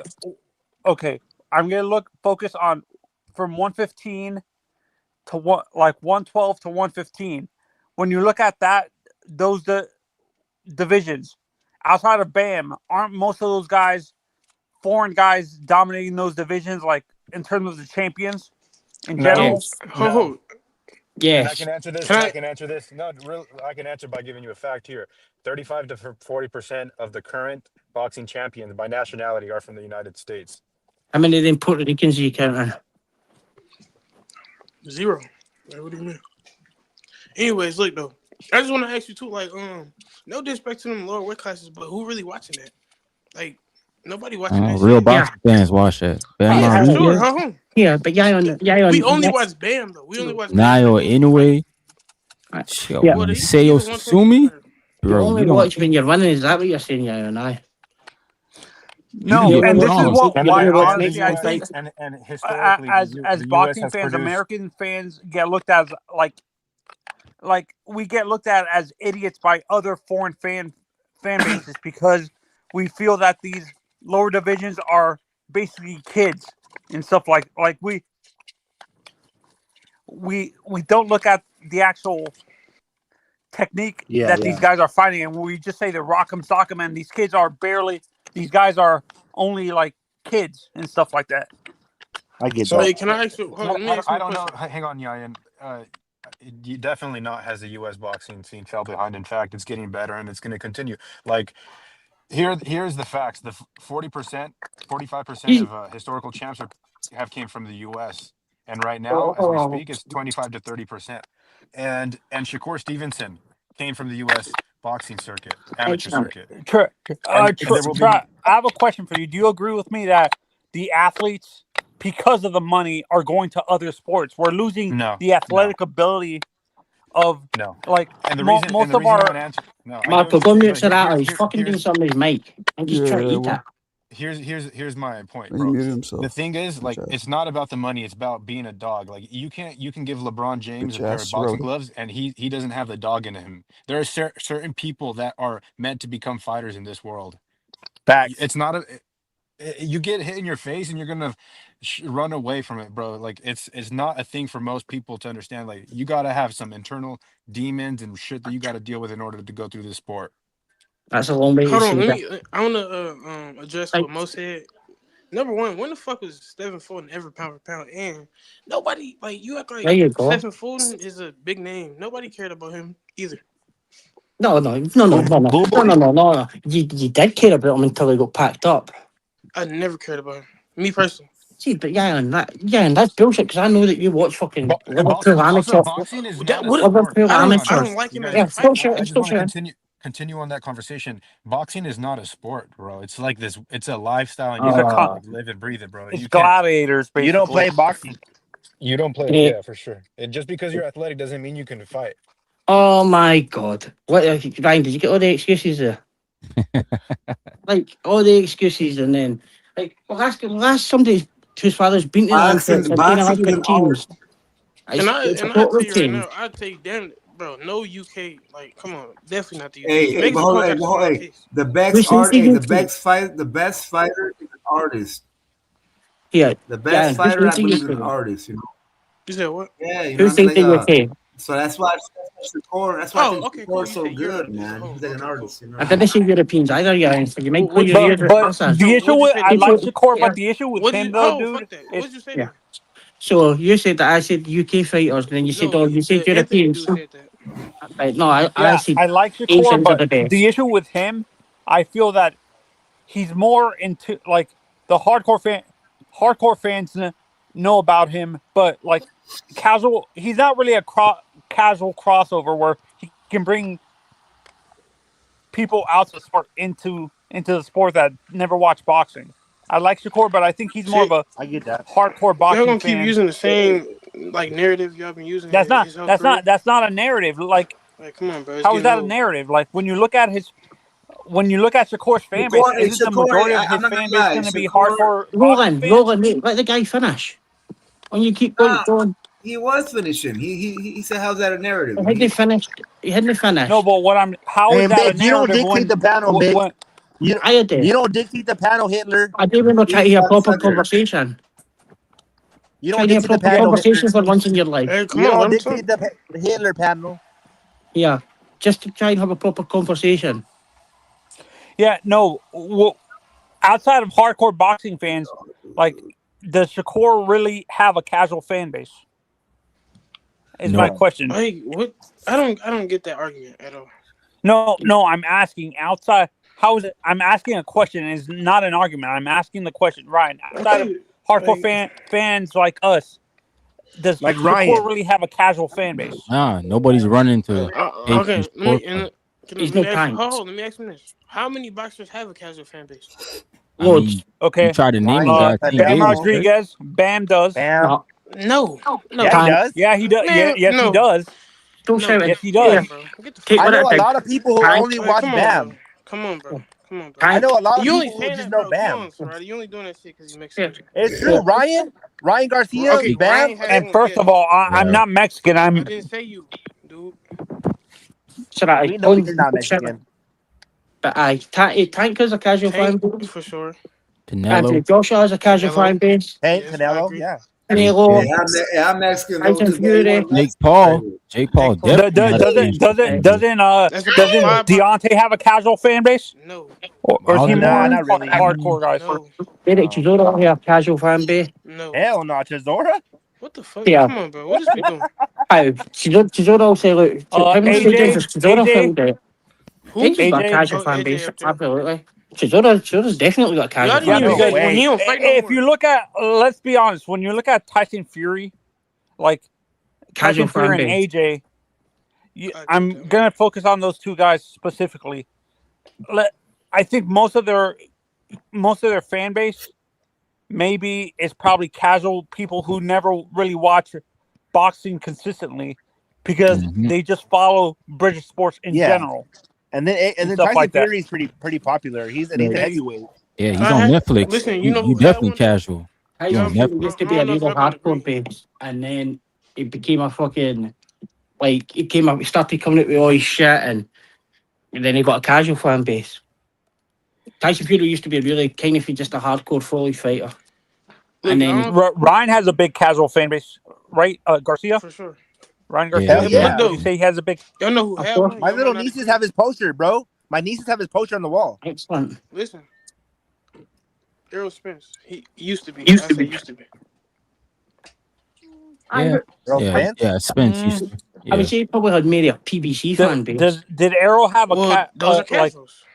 I mean, I think he was getting. I mean, I don't know. And then I'm coming from like the Black American side from it too. Oh, why do you have to be the Black American side? Why can't it just be the American? Oh my god, dude! Like, no, I'm saying outside of the when you look at Shakure, Devin, Bud, and you just brought up Tank and stuff. Yeah, Tank has a big casual fan base outside of the African American community in boxing, correct? Yes. I think Tank will be known over all of them. If I ask somebody right now in the streets, you know Tank or do you know Bud Crawford? And that's why I said Errol. Look, listen. This is the point I'm making. That's why I said Errol Spence and Black Americans, because you ask anybody else or anybody outside of Texas, they wouldn't know him. But he was like, I think so. The poster boy of PBC. That's false, bro. How about the Charlo brothers? The Jamaicans definitely know Earl Spence, bro. Jamaican. That man's I think that narrative's like crazy over there. But, only black people can like Errol Spence, and only black people will like Errol Spence. I didn't get that. That's crazy shit. Dude. Well, Mick, you don't live in America, you fucking He's moron. right. That's how it is. Yeah, mate. They think I say it myself. Oh, by the way, look, there's a fighter there. What color is it? What color is it? Black, when you white, look at the fan base, like I live in Florida. When you look at the people that we follow for boxing specifically, we follow Ryan Garcia. We follow Bam Rodriguez. We have a big fan base for Tio down here. Why is that? You're in Florida. That's what I'm saying. She's like California. But they're not born and raised here. That's it. We don't have born and Yeah, I get Let it. me say this, Mick. This goes to you. You say, "Oh, what color?" It don't matter what color. It does, because people are gonna support their people. Like Black Americans are gonna support their people. Yourself. Exactly. You gotta speak for yourself, brother. You see Big Nello behind me. Bro, if you Big Nello behind me. bro, but if you didn't support your people, bro, that'd be a damn shame, bro. Yeah, that'd be a damn shame. Why can't you just support Americans? And it's funny. Mick, that's just how it is, bro. Don't ask me. Did I just say that you guys are really racist? I'm Hispanic. People assume my favorite fighter of all time is gonna be Oscar. Actually, it isn't. My favorite guy of all time is Evander Holyfield. Evander. What? Real deal. I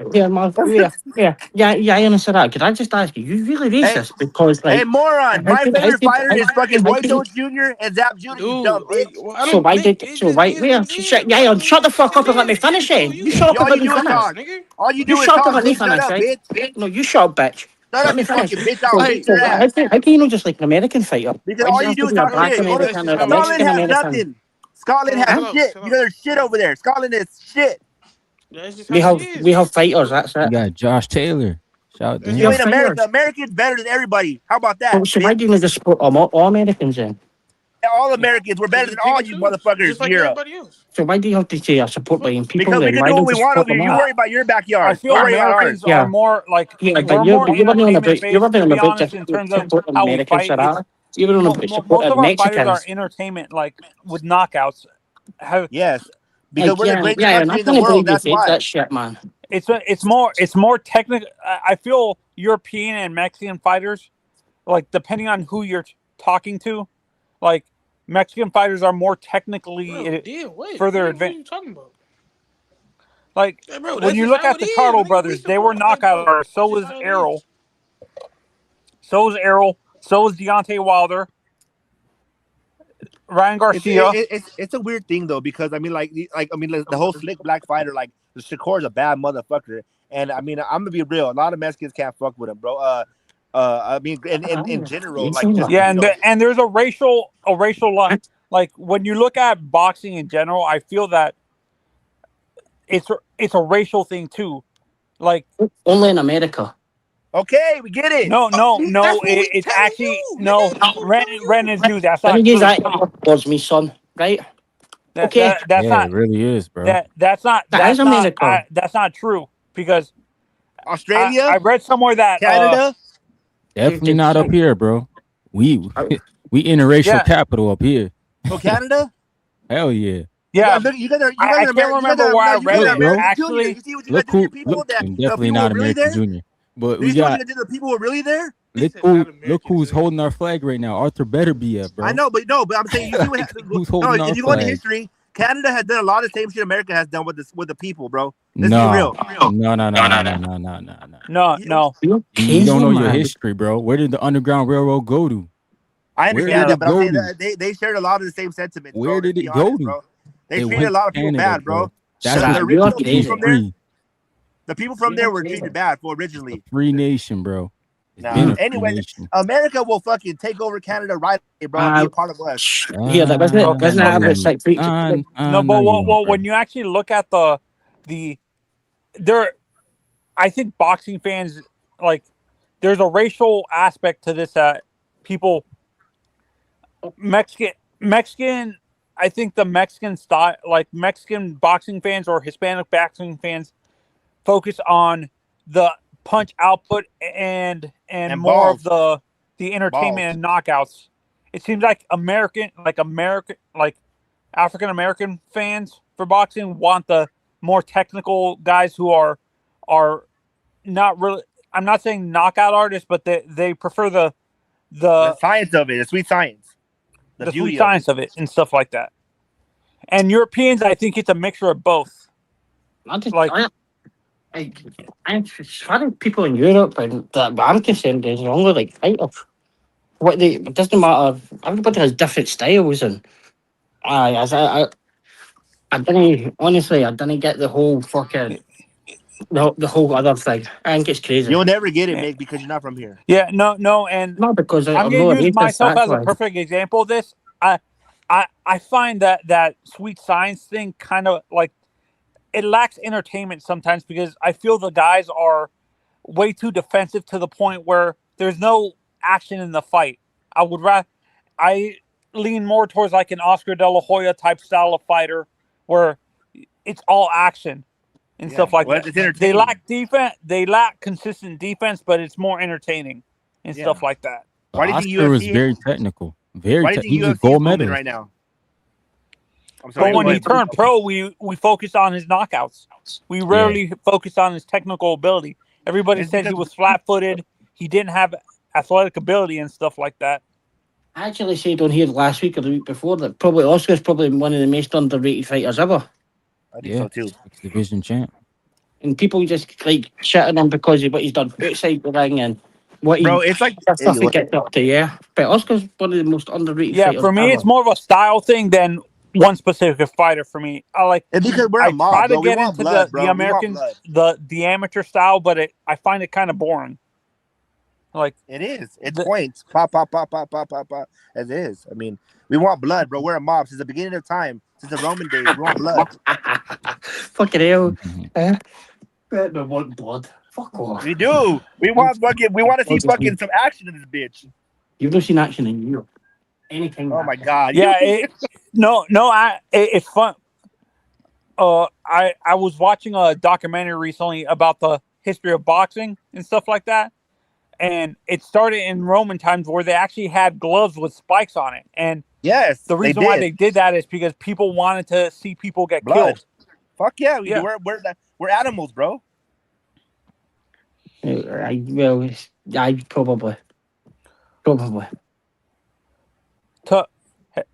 Hey, Marco, Tuck is backstage.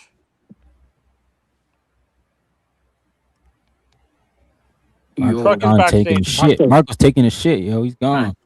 Marco. In fact, he's got access to his cell phone, is it no?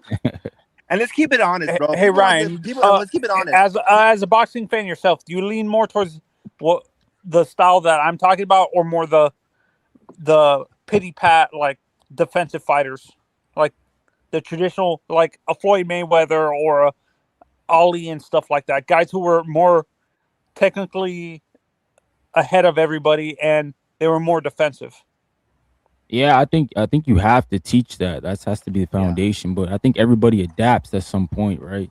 Like everybody can get to the entertainment side. Some guys just choose not to. Like I was having a conversation with somebody last night. They said, like, who would you rather watch, Devin Haney or Shakure? Because they're both boring. But I'm like, I'd rather watch Devin Haney because I think Devin Haney will take more chances than Shakure. Yeah, I don't think Shakure will take chances. I think if Devin Haney has you hurt, at least he'll try. He might not knock you out, but he'll try. With Shakure, I compare him to Parnell Whitaker but Parnell was a little bit more active. He was an active defensive fighter. Shakure's more a pure defense. Like, would you say Floyd was an active defensive fighter, or was he more waiting? He waited to see what you were going to do first. I think Floyd was more offensive in his earlier career. Then obviously his hands forced him to change the way he fought. No, I'm talking about the Floyd that we saw against like an Oscar and stuff like that. Like I think he was still offensive then. I think after probably Madonna, the Pacquiao fight, even going into Madonna, that's when he was really. Floyd was always a counterpuncher on the defensive stuff. No, he was on the front foot a lot in his early fights. I'm talking about the version he talking about. Yeah. And in the chat, real quick, you guys gotta keep it a buck, bro. I know it's hard to talk about, bro, but let's keep it a fucking buck, bro. In life, bro, every ethnicity and culture has their advantages, bro. Black fighters, bro, there's more. Who cares about that shit? No, hold on, bro. Hold on, Mick. They're more athletically gifted, bro. It's the truth, bro. It's a fact, bro. It's a truth, bro. Let's keep it real. Yes, it is. Do you know what they've got is they've got the environment. They've got the environment. Bro, you're a fucking moron if you don't believe that, bro. Basketball, football, boxing, bro. Let's be real. Let's call a spade, bro. Let's call a fucking spade a spade. No, I agree with him. Black fighters are naturally more athletic. More gifted, bro. They are. It's life, bro. It's fucking life, bro. That isn't it. What did David? Is that? No, you're fucking a dumbass. Shut the fuck up and listen to me. Shut up, bro. Let me talk. You shut up, true, bro. You shut it's up. Fucking true. See if you're talking about 100-meter sprints. Black people have got advantages. Oh if you're my talking God, about the Olympic swimming final, bro. if you're in the Olympic swimming final, the white person's going to win. This is what you don't understand. This is what you don't understand. Shut up. Let me speak. You shut the fuck up and let me speak, because all you do is go. Let me finish. Let me finish. Shut up. Let me finish, and I'll tell you what the advantage is. The advantage there is in black neighbourhoods that have boxing gyms, and they always give back to the community, and they always go back and train that's them. fine. I'm not saying that, moron. That's what the advantage is. It's the environment and the facilities. Are you stupid? It's not to do with colour or where you're fucking born. They're more athletic. Shut the fuck up, bro. It's real. It's the truth. They're naturally more athletic. If you actually, you're fucking dumb, man. Come on. That's what we're trying to say. Like when you look at the builds of some of these guys, I don't mean to sound racist, but it's not true. You crazy pieces of shit. I love you guys, but you got it so wrong. What? No. First of all, there's no such thing as black or white. So you're dumb. You're out of here. Get out of here, bro. There is such thing. Get out. What do you mean? Yeah. Get out of here. You're crazy. Go and take another Xanax, Fran. Go take another dick in your ass, man. No, I'm saying, wait. If you want, what do you want to talk about? You want to talk about people who darker skin who No, bro, it's from the region, from African American descent, bro. You got more naturally fucking gifted, bro, and talented. And it's what it is. It's true. It's true. African American. You're a fucking moron, bro. An African who lives in America, stupid ass bitch. So how come Africa's not got all these champions then? Bro, you're a fuck because they don't have the same stupid, bro. Oh my God! Like, how come Africa doesn't got all the champions? Y'all don't just get it, bro. You don't get Cork. Because they don't Giants, use they're the dumb. boxing Giants, circuit. because they don't get Because it, they don't bro. have a boxing Strange, man. circuit. No, I'm saying Yeah, that's kind of exactly. strange. Thank you. That's kind of strange to say that, though, man. For real.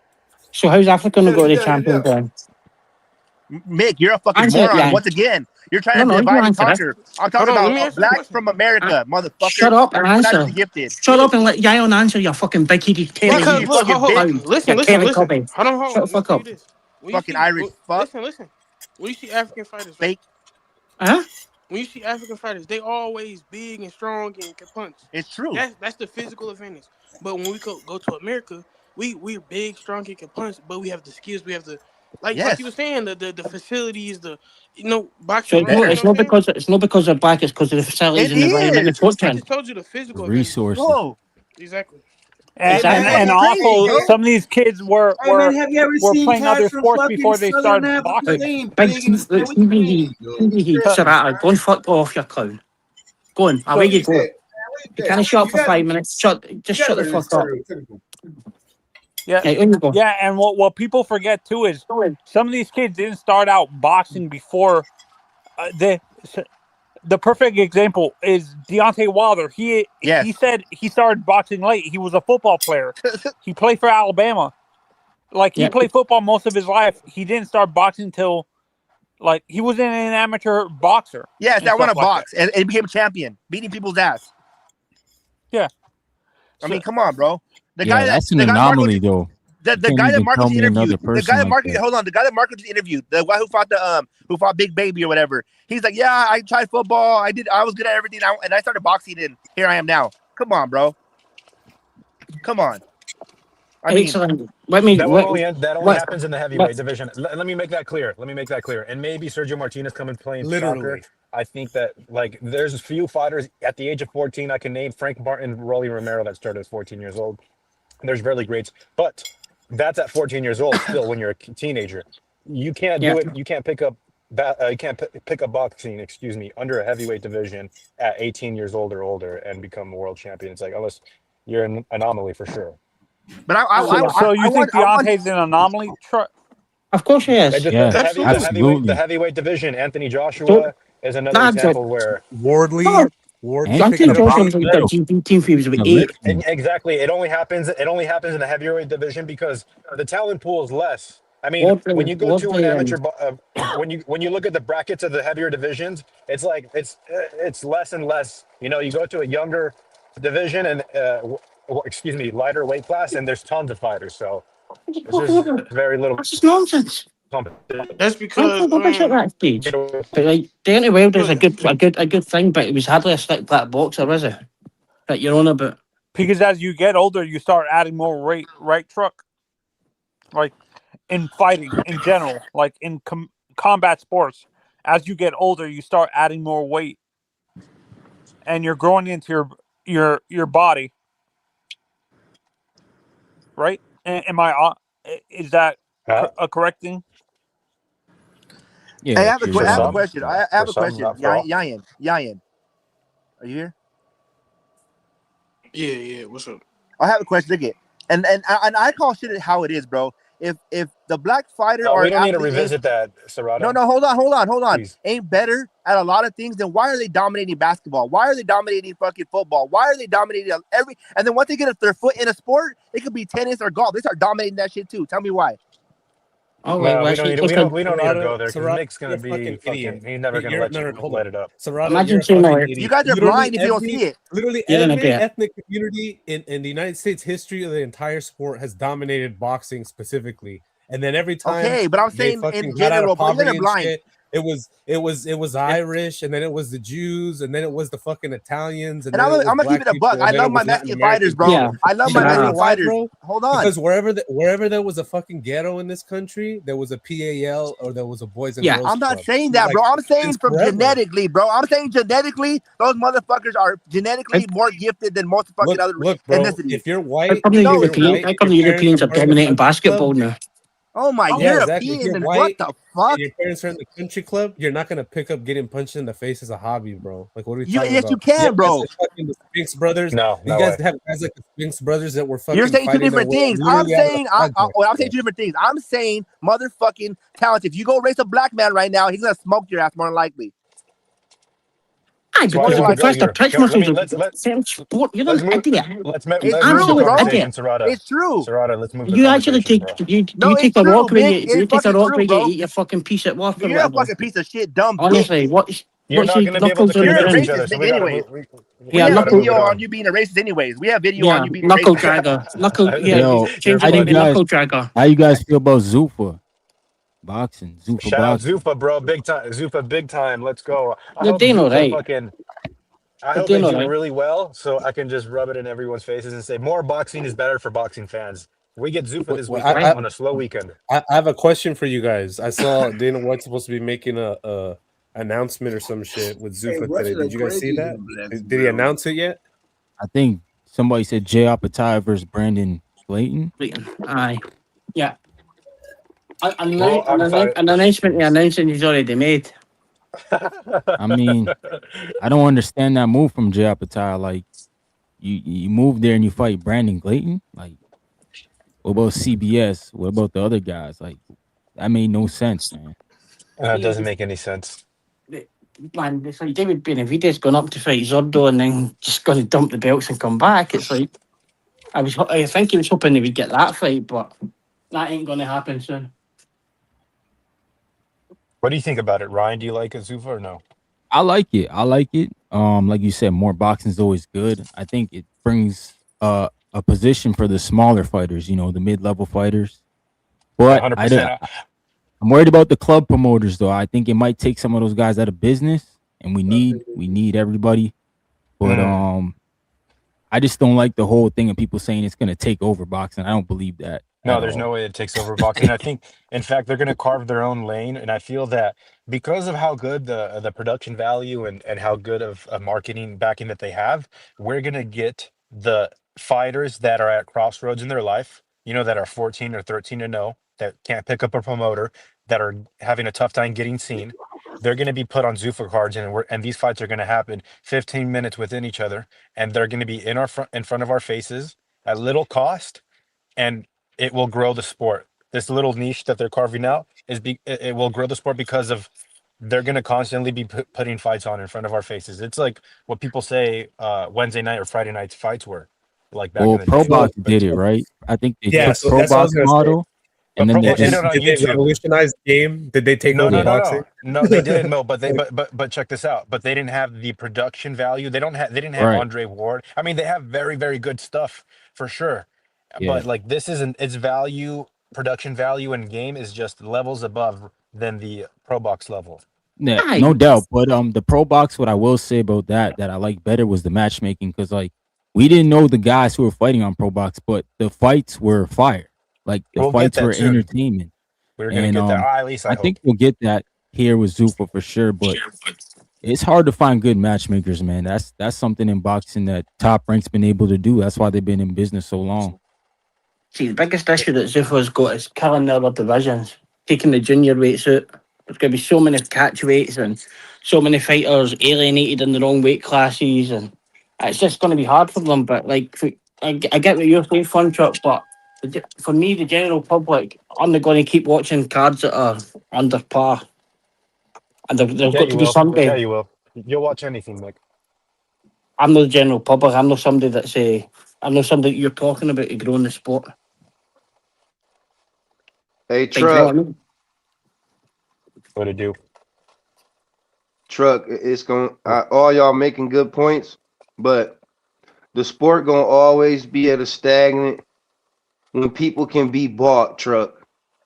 When people can be bought, it's gonna be always have a problem with our sport. And what I mean by that is when we get these big fights, we gotta get the controversy out of the fights to keep the casuals tuned in with the fight. So we can't have New York saying the replay didn't work when someone takes a knee.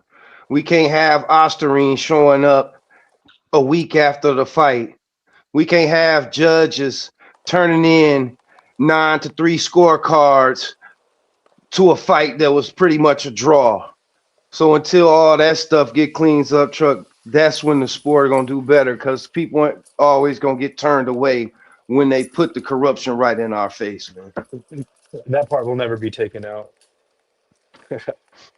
Yeah, and boxing that's and why. integrity. Listen, boxing and integrity don't belong in the same sentence.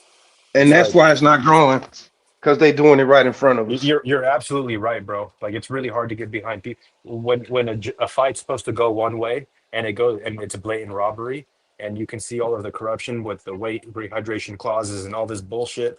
It's like you can't. It's hard to become a fan, and that's why there's few of us. No, I agree, man. I agree. There's nothing really bad about the cards they put on, apart from the quality of them. Like, there's only so much somebody will keep tuning into that. Do you know what I mean? Obviously they've got their league thing set up and nobody knows what it looks like. But every two or 3 days, Dana White changes his mind. All this kind of stuff, and it's like, how long can you go putting on cards like that and keeping folk interested? That aren't real boxing fans anyway. We're on a panel talking shit about boxing. It's fucking, we'll watch any kind of boxing, no matter what, but we're not the target audience. Like, there's good to be something to keep folk going back and tuning in. Like, I get DAZN isn't great because it's a streaming service. You can't flip by DAZN and click on fights. Is it like, I get it, you can do that with Paramount as such, but maybe that will help it grow a bit. But like, half the countries haven't even got a fucking TV broadcast deal yet. We're watching it on YouTube the same as Pro Box.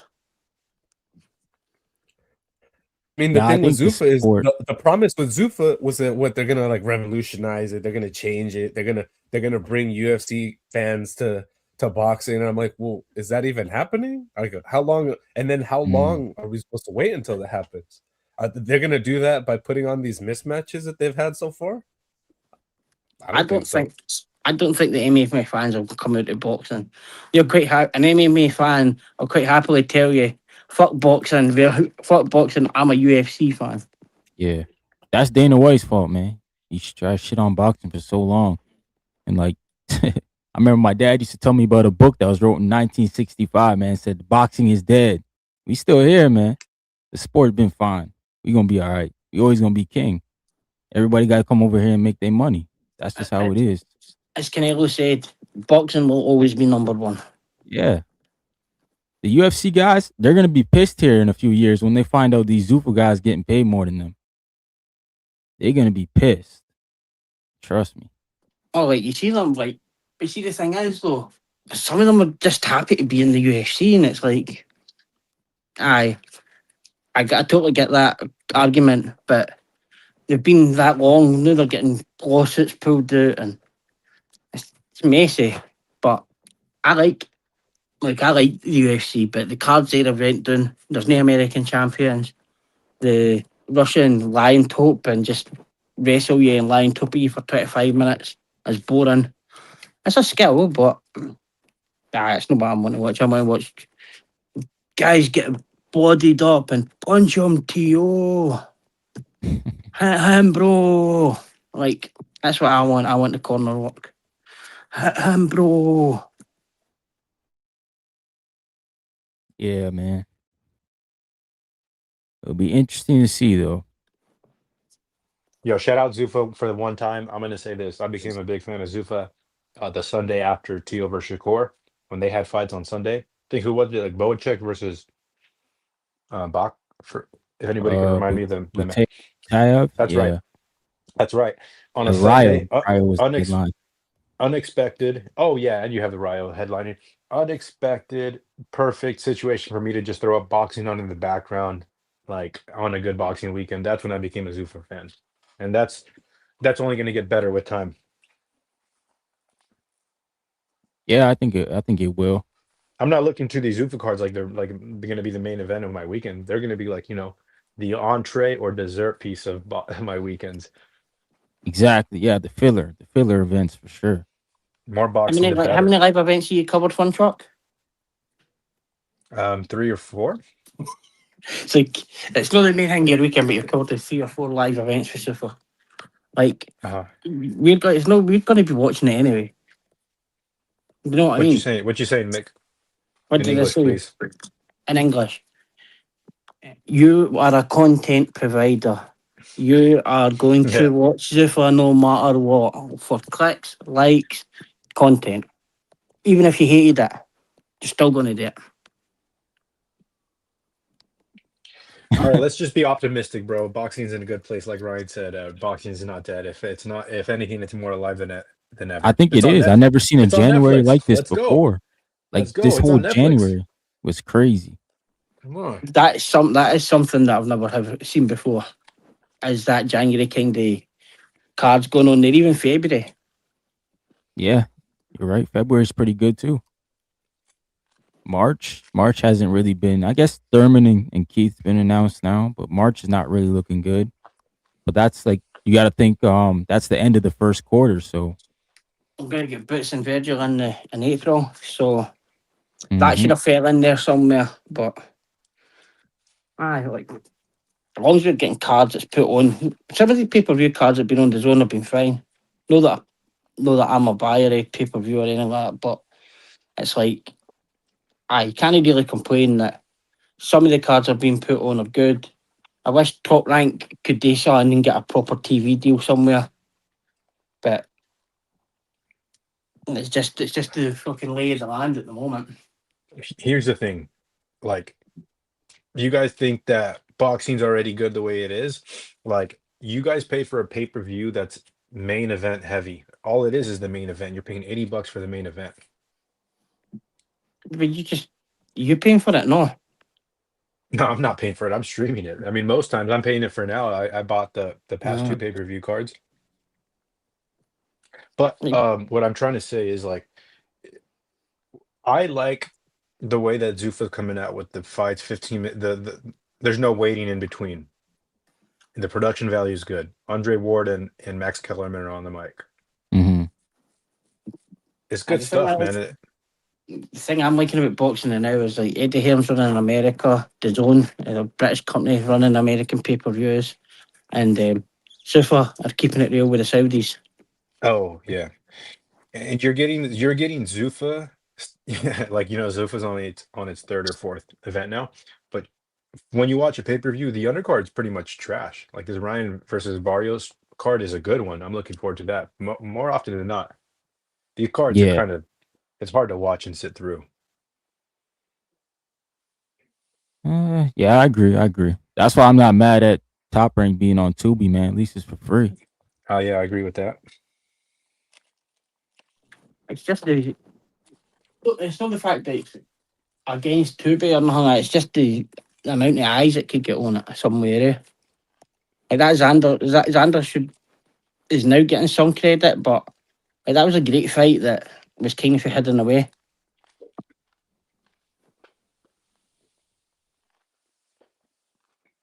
Oh yeah. Oh, Conor beat the biggest bag in the boxing ring. Hell yeah, bro. Yeah. 90 million.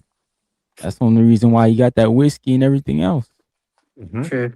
And he went back to Dana White and said, "You gotta treat me like the boxers. You gotta give me percentage." Yeah. He learned from the boxers, man. You're talking to Conor's biggest fan, Victorious. Well, I mean, he's got to understand that the only reason why that Conor blew up is because he went over to boxing and understood the business. Was like, yo, this is what they doing over here?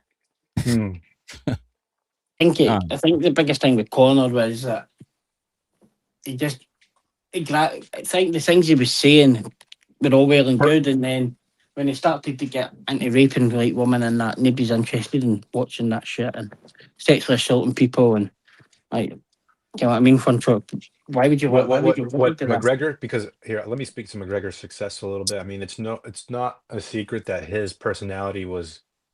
We've never seen that and haven't seen that since like Ali, but like the viral shit that he would put out back when like social media, when the algorithms were blowing you up in front of everyone, and he actually knocking out Jose Aldo in 30 seconds put him in megastar stardom. Like he was crossing over before the pro boxing match, but yeah, I agree with you. Like when he fought Mayweather, he had definitely entered a different stratosphere. Yeah, that was his crossover. That was his equivalent to when Mayweather fought Oscar, man. Like crossover fight made him the guy. Shout out to him. Because I mean, a bunch of other fighters started to come over to boxing after that too. Yeah. Shout out to Nagano. Yeah. He's got like two $20 million bags. So hey, I know. I mean, it is what it is, my guy. Boxing, that's why like boxing will always be the most entertaining sport in the world. It's like it's something that we gravitate to. Naturally it's some straight up gladiator type shit. You know, the biggest celebrities in the world, they're the ones that are sitting front and row at boxing events. Yeah. And yeah, he said Conor sold 3 million pay-per-views. No, you're absolutely right, bro. But that's the whole issue with UFC. Those guys don't get percentages. In boxing, those are percentages to the fighters. They get a percentage of that. So imagine if Conor did 3 million and he got 60% of the whatever the price was of that pay-per-view. That would have been nuts. He would have been getting Canelo money. But hey, that's the UFC's motto. And I know a lot of them are probably not even going to see that Paramount money either. So, oh no, no chance. It is what it is. Investors first. Investors first. Exactly. Yep. You got to take care of the corporate crew. Investors first, and then they got the sponsors and Claymore Rain and Reyes Boxing. You say Claymore? Claymore and Reyes. They need their percentage points. He said they get pay-per-view points. Oh, okay. No, actually, right, I am surprised to see what the Rayos of this world are going to make in the Zuffa Boxing League. That's the one thing that actually I'm teetering on. It's like when these UFC fighters see what these boxers are going to be making on the equivalent, you know, on the undercard of a weekend fight night, these boxers are going to be getting paid 4 to 5 times the amount of a UFC fighter. And I wonder what that'll do. Well, there is a cap on the Zuffa League. I'm actually in cap. 750K.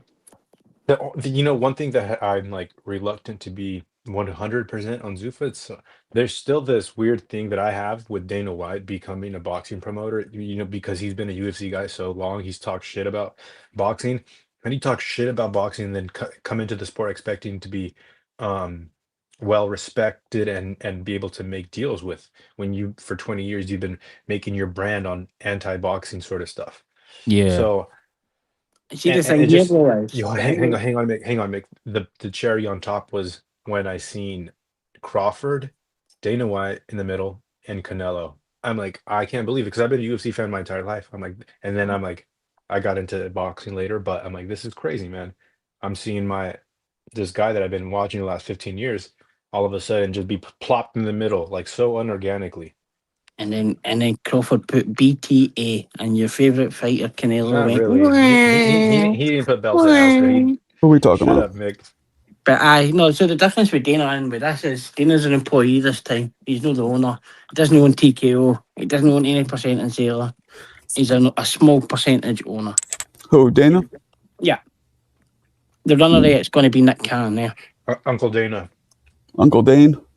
Aye, Nick Cannon's the boss there. So Max Kellerman was saying the craziest stuff, man. He said, "What was he saying? I've been waiting for this since I was 12 years old." It's like, bro, did you forget you were on HBO? Like, what the fuck? Hey, wait, Ryan, you talking about like they interviewed Max Kellerman on his thoughts about Zuffa?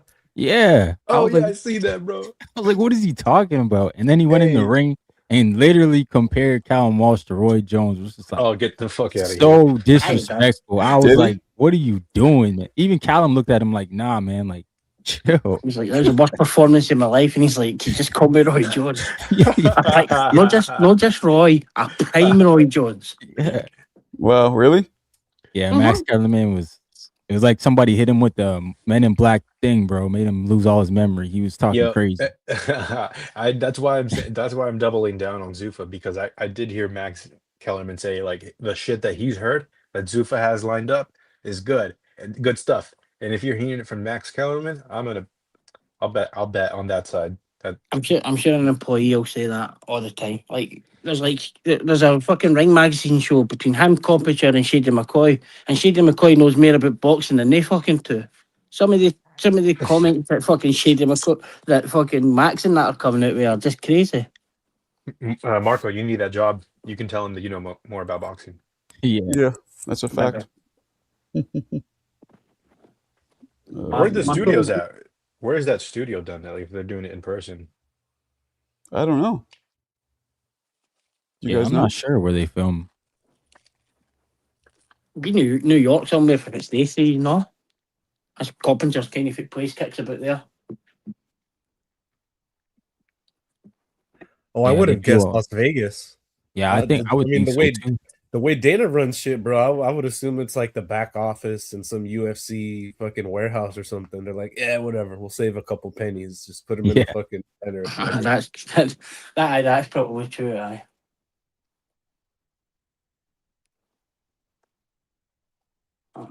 Fun Truck, are you going to be calling the last great American heavyweights fight at the weekend, Charles Martin?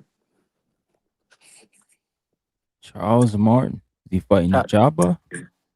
Yeah. Yeah, the last heavyweight to win a title without throwing a punch. I can't even remember who that was against, but the guy fell and broke his ankle, didn't he? you want to cover it together, Mick? We can watch it. Make Zuffa great again. Nah, I'm busy. I'm busy on Sunday. You're busy fucking. I don't know what Sunday. I've got the Sabbath. I can't work on a Sunday anymore. Are you serious? No, you're not. I am Abdul Wahid and everybody. I'm ready to. That's that. No more working. And Fun Truck's not paying me enough to cover it for boxing. Damn. Like he's trying to get me to get like he's like, can you get the tracksuit and that like Claymore? And I'm like, I'm a fuck. I'm not wearing the Zuffa tracksuit and the cap and shit like that. Tracksuit. That's what happened. Like fucking Claymore and fucking Reyes are running up and down the street in the blue and the white tracksuit to see what one's faster. Like, man, they're Zuffa daft. Marco, what's up? Oh, sorry, I'm just fucking dealing with. We're doing shout out Marco. He's got the live stream for us. We're doing we're just trying to sell everything because we're fucking got to move in like a few days. So we have people coming buying shit. Damn, that's stressful. When you ask people for help, what's that? When you're moving, that's when you find out your real friends. Like when you ask for help. It's a little different though at my age, Fun Truck, because all my friends are like, people are married. If they don't, it's not like when you're younger, like all your friends come help you move. What this shit is, it's not like well, not all of them, Well, yeah, not all of them, right? Some of them fucking grandmas, babysitters, like aunt got cut, so they can't help you. Yeah, you'd imagine something to be a Fun Truck would give you a hand, Marco. Yeah, do you know how many times I've been asked to help with my pickup truck to help people move? Like, I'll fill up your tank of gas. Right, here it comes. Sarasota. Dude, watch out! You almost got hit, weirdo. It's El Mencho himself. Here it comes. El Mencho. Serrata, mute your mic and turn your camera off, please. More like El Muncho. And change your avatar too, so we don't have to look at that. Why you scared of that? You scared what that brown brother could do right there?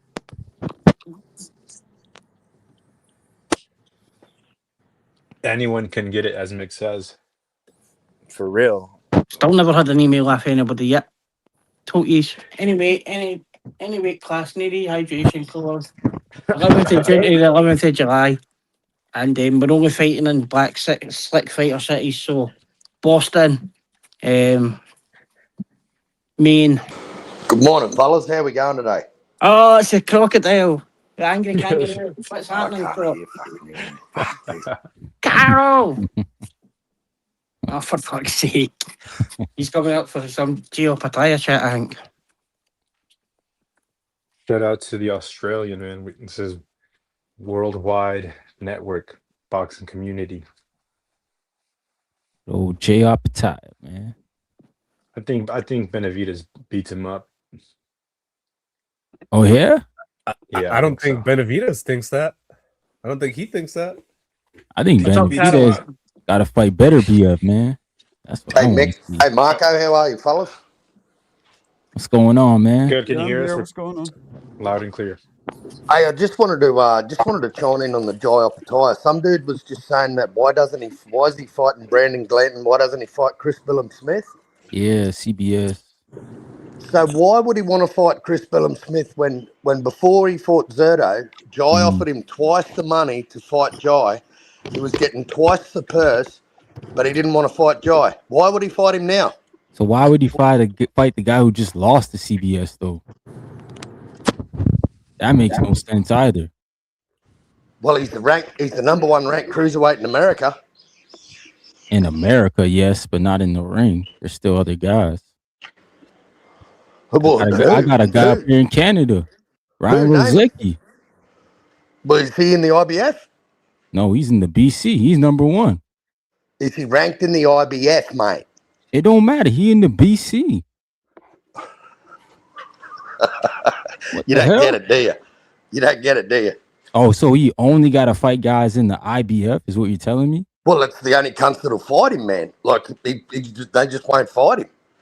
I don't know what more he's got to do. What happens when he beats Ryan? What is everyone going to say? Oh, he was a bum. No one knew who he was. Brandon Glayton's not even in the IBF. So what are you talking about? Oh, isn't he? No, he's not even ranked. That's what I'm saying. Like at least on the ring. Ryan Rozicki's number 5 too. Yeah, I see Brendan Glenn ranked number 15 in the IBF. Oh, yeah, I see him there too. Yeah. You know what that is? I think they pushed him in there so that can be a title defense at 15, yeah. Of course, they do it every time, Mick. Man, Ryan Rozicki's number 5 in the Ring magazine. Well, why would he fight Billum-Smith when Billum-Smith already turned the offer down twice? Why would all of a sudden Jai fight him now when it's worth 0? It's a better fight than Brandon Glayton. Like, I think it is. Do you not think it is? I don't know, man. I just know that fucking Billum-Smith didn't want to fight Jai. The thing is, you can't make these dudes fight, man. What about Badu I Jack? like the Ryan Rozicki fight. I love that fight. I think that's probably his biggest resistance at the moment. Bro, I know Ryan Rozicki will fight him. I can get Ryan Rozicki on the line with him. I know he would fight him. Yeah, I like to be in Zuffa though. In a heartbeat. That might be the killer, right? Like, let's go. Let's get Jai Opetaia on the line. Let's make it happen here at Marco's Boxing. Would he fight him in Zuffa? Because it'll be on a Zuffa card, that Opetaia fight, won't it? See, the thing is you can criticise Jai all you want, man, but Jai fights 3 times a year. Jai, and he's got a Michaelian. He's got Michaelian at the end of the year. He's got the WBC title at the end of the year for unification. So I hope they can make that happen. Nobody cares about Michaelian saying it, Mauricio Suleiman saying it. So I mean, it's coming out of the guy's mouth with the belt and the. I mean, man, we look at Mauricio. Do we believe him right now? You know, he do some weird stuff. I don't know who to believe more, him or Mike Cappinger. You know, he's just giving Conor Ben number 1 spots. Never fought at welterweight in like 3 years. He giving Ryan Garcia title shots. He's stripping Shakur Stevenson for not paying the bills. It's all money, my boy. Can we believe the WBC? Shakur didn't even reply to the emails. Like, I think that's poor. I think he was playing his cards properly though. Yeah. I think if he lost it, they paid the money to keep his belt. Do you know what I mean, Ryan? Yeah, but I'm shocked he left Eddie, because didn't Eddie just get a deal with Fox in Australia or something like that? I just saw. Yeah, but what for? What's he got? He's got Sky Nicholson, bro. Who else has Eddie got on DAZN? No, but that's my point. Like, if he had a Fox deal in the back pocket, why wouldn't he not tell Jai, hey, I got a Fox deal. We can get you fights. Yeah, but he was with Eddie for 2.5 years, and Eddie couldn't get him any fights, man. Like, Eddie couldn't get him nothing, so why not move to Zuffa? At least people, you know, even bad press is good press for Jai, man, because it gets his name out there. People are starting to know who Jai Opetaia is. That's what I'm saying. Let's go, Jai Opetaia and Zuffa. See I think what's more likely is Eddie went in the back room with Jai and said, "Hey, I'm gonna cut you loose, and you go out there, you make your bread and get your profile up, and then you come back to me, and then when you're somebody, then I'll put you on." Nah, like Eddie, me reading tea leaves. Yeah, And Eddie if you believe Lambeau, everything Eddie says, mate, you're just as big a fool of believing Mauricio Suleiman. Oh yeah, Yeah. he's the worst liar. Nah, so Yeah, exactly. Eddie was saying, look, even though they had the contract and the fights with Jai, they were losing money. So even for 2 years, he didn't fight under Eddie. He was fighting under, what's the other promoter's name? Carol's manager? Tasman. Yeah. So like even the last fights, even though he's under contract with Eddie, he was still fighting. If he No, didn't he fight wasn't under under. Matchroom. His last fight, he was a free agent. That fight was solely Tasman promoter. Yeah, That was but even Tasman fight his own. even the ones before that, Carol, where he was like, he fought under, is it Mick someday? That was Claudio Squire. Yeah, that was under Matchroom. Yeah, it's See, the thing is he fulfills his obligations, man, but they just don't want to fight the guy, man. That's the thing. Like, Zerto don't want nothing to do with Jai, bro. Yeah, is Zerto about to fight Benavidez? I don't even know if Yeah, that's but gonna happen Zerto knew either. about Jai before the Benavidez offer was on the table, bro. Like, we're not covering new ground here, you know? All right, so then why don't Jai move up? Well, that's the $1 million question. I wish he would too. Because, like, I think there's more action at heavyweight in the sense of making money. And I don't think anyone won't want to fight him. You know what I mean? Like, there's kind of nowhere to hide at heavyweight, if you know what I mean. No, absolutely. Yeah, there's a lot of names. Hey, mate, Carl, Yo, I heard you fire up a car. Was that the Land Cruiser or was that the Mitsubishi Outlander? It was a helicopter. That's me, Toyota, mate. Get a helicopter at Carol, no? Abdul Wahid, Bud Crawford, Shakue Stevenson, and anybody else that doesn't want to pay their sanctioning fees, we're coming for you. Round them up. Get the fucking chopper, Carol. I think this Zuffa move is the best move for Jai, man. Like, I don't know about every other boxer, but I just know a guy like Jai that doesn't have the marquee name, and you know, like even Benavidez, man. Benavidez knows that if he fights Oppenheimer, man, he's in the fight of his life. And I'm not saying Benavidez is ducking him, but Benavidez don't have any immediate plans for the next 2 years to fight Jai. None. He's not on his list. Carol, do you think that, see, if Jai does get through that fight with Brandon Grantham, do you think he should fight the winner, the Punch Drunk and G-Von? Because that'll be the only one's left to fight. Punch Drunk and G-Von? What? Mike's over here on some fantasy shit. Carol's see, to try to get a fight together and ask me to promote it. Listen, that's easy for you to say, Carl.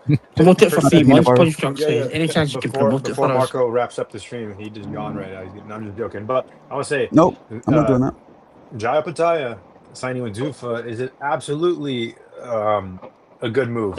Like, get us talking about you, get a couple fights underneath your belt, and let's see if we can get you a big fight on Zuffa. If he's saying what he's saying is true, and he's not getting these fights that should happen, why not give Zuffa a shot? Well, exactly, man. Like, Eddie Hearn couldn't do anything with Jai's profile. Nothing. One of the biggest British promoters. I mean, Frank Warren for heavyweights is the biggest. Queensbury's the biggest in England for heavyweights, but I think the Zone's the biggest promoter globally for every other weight division. You know, so man, he couldn't do anything with Jai, man. Couldn't get him the fights, and Eddie can turn around and piss and moan and say he lost millions with Jai, but the fact is, man, he couldn't get anyone to fight Jai. Like, that's the hard part. They don't want to fight this guy, man. Like, fear is real today in boxing, fellas. It's money. People, and when Benavidez says that it doesn't make business sense, that's the exact same excuse that Canelo said why he wouldn't fight Benavidez. Like, so the same palaver that Canelo was saying about Benavidez is now saying about Opetaia. Hey, that's what's up. So everyone's gonna, stop saying that Canelo ducked Benavidez because Benavidez doing the same shit. Exactly, man. Like you can't make it up, man. Like it's just the same goes around comes recycled around. Exactly, bro. He's taking it out of Canelo's textbook. Mm-hmm. That's what these guys do when they get to the A side. Yeah, it's hard. You have a lot to lose. When you have the A side and you have shit to lose, you don't want to fucking risk it all and be embarrassed and be put on a meme like Tank says. He's afraid of being made a meme of because all of this hard work and leverage. He is a meme for sure. Yeah, but that's why I'm a big fan of Oscar De La Hoya because he gave us the big fights, even when he lost. Man. He gave us the big fights. And I will become a fan of whatever style. Like it could be any style. If you're putting on the best fights in the world, I'm going to become a fan of you. That's who that's what type of fan I'm trying to become. Like wherever you're from, as long as you run to the smoke, you got my support. Right. And I think T.O. can get back on that train if he keeps fighting these top guys. Like we'll always talk about him because he's going to be in the big fights. T.O.'s young, man. How old's T.O., man? Fuck. T.O.'s only in his mid-20s, isn't he? Yep. Well, I think he's maybe on the back end 20s. He's 28. But check this out. If T.O. fights Keyshawn Davis and he beats Keyshawn Davis, he's back in the mix. Oh, for sure. Just like that. Yep. And see, T.O.'s a draw, man. T.O.'s a good draw for any fighter. He's a good name to have on your resume, man. I mean, people have even got Shakue high as number 3 on their pound-for-pound list. Yeah, I think that's crazy, bro. I think it's insane, man. I mean, because to me, see, at the end of the day, bro, pound for pound's a matter of opinion. It's your opinion, it's my opinion, and we can beg to differ. But for me, man, belts matter, unifications matter, title defenses matter, undisputed matter, and the way you move across weight divisions and the fighters that you fight and the resume you collate, that's what matters to me in boxing, bro. But I'm old. See, I don't know the business side. I think that's all duck sauce. contract. Like, hang on. As soon as you mention business, we're listening, Carl. Yeah, as soon as you mention businessman, you're losing the argument, in my opinion. That's just my opinion. I want to say Shakur's top 3 pound for pound, Mick, and you know where he came from? The USA boxing scene, silver medalist. Excellent. Well done. Done well. Number 3, pound for pound. Excellent. And you made all these videos about him saying that Tio's going to win. Like 18 days worth of videos that Tio's going to win. I said it was 6-6, bro. Oh, fuck off. Yeah, Funcho, I've got a question for you. Say we like to fight the best. And why do you not want the amateurs to continue to fight the best from the best? Why would you not want them to go to the Olympics and fight the best of the best? Because the environment here in the States. But you said you'd run right through for the best. Okay. You're I right don't know there. What are you trying to prove, Mick? I'm not trying to. Oh, so you're not there for all the best of the best. It's only when it suits. Why am I not paying attention to the world levels in the amateur?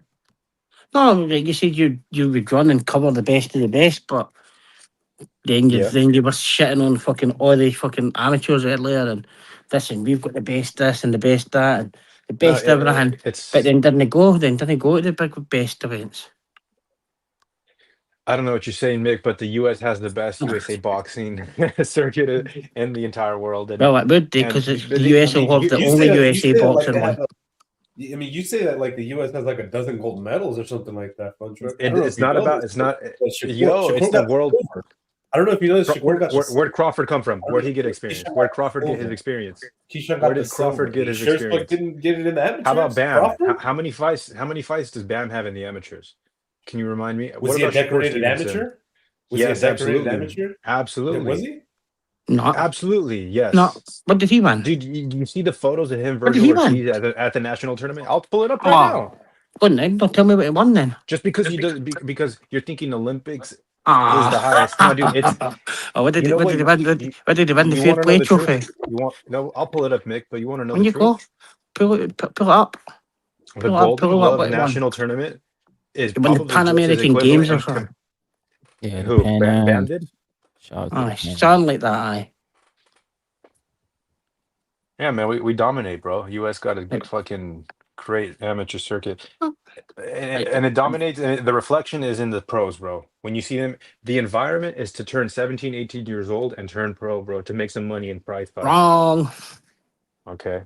That was never what USA Boxing's model was. Well, you have to understand, Mick, that like again, even if you're on the Olympic team or the USA boxing team, it's still coming. A lot of money's coming out of your pocket, dude. So why am I going to travel, take my kid across the pond to maybe even get a fight? Because you don't even know if your opponent's going to show up. Boxing's still like that, dog. Like what? Not in the big tournaments. No, I mean there's less of that, of course. But do you No, understand? It's a costly conversation. Shit. I mean, you got to think of the benefits if you come out on the good side, though, because like Shakur Stevenson was making millions before he had a pay-per-view. Like, we didn't have to see 20 tune-up matches for pay for 20 tune-up fights fucking to watch somebody who might make it. Why these guys not doing it like the Eastern Europeans and the Uzbeks and the kind of guys with are fighting for world titles in 8, 9, 10 fights? Why do we have why is a consumer, why do we have to pay for 20 fucking tune-up fights that may make it and may know, or they might just do a good Frankie Gomez and say I'm not fighting anymore. Right, do you know what I mean? Fun truck. Why should the consumer pay for something that could be learned and there's tournaments going and there's things there for to improve it? Why should we have to wait 20 tune-up fights to see somebody fight for a title? You're not paying for you haven't even seen Carmel's fights, bro. You're not paying for Carmel's fights. Nobody's paying for them. All right. People are paying for them to go and watch them. It's about building a career, but I want to move the conversation along. But everybody knew it, but all the other countries done it.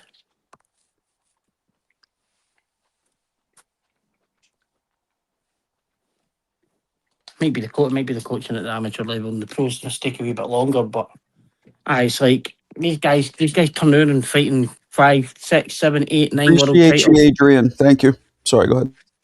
Like I find it strange that we somebody watch 20 tune-ups for fucking guys who are highly touted and things like that. Do you not think they're taking the piss at the business? No. Oh, no, the business. I was going to say out the fans. If they were ready. Boxing needs to go back to ABC, NBC, PBS, man. They need to put it on the local channels for it to be like, or you know what? I agree. No, I'm not going to go there because it's kind of already been done. But I'm saying like if Top Rank goes on YouTube and they put up like mega fights on YouTube, you'd probably see like tens of millions of people watching that live at the same time on a Saturday night. Yeah, I'm surprised none of them tried to go to YouTube and get a deal or something. And you know what, man? It's the best platform to host all of your catalog, your archived material, because everyone has a YouTube app across the world. That's true. So all these you know how you say it's Tubi accessible to like millions and it's easy for us to watch Top Rank. YouTube is the easiest out of all the media platforms. I mean, Top Rank specifically has parked their catalog on YouTube since forever, bro. You can find anyone there's still. They take them down. They've had it for like 5-6 years plus. No, I know, but it's not exclusive. You're not getting. Give me a Top Rank card that was a good one, where it's like a really good Top Rank matchup. Oh, you mean like a total, like an entire card? No. Yeah, not entire cards, but they have the all-time great fights and shit. Wait, Mo, can you give me a imaginary matchup? Who's with Top Rank right now? Xander? Who's at Top Rank right now? Xander versus Boots. Okay, let's say Xander versus Boots live on YouTube. Yeah, that's going to, and like that's what they need to do, because they need to sell it to the sponsors as viewership. Like, yo, we're gonna have this many people watching. You pay the sponsor fee. We'll put your logo in the middle of the ring. You're at least getting how many millions of views like concurrently will have be watching Boots Ennis versus Xander. No, I've got to watch Ziffer Boxing through YouTube because we didn't have a broadcast deal here. So I've got to watch on the Ziffer Boxing channel. I think the main event had about 1,000. That's Zuffa, bro. Come on, Mick. And you're That was the first event. What about That was the first event. Boots? He's hating. This guy's hating. It's fucking big time hater, Mick. And Mick will take that to the death, bro. No, but it's the same as like Pro Box. Like Pro Box get good numbers, but like when they try to start charging, and nobody fucking tuned in. Bro, you're talking about the Scottish Zuffa, No, they have one channel which is Zuffa Boxer. That's got 3 subscribers, bro. Bro, like, they get 1,000 viewers with. They got 1,000 views. It's just the Zuffa Boxer channel. We're talking about 3 viewers. We don't know your channel you're on about. Alan Day, are you squatting? You getting ready? Goalpost? I'm kind of done talking to you, Mick. It's fucking hard. Oh, come on. It's hard. You've maybe got 3 viewers for Scotland Fun Truck, and that's me and my 2 phones. Your 2 tablets, bro. Aye. No, I'm glad the other one's tennis tablets. He's away, isn't he? He's mad. Don't you got some horses to train over there, bro? You need to go jump on a horse and don't push the horses. I've told you, don't push the horses. Man, listen, I lost the plot again, man. He's so Mexican, I don't know what. He's so Mexican it pisses you off, Mick. Oh, doesn't it? It doesn't piss me off. He got so mad about fucking me saying, can you just support any American fighter? What's wrong with that? Yeah, I'm about to head out, fellas. Man, it's been a pleasure. Ryan, man. take it easy, my man. Thanks for the hospitality. Appreciate you, Ryan. Appreciate you, Ryan. Sorry I wasn't you, around that much. I'm going through a lot of shit. It's all good, bro. You got stuff going on. Appreciate you. One truck's taking control anyway. What up, Big for nothing? It's truck KO. I just got out of bag day today. Bag day. Oh gosh. Bag day. Make sure to keep that chin down, bro.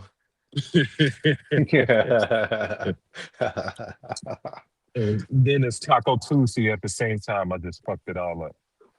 Yes. I like that, Andy. It's all good, man. My kid loves tacos, so. No, we're just holding it down here for Marco. If you have any shoot to shit, just go off. Did he shoot tacos too? Or what Mick says. On you go, Alan Day. I did see. Wasn't it a fight just announced? Jaya Pattaya. Yeah. Oh yeah. Jaya Pattaya. Brandon Glanton. You're set. First Zuffa world champion, right? Yeah. Shout out Zuffa.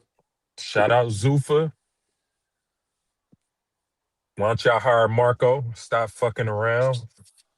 Yeah, let's put a job resume together at Zuffa. You need to hire Marco KO Boxing and the Fun Truck and Victorious will be coming along. Oh yeah, correspondence 100%. All right, Zuffa, stop fucking around. Get off your ass. Stop going with the norm. I told you, I can't do something. Stop going with the normal motherfuckers who ain't contributing, ain't adding shit, just blending in. Boxing don't need no more fucking squatters. Get these squatters out of boxing and put a real motherfucker up there. So, what do you guys think about this Osley Iglesias versus Pavel Stolyagan guy?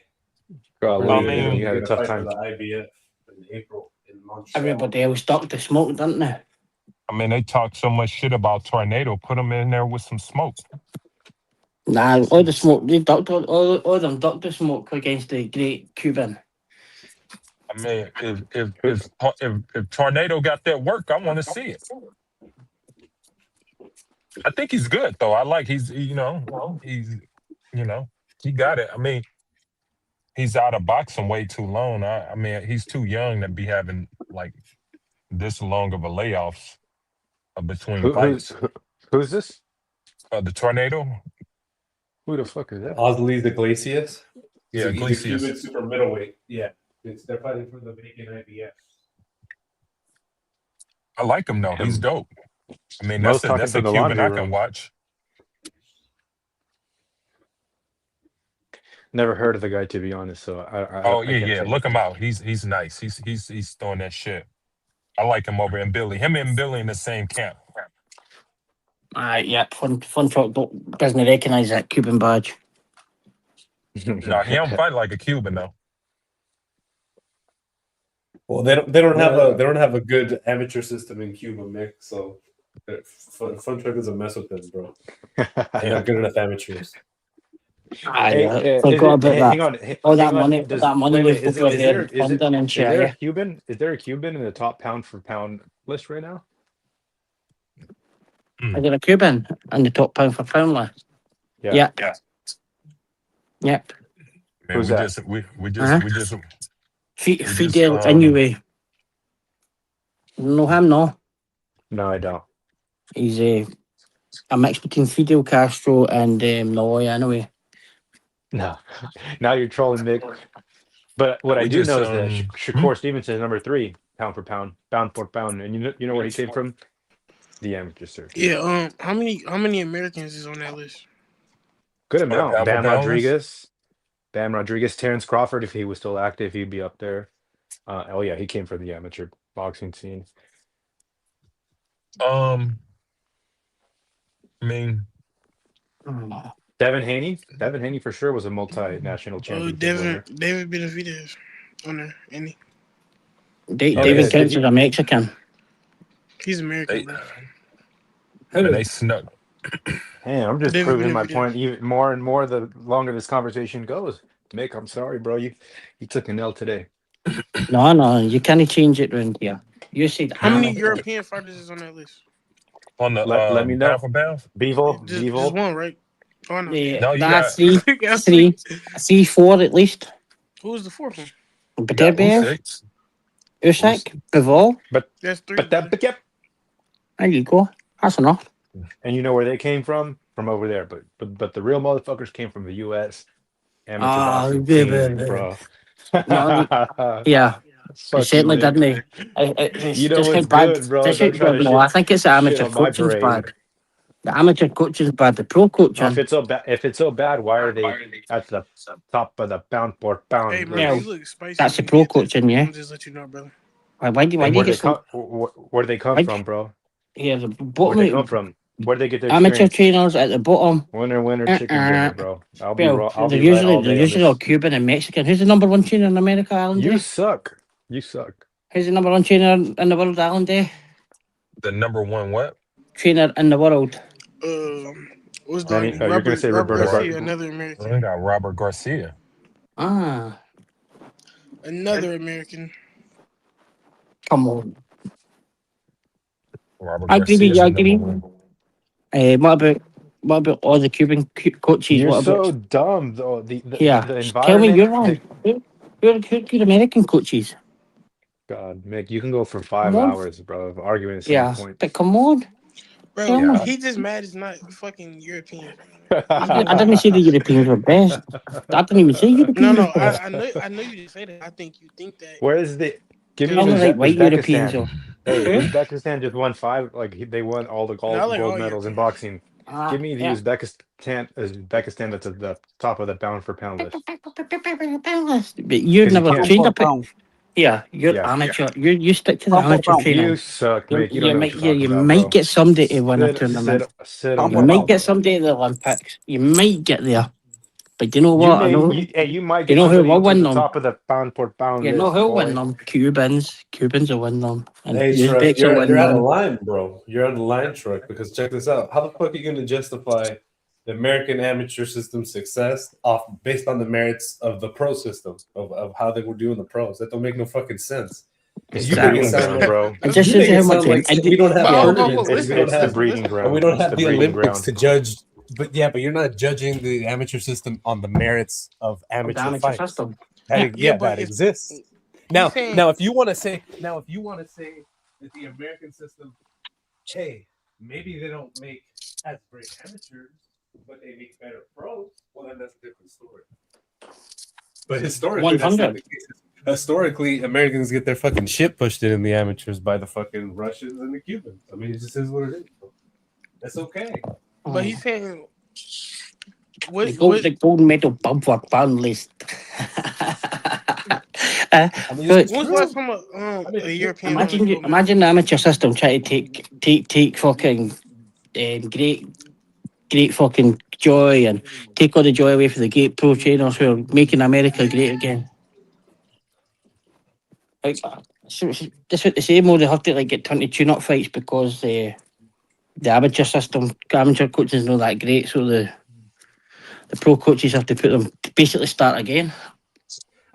I mean, I not to cast aspersions, but to me, it seems more like the reason why they have so many fights is because they have to make good on their investment. So they spent all their childhood doing this, so now they need 20 fights worth of purses in order to justify all of that in. So it's like, hey, I'm gonna do this. You got to ensure that I'm gonna get 20 fights or whatever, 20 fights worth of money, and so on and so forth.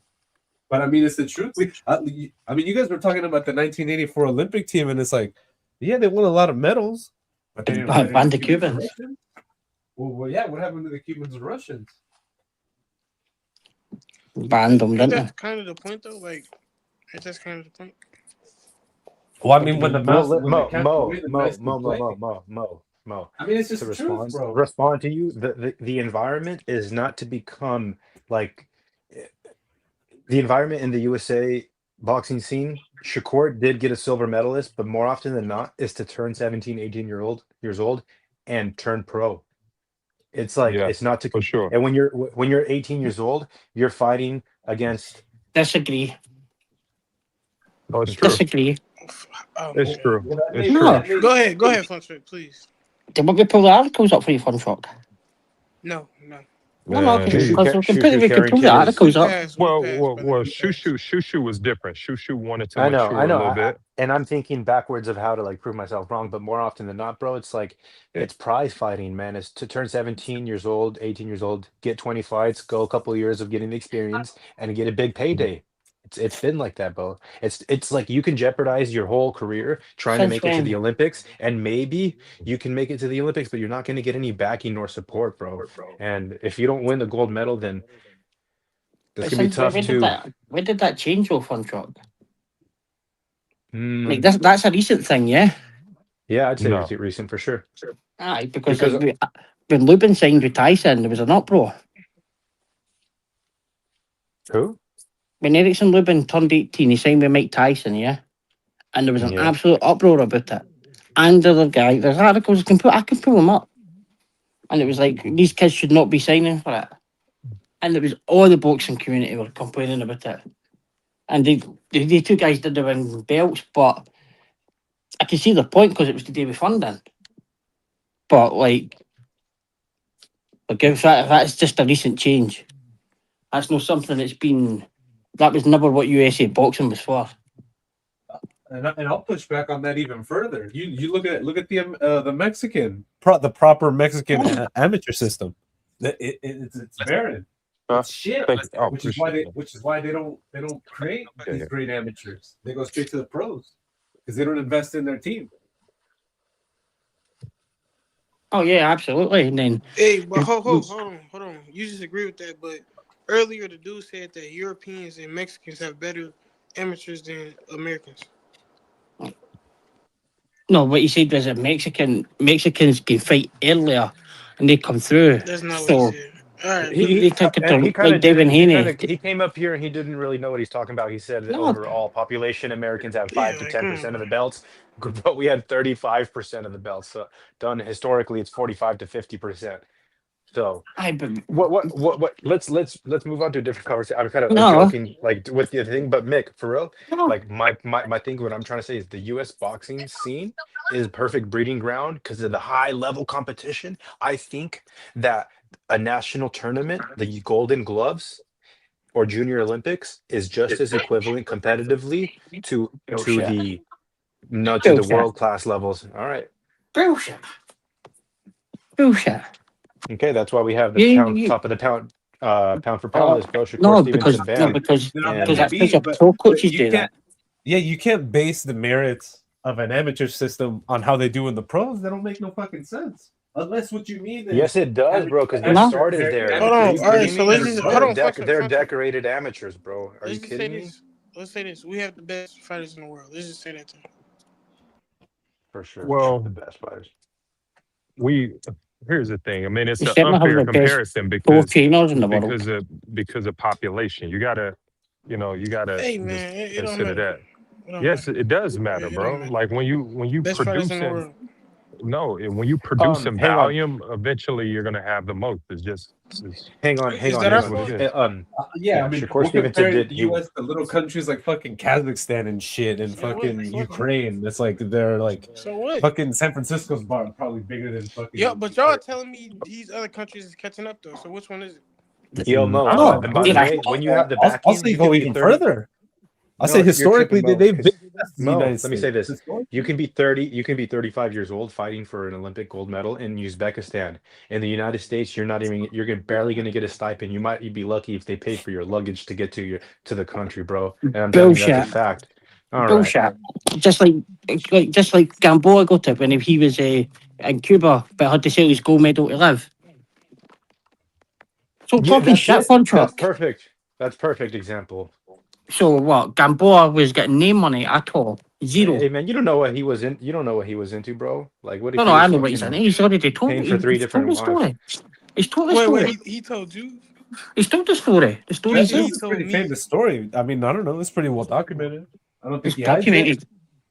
Aye. Like, or do you not read over there, or do you only read black fucking pages or black books or whatever? Fuck No, off, guy. well then you know who Yoel Romero is. What are He you told talking countless about? of stories. Hang on, Yoel Romero. I know you know who he is, Mick, and Yep. he's Do you know told who his brother countless is? stories of Cuban athletes getting the VIP treatment because they're winning gold medals for the country. Bullshit. So what's up? So why do they always leave? You ain't shit, Mick. So what about Yo Romero's brother? I don't know why you're asking Go me and tell. that, bro. I don't know why What they're about because he was leaving. a boxer? He was a boxer. He was a world champion. Oh, but you didn't know that, do you? Jan Pablo Hernandez was Yo Romero's brother. He's a world champion. Why do they all have to leave Cuba? They literally sell their gold medals to live. But you think, oh, because we got a stipend. Fuck off. Bullshit. Absolute bullshit. It's an excuse. You ain't shit, Mick.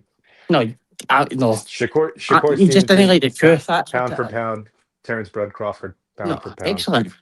Well Bam done. Rodriguez, Devin Haney, Muhammad Ali, Sugar Excellent. Ray Leonard, Yeah. Oscar De La Hoya. And I But was gonna say that and too. As far as talent, great pro untouchable. coaches.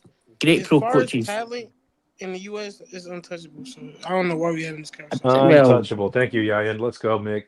Sit down. yeah. Take Yeah. a seat. On you Possibly. go. Possibly. On you go. Imagine all On that you talent go. and being an amateur coach and can't even nothing. Historically, That's 40% of the belts have resided here in the States, historically, bro. I'm not talking about On you historically. go. I'm talking about On you now. go, Mick. When was the last Take time a you won a seat. medal? Take a seat, bro. You're embarrassing the legends of the legends of the game. Number 3 pound for pound. Yeah, you're Shakur Stevenson. embarrassing the legends of the game that went through USA. You know where gold Tio medals. came from too? Hold on. He just brought something to my attention, right? The whole time y'all didn't bring up Andre Ward? And that's the last gold medalist, 2004. Exactly. So like, how's that successful? So Shakur shouldn't have won. Floyd shouldn't have won. Okay, we moved on past. Shakur wasn't close to winning. Okay, Mick, if this is what you want to hear, yeah, the U.S. doesn't win medals at the Olympics, at the World Amateur Circuit. They're just no good amateur. Okay, they're not good amateur. Exactly. How about this? Let's amend it. The American amateur system makes better pros than amateurs. I don't know. I mean, that's controversial? I don't think that's controversial. I don't disagree. The American pro coaches are very good and they make world champions. But the amateur system doesn't. The amateur system is what breeds these professionals. They start at 8 years old facing the toughest competition, bro, in the United States, here in America, fighting at the national tournaments. And you know what they do when they turn 18 or 21 years old? Whenever they decide to go pro, and they become the number 3 pound for pound fighter in the world. So fuck you. When they get decent training and system and things like that. Oh, and you think the training is what's doing it? Make you're fucking tripping, bro. They get all of like. If you don't have a background, if you didn't start at 7, 8 years old, you're not gonna go far, bro. You're not gonna make it to the top 3 for pound list. Oh, but so you're saying, so how can you know just win an amateur then? If you're doing it all the years. Where's that Aussie at, man? We need Jai Pattaya to win for No. Come on. Take a seat, Mick. Just Take tell a them seat, that. bro. Just tell them. Just admit that the pro trainers are really good and the amateur system's failing. I'm not gonna say the amateur system's failing because we have the number 3 pound-for-pound fighter right now. Yeah, And what did about Crawford? That'd be so stupid to say, Mick. You're dumb, bro. We have now got in the UK. We've now got the number 1 pound-for-pound hockey player because everybody's a hockey player now. That's it. Fun talk. You just can't come out with shit like that. You can't take glory for what the pro trainers do. Oh, okay, you're so stupid, Mick. Guys, yeah, but it's an inconvenient truth. If they were winning at amateur and then went on to win at pros, then yeah, I could agree. But if they were winning at amateur and they failed at pros, won nothing at pros, would you say that then the pro system was failing? Where's Uzbekistan that's on the pound-for-pound list? Who's Uzbekistan on the pound-for-pound? Amateur. I think if the ring was an Uzbekistan publication, maybe we'd see a different result. I don't know. Do they have any good pros? Yanibek. Yeah. Any good pros? Yeah, they might have. Is he on the pound-for-pound list? Yeah. Israel Madrimov. Yeah, but I don't know if you Virgil Ortiz beat him, right? He came from the amateur circuit. Your prize head, bud. He went life and death with this dude. I don't know if you saw that fight. This dude had 10 fights? He had 10 pro fights. Hey, Fun Truck. Hey, Fun Truck. Fuck that. That's the same dude that said Bud won 10-2 versus Madrimov. So it don't matter. It was still competitive. No. Yeah. You said life and death. Life and death is a close fight. Hey, you know why people leave Cuba, bro? Because there's no money, bro. Exactly. That's what we're saying. Yeah, just no money, bro. That's it. That's all there is to it, bro. Of course, that's why they're leaving. But Fun Truck thinks they're treated like VIPs. Let me ask this. More brains. If he went life and death with Madrimov, how did his fight with Canelo go? It don't matter. Yeah. It doesn't make a difference. We're not talking about Canelo. He said Uzbek. He said what are these good? All right, that's a different conversation, though, brother. Majimov's Uzbek. We're not talking about No. He said who are these great Uzbek pros that were great amateurs? I asked changing the hang on. Moving the goalpost, Fun Truck. Wait up. I asked, give me the Uzbek that's on the pound-for-pound list. Yeah. And you can't. But the goalpost. I mean, he won 12 rounds with number 1 pound for pound. That's pretty good, no? We didn't say that they were good pros. You said, in fact, you said they were good pros. You asked who are these really good Uzbek pros? No, I asked, give me an Uzbek that's on the pound-for-pound. We can watch the clip, bro. Go on then. Go you clip the first way question when I said the amateur scene. I don't mean to interrupt, but wouldn't pound for pound be a little too high? Like maybe we could do like a contender level. Hey, even that, we could do that too. Yeah. Okay. Because I know there's a few guys that came up, like Shogun Ergashev. He was like an undefeated guy, and he was highly touted. But he had faced a few guys that could hit.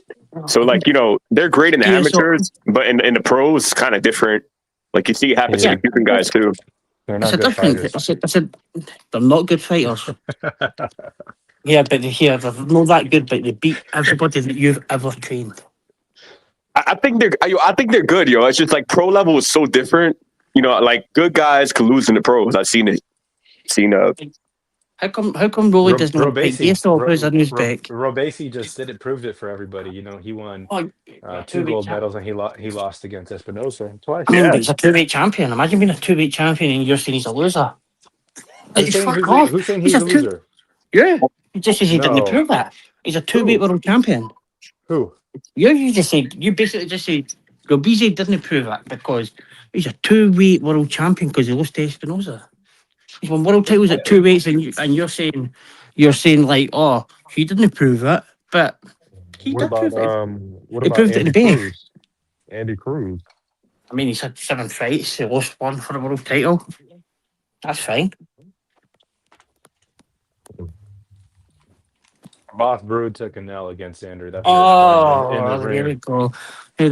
Boss Brood shedding a tear. Oh, in the ring. Shout out to Puerto Rico and Xander.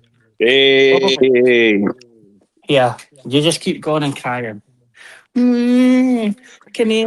As Bud said, I'll get the Canelo fans and they'll look and they'll go, Shout out Xander and the performance he put up on against a Boss Brew, had him crying like he was getting spanked. Well done, Xander. Well done, Xander. I mean, I wish, I'm not gonna lie, as a Puerto Rican, I do wish we had more gold medals because I do follow the Olympics, and as a nation, we represent ourselves. But for me, pro boxing is the pinnacle, right? But as a kid, I always wanted to see a gold medal come to Puerto Rico, and Javier Centron was in the Olympics. I remember, I think he won a silver or something. But I always wanted the gold, so I get both sides of the argument because having a world championship is just as good. Aye, but they're two different circuits, yeah. Like, I mean, they're like it's almost like a different sport. Two different sport, yeah, like two different sports, like worlds apart. Yeah, which is why I think that comparison is ludicrous. Like, I don't know. I just I keep coming back because I don't know how you say you base the merits of a pro fight on the merits of what you're able to do in the amateurs when it's kind of not even the same sport almost. Yeah. I don't know. I think it's called glory hunting. Glory hunting. We never won nothing, but we'll claim the pros. We helped them get to pro level. As a coach, they should the number. talk about pound for pound. I mean, the number one pound for pound fighter in the world is what? Japanese or Ukrainian? Yeah. But it's crazy. It's crazy that somebody will try and take credit for work that other people do. I do think they're two different things, but I also think having the amateur background is very helpful. And I mean, not for everybody, but it's better than nothing. It's just gives you a base of a knowledge in the ring that you're not going to get anywhere else. So I don't know. Sometimes I see amateur guys flop. I see them not reach the hype. But I see other guys, it helps them get through fights. I think it's whether it's amateurs or wherever it may be. I think it's important for guys to go out or girls to get out and get that diversity and experience. Whether it's going overseas, getting some of that look, going to Mexico, wherever you need to go. Just you need to get a good look in several different places. So there's no surprises when you get to the pros. I'll give you an example, Alan Day. Matias has not really left his circle outside of going to Mexico, and because of that, Matias he had struggled against guys who know how to clinch, guys who know how to counter, guys who know how to throw him off balance and keep him off. So it's as a fighter, it's your duty, is your accountability to know all the styles, know how to. For Tio, they didn't know how to cut off the ring. Tio, they didn't know how to, go against a distance guy. So that's your accountability. If you're successful, fighting and winning one way, then that's going to eventually, reach his peak. Because Floyd had to Floyd couldn't be Pretty Boy forever, right? He couldn't be Pretty Boy forever, so he had to adjust and learn a different way to win. And but in fairness to Tio. In modern boxing, there's a deficit in guys that know how to cut off the ring and go to the body.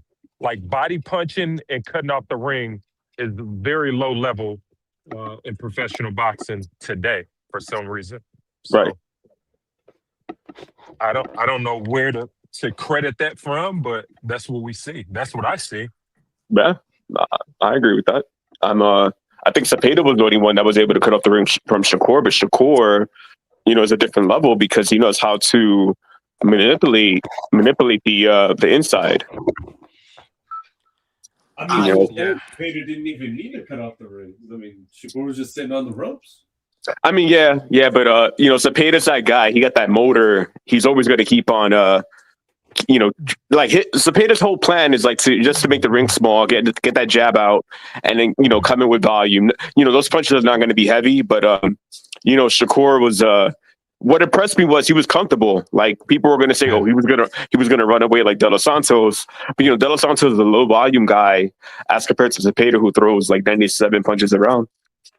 Yeah, and that's why I was, when we were talking about this fight, everybody was like, Tio need to throw everything he got at Shakure, and I was like, no, he needs to be patient. He needs to be real patient. He needs to play the Shakure game, but mix it up. But he needs to like really limit his volume, but really load up on his punches. But he needs to be able to be really efficient and punch with purpose. Everything he needed to do should have been purposeful. You know what I mean? I didn't think he needed to go volume like Zepeda. I think he should have, kind of thought like what's his name? The Cuban Cruz? Not Cruz, but is it Cruz? The guy who gave him some problems? Santa Cruz, or whatever his name is. Oh, Andy Cruz. Andy Cruz. Not Andy Cruz. No. The guy who gave him problems when he had his hands hurt. Zepeda? No. De Los Santos. De Los Santos. Right. Yeah, I thought he should have been super patient like De Los Santos, but kind of. Alan Day, hypothetically, you're talking about patience. So when you say that, I think of Gervonta Davis, and I'm just saying hypothetically because Gervonta's in where he's at, Nick. He's in hell right now. He's helping Al Qaeda train the next. Oh man, but here's the I was gonna ask Alan. Alan, what do you think of that, Gervonta and Shakur? Like, would Gervonta be able to crack that code? Nah, because here's the difference. See, I don't think that Tank is patient. I think he's just a low volume puncher. He's probably the lowest volume puncher in the sport. I don't think that's gonna beat Shakur. I really don't. It's not about being low volume. He's got the power though, eh? Yeah, I don't care about the power. I mean, great boxers just take that power from you. And Shakur, it'll be the problem being that their southpaw stands with both of them. Tank is not going to be able to get he's not going to be able to get through, from their southpaw look. And so, I'm sorry, Tank wouldn't be able to get through from the southpaw look. His power is not going to translate. I think that he'll have foot problems as well against Shakur. He's not going to be able to close distance. Like Tank, the Tank Shakur fight is a big problem for Tank. It's a big problem, in my opinion. And the fact that he's a very, very low volume puncher, that makes it even worse for him. What about if Tank's training all the Africans to come and fight? Think they could take over boxing? Come on.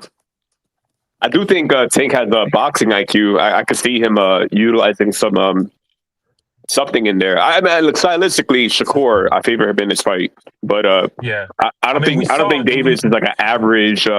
He does have boxing IQ. It's just he does. But did you see what Lamont Roach did to him?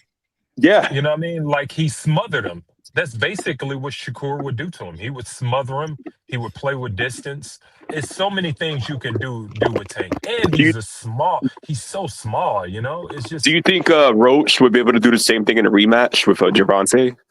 Of course. I mean, it's the problem is that Roach, he's seen that look so much. He's comfortable with that look. So it's not like there's no surprises there, Like the reason why he was so comfortable with Tank is because he's been around that look his entire career. Marco, who you got? You got Shakur or Gervonta in a bout?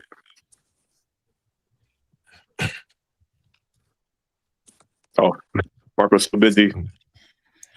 Yeah. Well, no, my bad. I was answering. I just didn't know I was muted. You got to go with Shakur at this point, don't you? Yeah. Of course you do, yeah. And you have like. I had Shakur 3 years. Yeah, and you have in your house you have a picture of Shakur with candles around it. No, I got and a bottle of lotion. Like that. What you gonna say, mate? Yeah. How many fighters are on the pound-for-pound list? Of being the best fighters in the world. Now, I do believe if Devin, right? That's it. For being the best fighters in the world, come on. Put your picture back.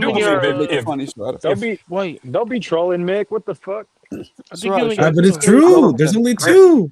Shirada, show yourself again. What's that? Show yourself again. Well, that's more than what happened? White. That's more than show yourself again so I could do a funny. What's cracking? Show your face again so I can make people laugh. Come on. Oh.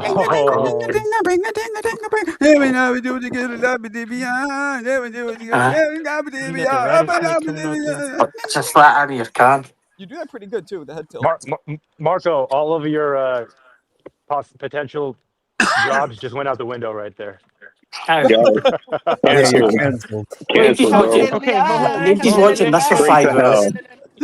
I'm just on the turnover after 5 hours. We're not hiring this racist bastard. Marco's going down the same route as Patrice O'Neal. They wouldn't hire you anyway, Marco, because black people got advantages to talk with. Patrice got canceled from Quick going there, Mick. From network TV. He's trying to rage bait Serrata right now. Man, that's crazy. I didn't Mick, how many Scottish fighters are on the That's my Deontay Wilder white privilege. Yeah. Patrice is like in my top 3. He's fucking isn't he amazing? Oh my God, even like when he's not trying, it's just like he's one of those naturally funny, thoughtful guys. I'm not sure you guys know who we're talking about. Patrice O'Neal, comedian. You knew that though. Yeah, he was amazing, man. You say what? He was a New Yorker, man. Isn't that most of New Yorkers? He's not. I think he was from Boston or something, right? My bad. Yeah, Roxbury. Yeah, he's from the. That's where Malcolm X used to live, right? That's the black part of Boston. Yeah, the black part. No. The black part is Dorchester. Nah, that's where Roxbury's also where I believe all Belba DeVoe, Bobby Brown, all those guys were from. No, they're from Dorchester. Bobby Brown. I thought it was Roxbury. No, they're from Dorchester. Because I remember reading the Malcolm X autobiography. He said he moved to Roxbury after he was in Michigan. Yeah, he's from Roxbury. Yeah, and just learn from the adults, okay, youngster. Wait, Marco, did you ever work with? I'm sure there's some this guy's a loser. Boston in the What, you chat. don't even know yourself?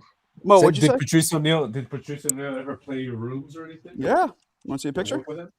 Sure. Yeah, man, that dude was dude was so amazing, man.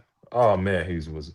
It's somebody like I'm trying to think. While I was working at Laugh Factory, it was somebody I ran into that reminded me of him. Marco, did you I think it was Nate something. Maybe Nate. Got his name. Nate Bargatze?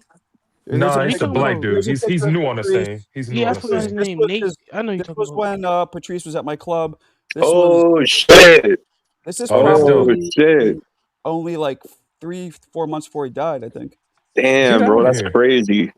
Yep, that's Patrice. Bro, I've seen every Patrice clip on YouTube, man. I just binge it and I fall asleep. Yeah, the thing with him is as he got older, he started getting more into like conspiracy theories and like it went from being comedy to like a weird, angry, bitter, political everybody does that. Even George Lopez, all them, yeah. But he was always part of that crowd. He was always part of like that underground crowd. When he first started doing comedy, Coke, he had this hilarious thing called where he was like, "Yeah, man, what do you say?" He goes, "I don't drink Coca-Cola." He goes, "Oh no," he goes, "I don't litter outside. I don't do it." They go, "Why?" He goes, "Not because I give a fuck about the environment. Because with my luck, I'm walking down the street, I'll drink a can of Coke, throw it over my shoulder, it'll land on some dead white bitch, and now I'm the Coca-Cola killer." You know what I'm saying? The Coca-Cola rapists. Even though I don't want to say that word here. Right. Yeah.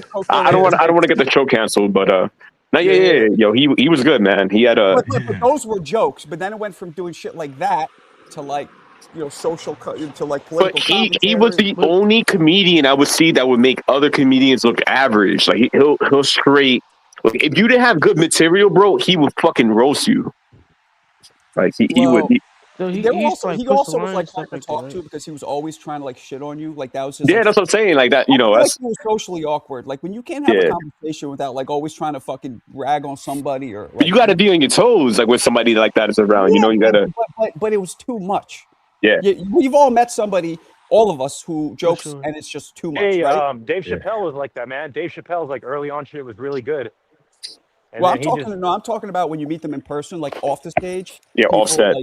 Yeah, they're always on. They say they're always on. They're always making a joke. Robin Williams was like that. I knew a bunch of people who met him, and like he just wouldn't stop. He couldn't have a serious conversation, save his life. Everything had to be a joke. Touch a bunch of dicks. What? You want to touch a bunch of dicks? You want to punch a bunch of dicks? Okay, Mick, go punch whatever dicks you want. Sick fuck. That's crazy, man. I just made Mick laugh. I just made Mick laugh. That's great. I think it is, Marco. I think and you get to that point where you can just say whatever the fuck you want. Who? Patrice? Just go for it. Yeah. Because he's not the only one, right? Those guys like Paul Mooney.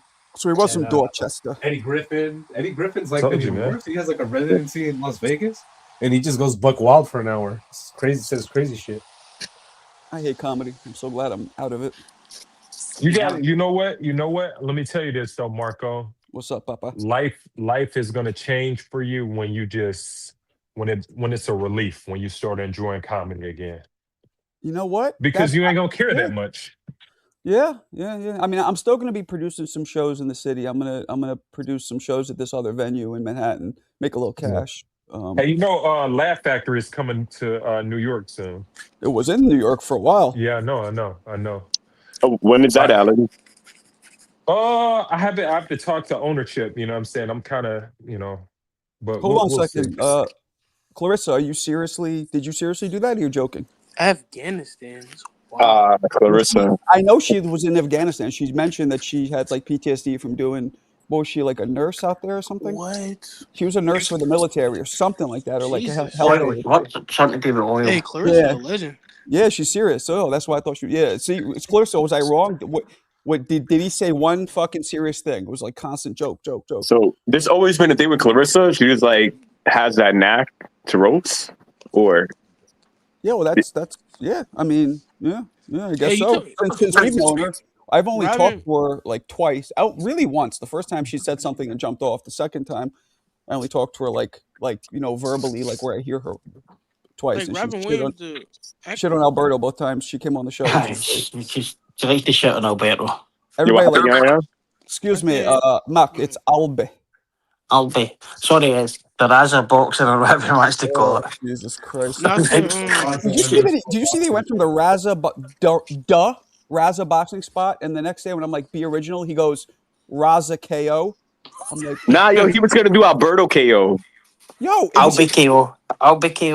You think he was joking, or you think he was really gonna take? I think he's playing. I don't think he's. Nah, I think he's serious. I think he's serious. He would never be weighed down by this channel. I think he was serious. Hey, but Marco, I'm talking about Robin Williams, the actor, right? Yeah, the actor. Yeah, he was a comedian before he was. He started doing. Yeah, he was a comedian before. Yeah, that's how he started. Yeah, man. RP damn, man, that's crazy. A lot of comedic actors begin doing stand up first. Yeah, like Eddie Murphy, Martin Eddie Murphy. He was completely fucked up though, eh? Richard Pryor. Steve Martin did stand up too. Didn't Jim Carrey do stand up before or no? Jim Carrey did do stand up. Yeah, he was real physical. He would just like twist himself in a pretzel and fall on the floor. Like Arnett J. Yeah. I remember. Yeah, Jim Carrey started on In Living Color. Yeah. Yo, not to be racist, but white power, because he was probably the most outstanding guy on that show. He was the only. But one the Wayans on it? The Wayans to me was my favorite. But I love Jim Carrey, by the way. He's one of my favorite actors. Actually, I don't think Jim Carrey was the best, but he definitely stood out because he was so different. Sure. Yo, all the people. You know the white girl was funny, Kelly Cole, whatever, the blonde white girl, she was fucking hilarious. Oh yeah. Kelly something. That was a great cast, man. I miss that show. You remember the one where it'll always be. Oh, you know who else I met? Who else I met at my club? I have a picture of. I'll show you guys. Hold on, I'll just show you. I was about to ask, did you ever meet Ari Spears? I know. I've interviewed Ari Spears. He's a boxing fan. You never seen me interview him? I've interviewed him here. He's from Jersey, right? He's a Newark guy. Nah. Well, so it's weird. He claims Manhattan, right? Then when I talk to him, it's like, yeah, nah, it's Jersey. But he lived in Manhattan for a little bit. Then I heard he lived in Chicago or some shit. When I talked to him, I never heard Chicago. That's a good one. Jamie Foxx too, Clarissa. That's a good one. You guys remember this guy? This is another guy that was at my club. I was a little starstruck when he came, just because I love watching that show. That was kind of dope. Yo, Chappelle? Who the fuck No, is it's that? not Chappelle. You racist fuck. No, that's That dude that's look like Zab Judah. that's Victor I forgot his name. Wembanyama. Is that Tommy Davidson? Oh, Tony No, that's not Davidson. Tommy. That's not Tommy Davidson. Yeah, it is. It is. Yeah. Yeah, Tommy Davidson bro. rules, bro. Nick, Bro, Nick, that was a good one. They missed it, but I got it. Keyboarder, right? Yeah, Tommy He Davidson. said He was Victor in. He Wembanyama. was in. The what's that? One of my I thought favorite. it was about to dominate comedy as well as basketball. Not, he was in Booty Call, but no, he was in what's the one I really love? Oh, Strictly Business. He was a star there. Okay. I don't know who that is. You ever seen that one, Ryan? Yeah. Yeah, that's him. I was a little starstruck, and here, let me give you. This was the one I was the most starstruck about. This is when I was like, "Yo, I think we I bet made it's a it." white guy. Yeah, it's a white guy. No, I'm just saying. No, it's not a white guy. Yeah, I was able to get. I'm really cool with like Dane Cook. I'm not sure. Oh, if you know word? Dane Cook. Yeah, I'm really cool with Dane Cook and George Lopez. The funny part is, like, I had no idea Dane Cook was that big. I don't know People why. were like, he's huge. No. I just didn't know until I started working in comedy. This one was dope to me. When this guy came through, this shit was She fresh. started showing your face, and people started laughing. Ellen. Yeah, Wayne, Damon. That one wow. was like badass, me and Tia were sitting there looking at him like, "Yo." Bro, he's probably one of the most talented people in Hollywood in the last like his portfolio. His son was doing stand up too. Him and his son both did a spot that night. Bro, his portfolio is crazy if you look at it because he had that cartoon. What was that kid with the boot? He used to be on WB. It was a cartoon. Kid had a boot and forgot the name of it, but it was a Wayne's production. Nah, nobody got I it. don't know what you're talking about. Who are comedians? Who are comedians that you hate? Comedians I hate. Kevin Hart. Yeah, he's not very good at all, man. I can't stand new guys. See that Mark Norman guy? I can't stand him. Oh, Mark Norman's cool. I know him really well. The guys, the people who were like pretty terrible, like in comedy, who we didn't like was we didn't like Tiffany Haddish, and we didn't like damn, what's big dude from the Office name, black dude? Craig Robinson. Craig Robinson. Oh my God, Craig! I love Craig, the person, not but his the comedy. Oh my God! Thank you. Okay, we're on the same page. I cannot stand Craig. And they respect Craig if you're watching this. Though the worst stand-up comedy I've ever seen. Y'all gonna say I'm young for this too. Hold on, let me take this call. But Martin Lawrence, I liked him as an actor better. Man, you probably didn't get his old comedy. Now you gotta get him as a host for Def Jam because he knew how to. He was good at intros on that show with the Def Jam comedy. Yeah, he was. He kind of real quick. Let me get a second, Alan. And Lawrence has good crowd work too. He used to roast the crowd. And Yayan was in my chat when we were watching the Super Bowl, and he goes, "You guys remember the nip slip performance by something Jackson? What's her name? Janet Michael Jackson. Janet Jackson. Like, do you remember that? Yeah, Yayan was a like, better "Do you question. remember it?" And I was like, "Yayan, I remember. You weren't that, even born." And he goes, "I was 3 months old." Oh my God! I'm a historian, man. I'm a historian.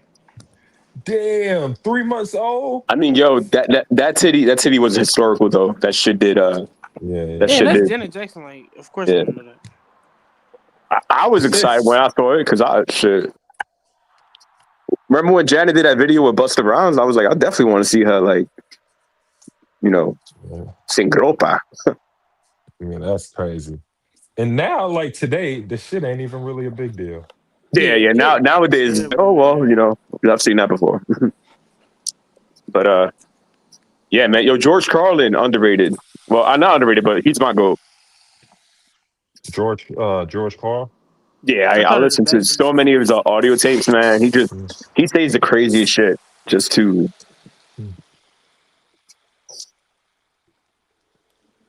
All right, let's see here. Like over here, there was like a program called Only Fools and Horses. Like that was really funny, but you couldn't make it these days. It's probably the most watched British comedy ever, but you couldn't make that. Some of the things that they said, you couldn't say them these days. It was more popular than Mr. Bean. Oh well, totally, aye, yeah. Oh damn, Mr. Bean. What's Another, that? yeah, listen, Mr. Bean was Mr. my show, Bean. bro. Oh, okay, Mr. Yeah, Bean. Mr. Bean was my show, man. not even a comparison. Like Go Shows Oh and Horses shit. is like massive. You can get you can still get all the DVDs and it still shows all the time. But man, some of these things, aye, like it wouldn't be like pointed racism or like anything like that. But like see some of the comment, even like against white people and things like that, you couldn't do it. But man, Whenever what you a great refer to a series! show as a program, I'm out. Nick started off by saying A we got this program, program over here. a program and I'm a out. show is the same thing, no? A hey, series. listen. Let me Not in say this real America, quick. Mick. I'm sorry. Never mind. Not in Nobody America. cares about that. Nobody cares about that. I agree, Clarissa. But another dude I'm not too fond of is Chris Rock. Hey, Oh Chris really? Rock is amazing, bro. Nah, Chris Rock is good. Yo, you remember the Chris Rock show? Yeah, for sure. You Yo, remember it's just like, you remember his night show? yeah, he had a night show. And then he had the when he had those stand-ups, bro. My mom and I, yo, we died, bro. Like it's just shit he was talking about was so relevant because like we was in the Bronx and like he and you know he's a New York guy too, so it's just like. And yo, his voice, bro, his voice so iconic and different. Who sounds Yeah. like that? Right. I'm pretty cool with some of his The brothers. Oh, donkey word? from Shrek, bro. Mm-hmm. The donkey from Shrek sounds like him.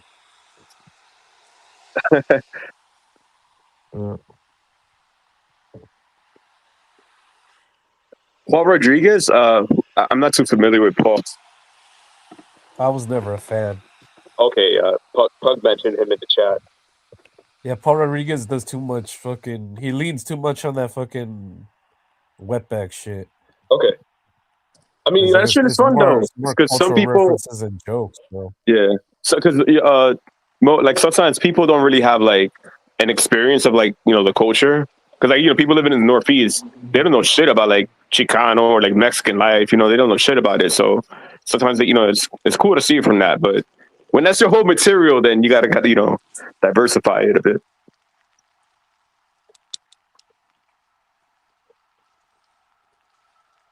Yo, my man Truck got a long trip to the gym.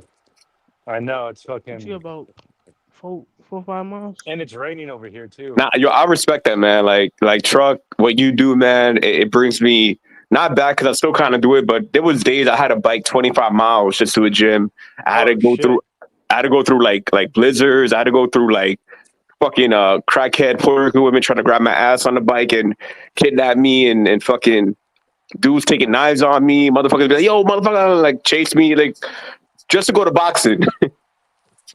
But yeah, I respect that, man, big time. Plus, you're getting a warm up too, Yo, yeah, 100%. Sometimes Koki, I just go straight. I just hit a stretch and get into shadow boxing, and then I jump rope at the end because my legs are already warmed up, bro. Yo, and when you spar, guys ask you how you not losing any steam. You know what I'm saying? Because sometimes guys be like, "Yo, I'm tired." And I swear to God to you, man, that fucking bike, when you rotate those hips and you bring those knees into it, when you take a bit into the ring, I just feel like I'm on my feet, really. Because with the jump roping and biking and then running, doing all those three makes you real light on your feet. Yep. Shout out to Fun Truck cycling all the way to the gym to get the pound fighters ready for the future. Come on. Big shout out Fun Truck, man. Thanks for that. Get the pay-per-view scores ready, bro. Yo, if it happens, Mick got to sponsor the gym. We'll get it put on. We'll get on the front of the trunks. We'll get Mick KO boxing. Landlord Promotions. Landlord Promotions. LP. Get on the back. I'll be KO boxing. Hey, and your co-host is depending on you to show up, so yeah, I just hope that you're and awake at all hours. The Mick truck. The big truck. The Mick truck. The Mick truck. We only delivered gold medals.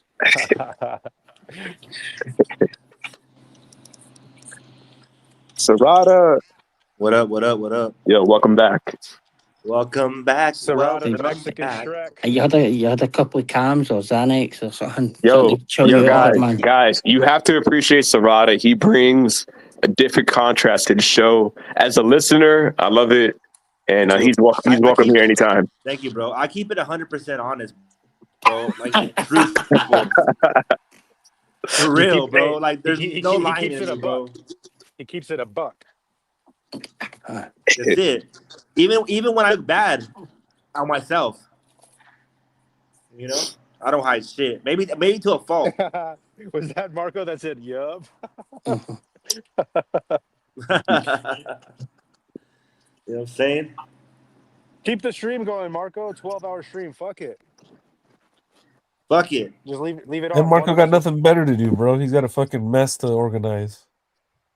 Plus, he's stuck around that all that fucking. He's frozen in like an igloo out there in Connecticut. You know, Koki. I've not seen CT in a couple of days. He's probably got CT out there moving all his stuff, and Marco's inside on the computer. What happened, yo? Koki, you were giving me props about like biking to the gym and shit. And Yeah. while I am going to take your credit, I'm going to go to the closer boxing gym because it's kind of the far one. It's rated, bro, and I'm like afraid of slipping and shit. So I respect you with that too, man. Shit. Thank you. Yeah, you gotta be smart while being a dog, you know. Oh yeah. Cookie. I think that explains the. You got the heart and the determination to get there. What does Coqui mean in Spanish? What does it mean in Spanish? Just keep giving after two.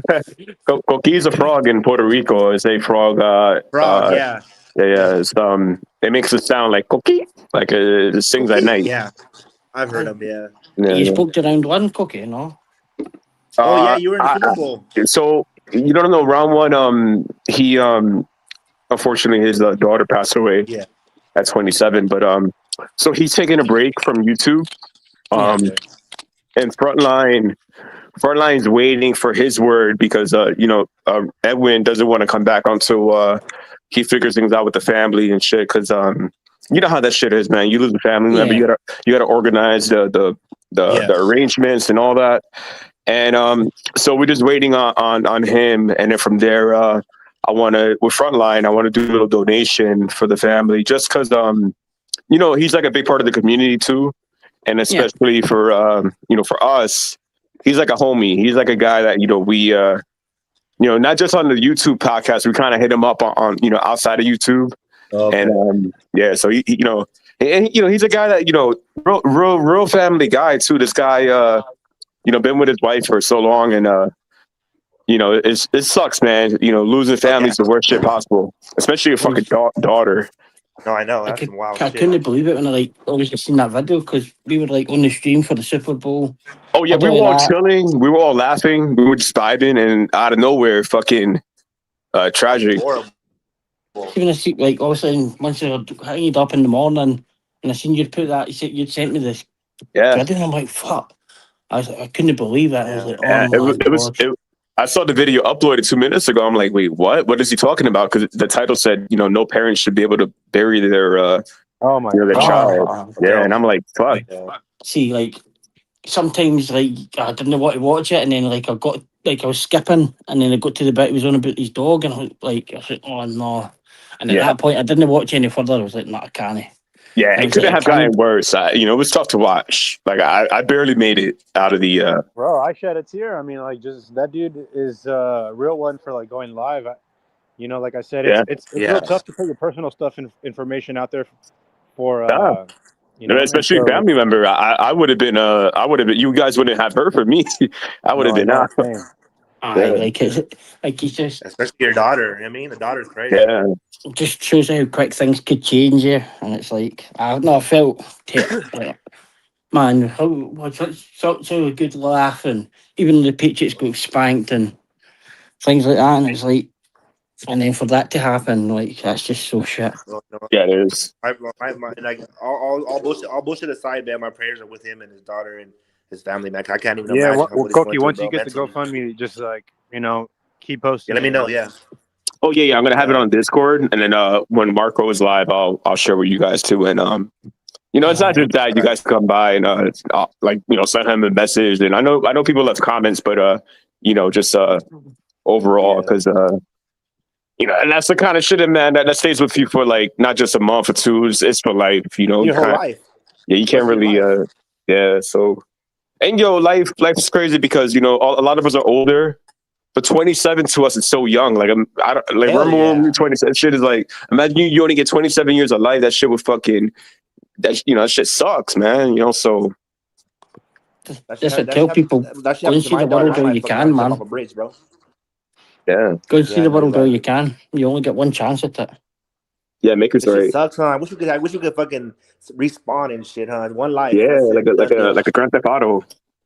There's no point you lying on your deathbed and turning around and saying, "Oh, I wish I'd went and seen the world. I wish I'd done all this." And man, just go and do it. Doesn't matter about the cost. Save up if you've got That's why, man. At the end of the day, like we argue on here and fight, man. But like, I don't wish nothing. Like it's all just entertainment. Yeah, it's not a sport. It's all for show. It's all for show, except for when you ask for an address and say, "Oh, that pissed me off, though." I mean, boxing is so violent and brutal. You got to expect the conversations to be a little violent and brutal too. Hey, fun trip. But I was willing to get my ass beat too, though. Oh, you were gonna get your ass beat if you went anywhere near his house. You can't make a point. It's all fun and games. I wasn't even here. I was outside and all I heard was, "Give me your address," and I was like, "I'll go and give you my address." and then he tucked his tail and went off. I would have given him mine. I don't mind. Hey, win some, you lose some, but you live. You live to fight another day. Oh no! That should have been a beating right to the right end of the inch of your life. You gonna rate me? What? Oh no, I wouldn't. I'd watch people doing it, but I'm not doing it. You never know what you've got.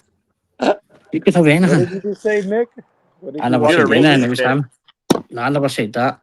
What did you just say right now? He asked me if I was going to watch people rate me. He said.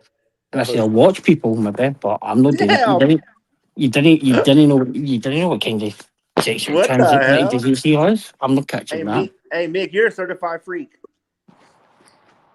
No, I just didn't want to catch AIDS again. He's almost that joking. You want to what to a Mexican? Nah. I'm not good enough for Mexicans. I'm not Latino enough for them. Okay. Yo. You got a lady over there in New York? Not right now. I mean, I got like people I talk to, but nothing committed. Yeah. Don't do it. It's tiring. Trust me, brother. Trust me. I had a lease signed with this girl, and that shit went crazy. But no, I'm chilling right now. But what's good? No, I'm just wondering. You like him or what? You have a crush on him? That's my brother, yo. No, I don't. Mick, do you have a Scottish lady over there? Hell no. Of course I do. You think Mick does? Fuck though. She's not even Scottish, so no, you're right with that. No, she's not Scottish. What is she? I had an ex born in Scotland. What is she? She was Pakistani. Her family came from Pakistan and they were in Scotland working, but then they went to Connecticut. That's pretty cool, man. Talk about random places on the map. English. Pakistan, Scotland, and Connecticut. Yeah, but a lot of South whatever Desi. They always it's always England, Scotland, or Toronto, or fucking Minnesota, Seattle, or like Sacramento. I don't know. Commonwealth, easy to move in their places to open shops and things. I'm gonna hook Mick up with a Mexican girl, and he's gonna fall in love. Nah, Mick, no interest in a Mexican girl. What's up, Cookie? No. I was asking Serrata if he was asking Nick that. Why do you want to do that, Serrata? Because then he could. Yeah, Cookie. Understand the culture, and he'd be like, "Oh, Mick be loved in the Mexican family though." I'm full Barico. I'm full Barico boy. We didn't mess with Mexicans. We would beat Mexicans. Full Barico. He'd say, "I love Canelo forever. Arriba, cabrones." Possibly. If Mick was in a Latino family, he'll be overfed. Let us keep feeding him plates of rice and beans. I need to really stop going into the Latino channels and fucking winding them up. Well, basically Puerto Rican ones now, but I mean, you were the ambassador for Abbas Peru in the round one channel. You had the Puerto Ricans. You had the Puerto Rican spiraling. I put in the chat right the other day. It was like the Washington Commanders have been. What up, yo? the Washington Commanders have been dropped for the NFL for 2027 because when Bad Bunny was on, it says, and the team that they've changed to is the San Juan Burrows, right? In front of right? In front line's gone. Front was dying. He was dead. He was like, "What do you mean the Puerto Rico's getting a team?" And they looked at it and just like the San Juan Burrows. I was like, Tiffany's still. But nah, it's good to go in there. Like round one always gives it. Man, look at that little gay blanket on Marco's couch. Gay blanket. Yeah, the way he was sitting too, I was like, round one. That's out of pocket. Round one always gets me because it's like Marco, did you hear that? Hey, Kobe. Yo. Who's that fighter on your picture? Oh, that's the guy that got deleted by Dalton Smith. Oh, that's still Matias. Yeah, hey, that's when he fought. That's when he fought Boyo. Okay. I can too. He said got deleted. That's funny. Nah, he did though. I saw that shit live, man. I never seen a Puerto Rican get knocked out like that since the fucking Josue Vargas knockout. Yeah, man. Bro, you know what though? Okay, I Josue Vargas, bro, he was just doing too much, bro, and then he just got, fucking. Serrata, you know he went to my gym for 5 years. 5 years, right? Him and his brother. You remember his brother who was crying when his brother got knocked out? Yeah, crying. Yeah. So they both. His brother's a trainer, and he used to be in my gym. They were like cocky dudes that like. You could tell. They wouldn't let you go in the ring for like 2 hours. Like, no, we're using this ring right now, and they wouldn't let you jump rope around the area. It's like, bro, there's people that pay money for the gym. These fucking kids have no money. Like, you know what I'm saying? Like, they come from the poorest families in the Bronx. And these guys have like egos. You guys can't be around us. I know what you're talking about, Koki. It's like these trainers that will like literally like what up, create people? They'll create a buffer zone and they'll be like, Yo, man, my move, it's gonna cost like 5 G's. Okay. No. We'll send a super chat. First, we got to go to Hell's Kitchen, and they're acting as junk collectors. They're gonna go and they're gonna like basically flush out all the old shit, my mother's old shit. Right, which is a lot. Like a woman living there 50 years, right? A lot. Then they got to come here. They got to take 90% of our shit to a storage unit up here. Then they got to go back and take the remaining 20% of our shit back to Hell's Kitchen. Remember, Hell's Kitchen is 2 flights up, small little New York City tenement. So it's going to be like that's not bad then. It's not bad for what it is, but 5 G's is still 5 G's right now. You know. As a pay up front. Yeah. No, I hear you. Yeah, I'm going to pay when it's sold. What's that? Pay up front, did you say? Hire what? Bunch of Mexicans. That's what's happening. What you think I'm doing? Do you think I'm Marco, I know the spot. Marco, yo, if you go to Home Depot in New Rochelle, you get about 5 of them. Yeah, but you get what you pay for. And they need a truck. They need to dump the shit. Like the most expensive part is actually going to flush all the shit out of my mom's crib. See what I'm saying? Dear Bud Crawford, just wait till you've done it on just no pay. What? Don't pay your commission fee. I just Bud. Just wait till they've done everything and just done pay. We're talking about moving. He's talking about Crawford. I don't know what's happening here. He's saying because Crawford didn't pay the sanctions fee. I just didn't pay. Yeah. We're nominating worst comedians alive. Make Doonan up there. Excellent. Thank you, Fun Truck. Come on. Thank you, Fun Truck. I'd like to thank. Like to thank Al Heyman, and the Fun Truck Enterprise. Giving us 0 world champions. Yo, you ever seen that scene in Thanks, Al. I forgot that movie. Damn. I forgot that movie. What's the movie? Oh, The Hangover. Like, you know, like that when they was like drunk and stuff. It kind of looked like that. Like what Marco was doing. That's brilliant. Yeah, man. So 5 G's is not bad, but it ain't unto a pimp. They say 5 rackaroonies. Nah, but I'm not a pimp right now. I'm a fucking unemployed. They charge me. Yeah, you don't want getting pimped. Can you sell one of your horses and Venmo or PayPal? No. Fucking money drags. I could, but I'm not. I would think about it, but you should have had the American horse trainers better. Okay. Andre. Arriba. So how you been? Good right here. Arriba. Little break. Yeah. So they're Mexican mules. Heels on the bitch. Yeah. So, anyway, that's what we're doing tomorrow. Mark, have you ever seen a British comedy called Only Fools and Horses? No, but I have seen the In-Betweeners, which I fucking thought was hilarious. Oh, that's compared to that. Excellent. Yeah, you watch In-Betweeners? You know if who's watching more? Excellent. Oh, brilliant. Anytime anybody gets roasted on the panel from now on, you're gonna say excellent. Excellent. Excellent. American number one. Hey, but a lot of them comedians y'all name, I don't find funny. So You know, break your leg. I don't think I got. Yeah, there you go. Fucking hell! Holy shit! Yo, Ryan, did you think Bad Bunny? I know. You think Bad Bunny's earlier, performance like was when I got here at great? 3. Yeah. Carlos is went straight in for that. Did you think Bad Bunny's performance was cool, Ryan? I mean, it was alright. Were you like that's some dope, that's some fire shit right there? Was that what you were thinking? No, that's not. Yes, it was. Yeah, it was cool. It was an NBA young boy, so yeah, I know it's. These names like NBA YoungBoy, Little Nas X, like who comes up with That's these those fucking are names? spicy dudes. Like them. Like NBA YoungBoy's a fruitcake. He up there, but look, Nas is openly gay, right? Yeah, he's not even prevalent no more. So I don't know why you're talking. Oh, he's not? Because I remember. Yeah, was a Soulja Boy fan.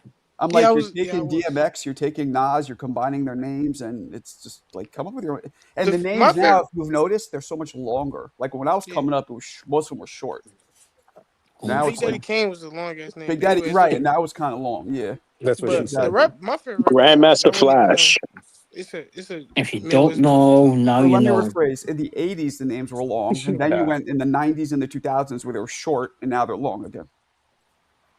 And they're complicated. You know what I'm saying? Wait, can you say that? If you don't know, now you know. If you don't know, now you know.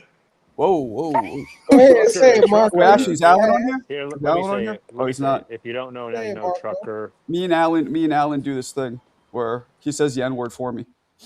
It's funny. Hey, get a pass. Carlos has got you covered. People. No, he says it, not me. Good people, Mark. So I'll be like, if you don't know, now you know, and then he'll say it right after me. It's perfect. Carlos has got it done. Carlos can't say that word. Okay. I know. Carlos is Maltese, man. He can't be saying the N-word. Nigga. Whoa. Maltese. The fuck? He's Maltese, man. Maltese people can't say the N-word. How? Neither can Dominicans or Puerto Ricans, but Koki be saying that Marco, shit. you white. Stop it. I'm very white. I know. That's why I don't say it. Body weight. Out loud. You might as well, Marco. You the one that might as well. So Marco, you telling me the guy in my picture can't say it?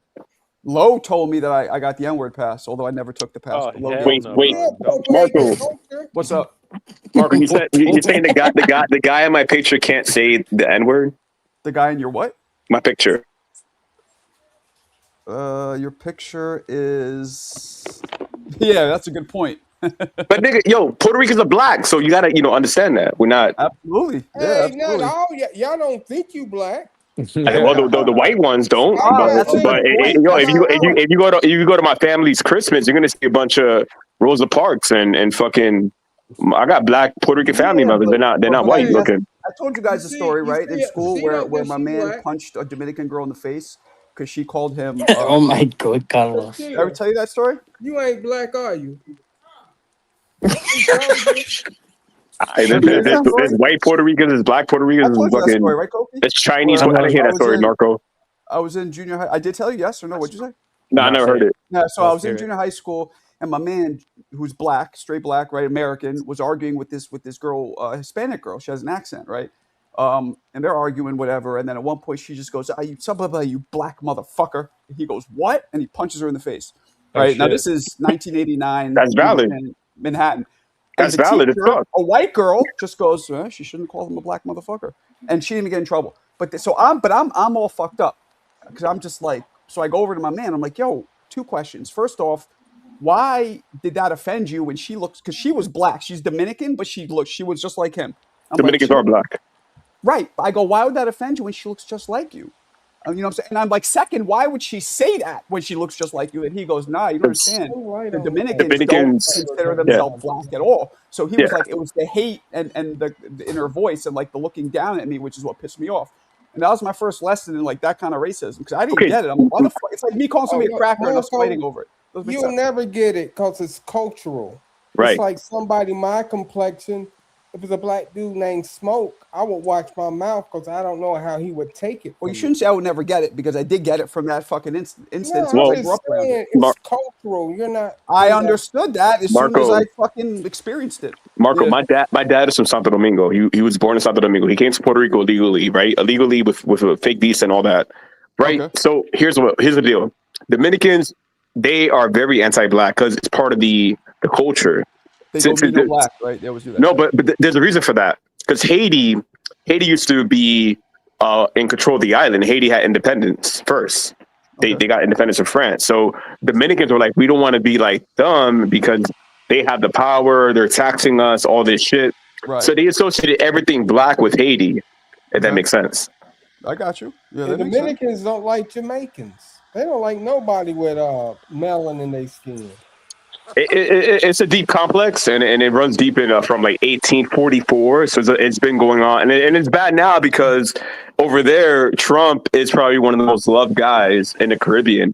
Dominican Republic loves Trump, and Trump loves Dominican Republic. You guys ever see that shit where Trump is taught that they put Tekashi 6ix9ine's voice over Trump on an AI? They have him saying the N-word and shit. That shit's funny. No, nobody saw it. Sorry, Scotland will pump Haiti in the World Cup and the summer. Hey, Mick. What's up, Shagger? Hey, yeah. Go ahead and say the N-word so I feel comfortable. No. You say so I can feel comfortable? No. He's like, I already said it 5 times today. It's my limit. All right. I don't think I've ever said that. I hit my limit. All right, sorry. I'm just kidding. I dated a white girl when I was 20 years old, and she said never to say it. So, you know, Wait, I grew up in a community where it was like tossed around, and I didn't think much of it. Wait. Hold on. Your white girl told you not to say it? Yeah, and it wasn't in my vocabulary to begin with, bro. But like that's when I started to like. Can Mexicans, like where you grew up, Fun Truck, do Mexicans get the pass to say it? Well, bro, I'm just gonna say I grew up in a community where everybody said it freely, bro, and I didn't think anything of it until I moved to a bigger city, and it's just like, all right. The whole pass shit's just an excuse. You used to say it, Fun Truck? No, I mean maybe like when I was much younger, like teenagers, maybe teenage age. But hey, like, I got a deeper question. Hey, how did you even find out there was an N-word, Nick? Because I mean, it's not like people. Carlos, they have TVs. Are you kidding? They have internet. Yeah, I mean, like, hey, Nick, and only Nick. I mean, it's embarrassing, but like, your ancestors kind of made it up, didn't they? Your ancestors. Translate. That's right. It's a white person's job. Basically, Mick's grandparents are the ones that came up with the word, so that's how he knows. Literally, Mick's great grandmother invented it. Great grandmother. Yeah, and that's how like you kind of understand my English because we didn't teach you all properly. We've left some out. Man, I hope CJ don't hear this shit. There's CJ is. Yo, what's his face is right. He's on his Black Panther shit. CT said that about CJ. I'm like, yeah, CJ's on his Black Panther. Honestly, like, hold on. I've been quiet for 15 hours. I've been quiet for 15 hours, guys. Hold on, let me cook. Like, none of us except Ian, I guess probably Koki too. Notice like I grew up saying it because my mom's family side is black. My dad's family side look Arab, right? It's a New York thing though. It's a New York thing. But like I stopped saying it in college because I noticed when I was saying it, there was people trying to say that were like they didn't look like me or any of the brothers we were hanging out with. So I was. What you mean you stopped? You say that shit all the time to this day. I try to stop. But hey, bro, I dated a white girl. She said, you can't say that word means a lot. And we like that night, I looked up. No, I'm not gonna lie. I looked up some YouTube videos and actually like. Shouldn't a black person be the one telling you that? I felt a lot. I'm just saying. Why would that even come up? Yeah, I'm like, well, shouldn't a black person tell you that? Not a white girl. Well, Marco, Fun Truck comes from a place that's more like bumfuck nowhere than hood. It's real hood, like real. It's hood. Kind of. It's hood adjacent, bro. But like, hey, Marco, where he's from hood? Because I don't think it doesn't sound like it to me. I mean, okay, so basically, where he's from, it's more. It should be more like hick. But what happens is that when like poor people get priced out of the ghetto over here, they have to move out to the valley. So That's where you so get it's a like mix of like Hicks and like fucking meth minorities. heads and meth heads and fucking bikers and It's shit. it's the best. Hold on, hang on. It was the best childhood because it was a melting pot. I had all sorts of ethnicities on one block. So and it was a safe block, man. We played till the lights came on. Street That's lights New came York on. City, So baby. That's all New York City. I Hey, feel you. Marco. What's up, Papa? Well, tell with that weird shit. But what was you saying? You said something. I forgot what you said. You just said something about the N word. Me, Koki. You said. I said that you and Koki are the only people who can really talk about, like, should be talking about if you can say it or not. I don't. Me personally, I swear to God, like when I was younger, I used to care, like and shit like that. I really don't care. You used to care about what? Marco is different for like me people because saying it. yeah, my bad, Marco. For me, right? There's white Puerto Ricans, right, that look like you, and there's Puerto Ricans that look like Yayan, right? Or yeah, you. And Arab. There, I've seen all types, right? But what I'm saying is like, you heard HOD say it. I'm not sure you remember, but he said it. He said it once. Yup. I was when he said it, Marco, you could tell because you know the way he said it sound like it didn't come out like like he's trying to compensate. It sounded like I'm like it was a fight. Like he's trying to really. So that's what I'm saying. So there's Puerto Ricans to me that can't say it, and I let them know. I tell them don't say it because that's not what you like. You didn't grow up around. This is not your part of your whole upbringing. Do that, bro. You can't say some people can and can't say it. Yeah, no, I could because they're my people. Like my Puerto Rican people, like they get it first. Like if I get in a fight, I'll be with a Puerto Rican. Now. Let me hear Oval speak one time. He said N-word debate is so boring. He funny. Hey, how many Puerto Ricans on the panel? It's just like Hey, Bernard. Hey, I swear to God, Two. listen. Let me say this real quick. Like he just said, like Koki was just like the white Puerto Rican race. Bro, I was talking to this one girl the other day. She was like she into black dudes, right? She had big titties? No, she didn't. And she was like, she like a fat ass? Thank you. Of course. All right, hey, cool. Konya, and get listen, man. Listen. I'm just want to get the full picture. Go ahead. On you go. And she was like, yeah, I'm into like black guys and stuff like that. And she was like, more black guys like you, not like the darker skin ones. I was like, that's why. She does a weird. Can I say something real quick? You actually wrote the N-word. I don't know if you remember because you were sauced up or whatever you were on, but you actually said the N-word. I've had the same subject or thing happen to me, bro. Like I like Mexicans, but not Mexicans like you. Yeah. Who's echoing? It's wild, but that's just weird. So they were trying to say, fun short, they didn't want the George Lopez Mexican. They wanted the Spanish blood. Yo, you ever hear British ghetto dudes use it? That shit sounds so goofy to me. No, even if they're black, they just sound so goofy to me. No, because see what you used to call them people black. Like we wouldn't call them black people. What do you call them? Brown. They say colored. No. Koki's brown, and other people are darker. They'd be but yeah, they just Africans who are black. Just like we're not all white. Like we could be a little olive tone. No, but just look, black is an American thing. Black what about brothers? They didn't call black people until like 60s, until like Malcolm X. Like that was a whole generational movement to go from they say colored whatever for a to while, black. which wasn't technically Colored offensive. wild. Black is an identity.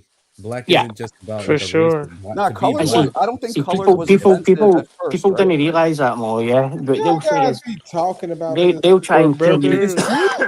They did their best to tell you. By the way, I am black. Carlos, do you get offended by the term mulatto? What mulatto? What type of animal? I don't think he knows it well. And using that N word is only an American thing. They use that word in Spanish, mulatto. That's a common word. I didn't know that was offensive, but apparently it comes from like offensive root. Of course, because Italians say muli. Yeah. It's moulignon, but moulignon just means eggplant. Yeah, I know, but Italians say that. But mulatto isn't from that. Mulatto comes from some other shit. If you look it up, it's real offensive. It's supposed to be. Yeah, I know, but a lot of Italians come from that.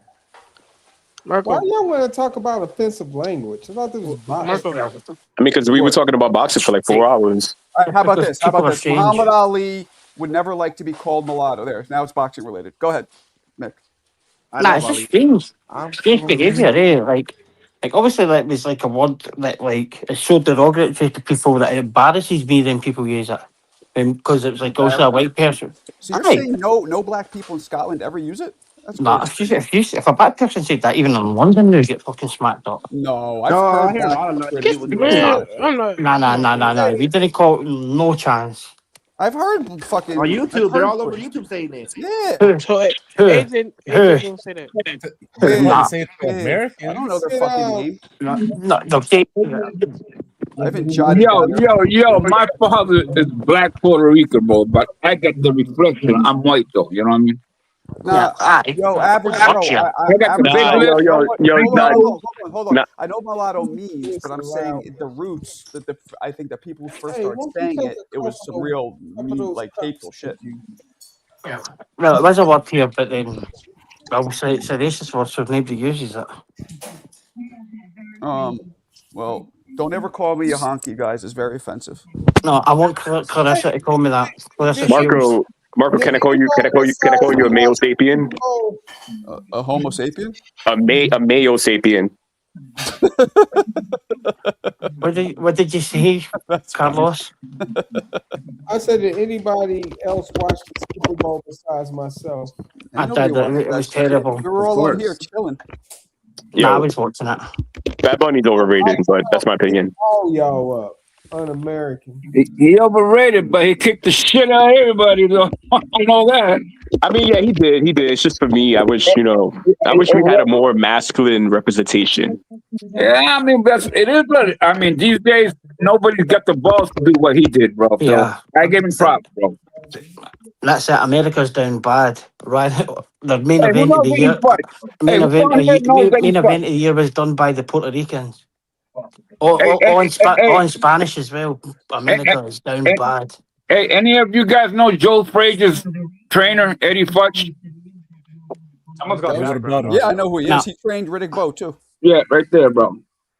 Damn. America's down bad. And this isn't for Mo to answer. Everybody else. What was Eddie Futch's nickname? Not for Mo. What was his nickname? Come on, fucking Mick. You think you're so damn knowledgeable? What's Eddie Futch's nickname? Oh yeah, I'm no knowledgeable. Dumb fuck. No, it's a Papa Smurf. They call Papa Smurf. Yeah. That's it. America's down bad. I know Mo knew that. In the NFL. I know Mo knew that, right, Mo? Shut your mouth, man. Puerto Rico running things in the NFL. Hey, Michael, he was a great dude, little guy, great dude, bro. That's why they called him Papa Smurf. Yeah, little guy, man.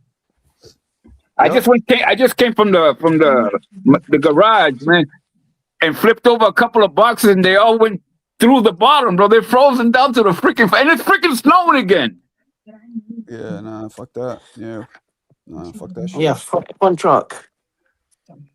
Trucker. Let me hear it, Mick. If you're looking to do some training, you could train some Americans to sing in that, so you didn't have to get up the halftime show. Mick is nominated for worst comedian of the Yeah, decade. I didn't. No, Mick is pretty funny when you understand him. I didn't hear nothing he said. You know what'd be great? His name is Bad Bunny. It would be great if Get used to Fun Truck, because the Puerto Ricans are taking over America by the sounds of things. I mean, it's good for Fun Truck because he kind of looks like Bad Bunny. If Clarissa could write for Mick and have Mick say it with his accent, that's a winning combination right there. Yeah, Clarissa's funny as fuck. Yeah, she used to feed jokes to your boy. Who? Shit, Clarissa wasn't bad on the panel. She should come back. No, man. I couldn't think of a name. She doesn't. I think she said that her husband doesn't really like. Yo, her Marco, you know what you should do one day? What? Like I know Johnny does it, but like the ladies only panel, or like you know what I'm saying, something like that. So they. Man, I ain't doing no damn. What's this look like? Hey, Marco. I'm just kidding. So it will be Marco, Alberto, Clarissa, Jackie. Hey, Marco. If Clarissa's husband can't beat me in a fight, I'm her husband now.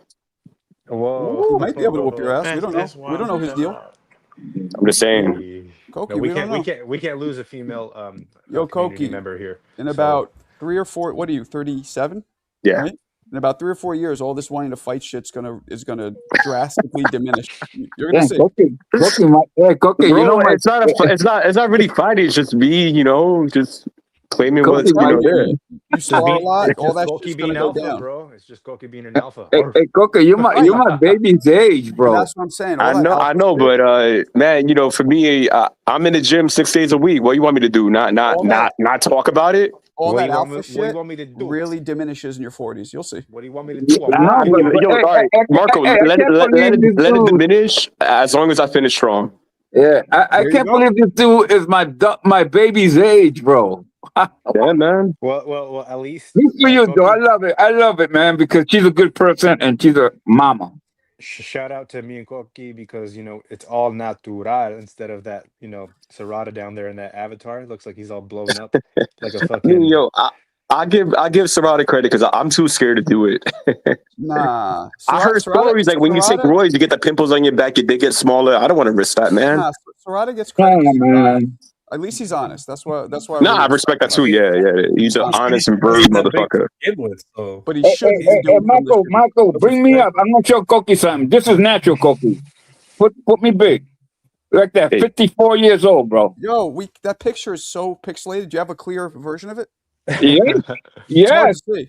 Well, it's a little old ass freaking phone that I took it with off the freaking mirror. You look 35. You look 30. Nah, that was 9 years ago, bro. You weren't taking any kind of roids? Nope. Some of those No. Hey, listen, I've been around the game and I took care of myself, bro. All right. I did.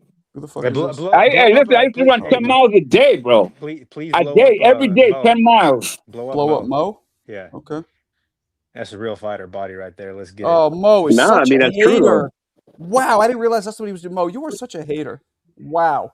Hey, I'm gonna hold on. Let me That is one of, wait. Can besides Mo, because I know what he's going to say. Do you disagree that Benavidez is one of the top most dominant fighters today? Do we disagree with that? Yes. Like him or not? Like him or not? Definitely not. Not He's you, definitely man.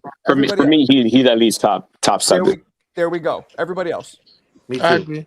I say top. Oh, yeah. Okay. Top 10. Okay. Now let me rebuttal. Here's my riposte. Yeah, but how the fuck can you say Mo. that? Majority wins. He was just in an interview, and he's like, "Oh, Opatai, he ain't fought nobody. He don't bring nothing to the table. Nobody knows him. Why would I fight him? Well, how can you say that? Saying the same shit Canelo said to him. No, that's I agree crazy with that. to me, bro. I didn't like that either, but that doesn't mean he's not the most dominant. He became the Mexican monster to the Ecuadorian. You really said that, Mo? He said that? That's crazy. Yes. Give me a link. I don't believe it. Ecuadorian mouse. That's all right, I'll go get a link. Ecuadorian. That's what it is. The Ecuadorian mouse. Mick, you're in a timeout, bro. 20 minutes. You're not allowed to talk. Shut up. Anybody want to kick Mick off? I'll take the money happily. Can we get a discount for Mick? Yes. $1.75. Yeah. Is a special. What? Yeah, that's how the amateurs can never make it. You're always looking for shortcuts. What's up, Berto? What's up, Berto? Oh, what's up, Meg? That's my co-host right What's there. up, my man? What's up, Papa? Fun Truck's been trying to bully me. Live from earlier? Yeah. Oh shit. Well, to my credit, I was away a lot of the time, and these guys were taking over because I'm dealing with like packing and doing yard sales and all that. It was the Mick KO show. Damn, Marco, you putting in work for real, bro. I'm unemployed now, people. You guys don't realize that. Who's that? This is me in Vatican City. I got a lot of hate because I put bunny ears on a nun. God, that's funny, what's that lyric? That's super Nas's funny. lyric about machine guns for none. What's the lyric? Come on, Koki, you should know this one. You hear that, Jackie? He can rap. See, that's what Fun Truck is, tighter than Lunch Fanny. Go on, Fun Truck. Get donated to Marco. Wait, what song are you talking about? The Nas song, boss. Something bullet machine guns for nuns. What is it? The Nas lyric. Nas, I don't know, man. Act young. Can I say something real quick, I'll look it Marco? up right now. The lyric is, go ahead, what? Here it is. I'm waving automatic guns at nuns. That's it. Go ahead. Did y'all see that rumor? I want to get a temperature check. Pause. Like, how do y'all feel about Jose Ramirez fighting Jack Catterall in Fresno, California? In the That's weak as fuck. yeah. Oh my God! Who the hell cares? Jose Ramirez should not be on any meaningful fight. I agree. Mo, do you want to go? Mo, do you want to go to that in Fresno? Mo's busy sticking pins in his David Benavidez voodoo doll. Yeah. Hey, I'll pull up to Fresno. I'll pull up there. We'll put your camera. We'll put your face on camera, Mo, so everybody knows what you. I mean, look like Alberto. Nah, but no cameras around. But I could pull up if you're for real. Nah, I'll put the camera on your face, bro. Nah, come on, bro. What happened, man? 200 to cam up. Or that no longer stands. Alberto, hey man, he is grade A loser. Yeah, saw that. Yeah, well, yeah, last week you ought to leave out better. Hey, I got too. Hey man, don't be sticking up for don't be sticking up. Yeah, shut up, Mick. You don't know the history here. Leave out better, man. No, it's one like this. That's my co-host. What's up, Alberto? What's up, man? Dude, and hey Marco, I need you. I told you last show, but I don't think you heard me. I need your graphic design guy to hit me up because I need a channel logo for real. You know who the graphic design guy is? Who? Me. I'm serious. Man. I'm dead ass. Hey, Alberto, you don't want to do nothing, man. You just like being lazy, dude. Marco, I'm gonna hit you up, right? Well, that's why you're laughing, yeah. Marco, hit me fast, not slow. I'm not gonna do it for you unless you pay me a lot. A lot? Well, we'll talk with the DM, Marco. I'm gonna DM you on the Discord. I'll take Johnny's logo and just superimpose the Raza over Hangout. Oh, come on, that's low budget, Marco. I need like something like That's what your name low budget. Yo, there's no way you're gonna have a channel if you don't show yourself or talk about yourself. I'm telling you. Marco, That's real. Rapstar's never shown himself. Who? Rapstar. I don't know who that is. I think he posted a selfie one time. Yeah, but he don't be like he don't have his camera on. Yeah, but you don't let anybody know anything about you. And he's people, also been doing listen it to for me. 9 All jokes aside, Alberto. I'm not gonna say it again. People want to connect with somebody at least hold on. At least some level, they want to connect. And if you don't divulge anything about yourself, it's not going to work.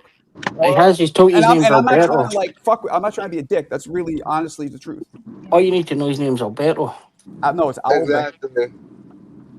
Because I don't know anything about Rapstar. Sorry. What's that?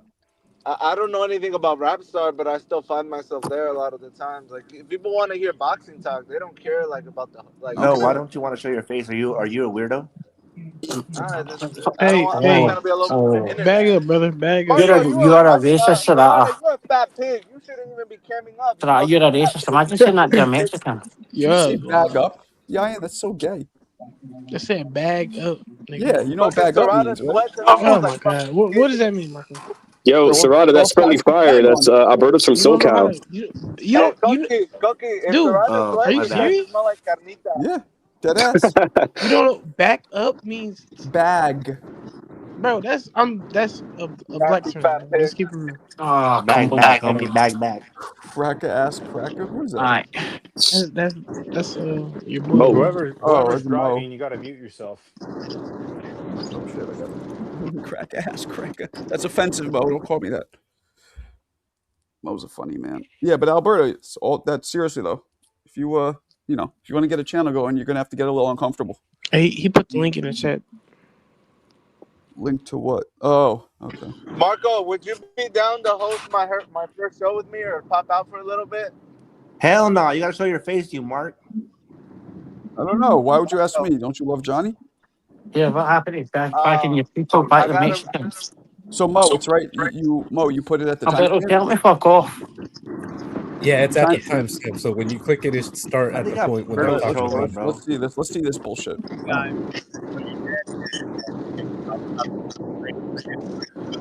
Is the IBF champ, Jay Opataya. Any thoughts on fighting him? Mute yourself, Alberto. Yeah, Joe Opataya is a good fighter. He's really strong. Has a lot of power. I just think, in my opinion, what makes more sense to me, I'm talking into like in a businessman standpoint. Surdo Ramirez right now. That's why I called that fight, because there's more sauce. Wow, did Mo fucking paint that a different way? Shut up. All right, I gotta mute you. Mo, you really painted that a different way. I'm gonna keep listening, but that's whoa. Hey, this is a 26-minute interview. Joel You Opataya is a said great 5 fighter. seconds. He was a strong fighter. fighter. I thought you just put it to the part where it says it. I was probably one of the strongest fighters of cruiserweight, in my humble opinion. But he's not really known that much. You know what I mean? Even in Australia, you don't even sell out in Australia. Right. And I think what I've shown from what I do, I fill the seats in with people, and every time that's a little. He's not the biggest draw either. Hey, he don't come on. He don't sell. I'm gonna keep going. I'm gonna keep going. But he won't pay it. I know that. See, I'm being. That's all I hear. Hold on, that's all I hear. Hold on, I'm being unbiased. I'm saying that was a little bit bullshit. He's not filling the seats up. There's 2 Mexicans going up. That's already great. That's already gonna sell out. You know what I mean? So we're moving little by little, step by step. But like I said, if it doesn't happen now, it'll happen later. I'm not ducking nobody. I mean, all these guys in the same category, man. Better be if Bivol, Zurdo Ramirez, Joel Opataya. All these guys are great fighters. So I mean, if I believe I could beat one of them, I can believe I could beat all of them. So as the question is would I fight them? That's no question. I'll fight anybody. But right now, we're taking the steps. We're taking the proper steps to do exactly what I said. But after these fights, once I get Zurdo, once I get Bivol, once I get Beterbiev, there's always I'm always gonna need an opponent after that. So maybe that's when that fight would happen. Is that the Rock right there? You already talked about fighting. All right, yeah, that really wasn't. Alberto, mute yourself, man. Marco. That really wasn't how you painted the picture, Mo. What do you mean? He said he gave the guy props. He said he hits hard. He's a good fighter. He said he's a good fighter. He gave the guy props. Bro, and he said I'd rather fight somebody else first. I wasn't like you said he was. He said after I fight Zurdo, and after I fight Beterbiev, and after I fight Bivol, then maybe I'll fight Opataya. How is that different than what Canelo said? At all, literally. I'm gonna throw you out when you do that. It's really loud. Yeah, I don't think that was nearly as bad as how you painted it out to be. Marco, honestly, it's all about matchmaking, man. So like a lot of these dudes don't get the business side of boxing. Like they just want these guys to squabble, but it gotta make sense. Like look, I being that what he went through with Canelo, for him to do that is hypocritical. But it didn't come off, and not mind you, Canelo was like four years. But he was a mandatory, Marco. That's different. And he's fighting Zurdo, who's another champion. Like this, come on. Are we serious? So in your mind, Zurdo is on the same playing field as Opataya. Zurdo's an easier fight when somebody's jumping up in weight. Who's not a natural cruiserweight. Just like Roy, haters would say Roy should have fought Holyfield back then, not. Marco, Zurdo is good. Zurdo is good for business because it's a Mexican. Marco, blow me up for a minute. Look at my people. Look at my kids. Blow you up. Yeah. I'm thinking. Oh, what is this? You can't really see that. It's very, very grainy. You got to make it way bigger, Papa. Yeah, those are Puerto Ricans, all right. You just throw the whole thing away. It's always.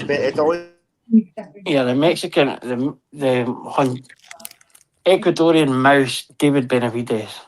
I want to cop out that as you and Marco. Mo agree on one thing. Maybe now Mo will change his opinion since he sees that you agree with him. You hear that, Mo? He agrees with you. Change it. Quick. It's true. I don't know what you want, bro. He says the dude can't sell, so he won't fight him. Your opinion that you hate Benavidez. That's what I'm talking about. He didn't say, Opataya is a bad fighter. He didn't say... no, he says he's a great fighter, and he said in a business sense, I'd rather fight Zurdo. A business decision. No, that's not what he said. He said after I fight Zurdo, and after I fight Beterbiev, and after I fight Bivol, I'm gonna need another opponent. Why? So he's gonna wait for Opataya. He's gonna wait for Opataya to grow gray hair. He's gonna wait Those are all way better fights to have first. You're winning. Hey, who's Opataya fighting? Who's he fighting? Who's Opataya fighting? He's a radio child. You have a guy with no title. A 41-year-old guy with no. Hold on, radio. What I was saying was he wants to undispute, and then he wants to win a title in a different weight division. That makes total sense. And Marco, I think it makes a lot of sense. Like Mick just hit the nail on the head, right? It's a business decision. Like A lot of these cats just want like these fighters to fight all of the upcoming fighters. But Alberto, some people use business there's a time and as a a place. means to duck. Some people do that. He's not one of them, but some people definitely use that as a he means is. to like avoid. He's definitely is. That's exactly what he's doing. He fought everybody. He even fought people. Marco. He even fought people he should have fought. Mo, you're the kind of guy that if he didn't beat Morel, you'd be like, oh, Morel, ooh. You're one of those guys, but he fought that motherfucker too when he had the leopard Unless, fights. hey Marco, unless it's his daddy Canelo, but y'all act like Zerto's a nobody. Zerto's a unified. He is a nobody. Who's the best guy Zerto beat? Chris Billum-Smith. Seriously? Chris Billum-Smith, CBS. And who the fuck is Chris Billum-Smith? Nobody. What did he? Who What has Joy Apataya beat? Maris Brinas? Maris Brinas probably better than everybody on fucking David's resume combined. Then why did you have this energy when Canelo was fighting Berlanga and Munguia? Who the fuck did they beat? But why he's doing the same shit. Where you guys have the same energy? That's what I'm saying. Why don't you guys have the same energy? I don't give a fuck. It don't make a difference either way. I'm just calling out the hypocrisy. Nah, you're picking and choosing, Mo. Nah, I'm not. You motherfuckers are the ones picking and choosing. When it's Canelo and he's outweighed by 30 pounds, then you guys got smoked. But this fucking fat cocksucker doesn't want to fight somebody who's his own size, and it's not a problem. Subscribe to the Raza Boxing Spot where we expose fanboys like Mo and we keep it real. I bet I can't be Benavidez as doctor. That's terrible. Yeah, I agree, man. So you there? No.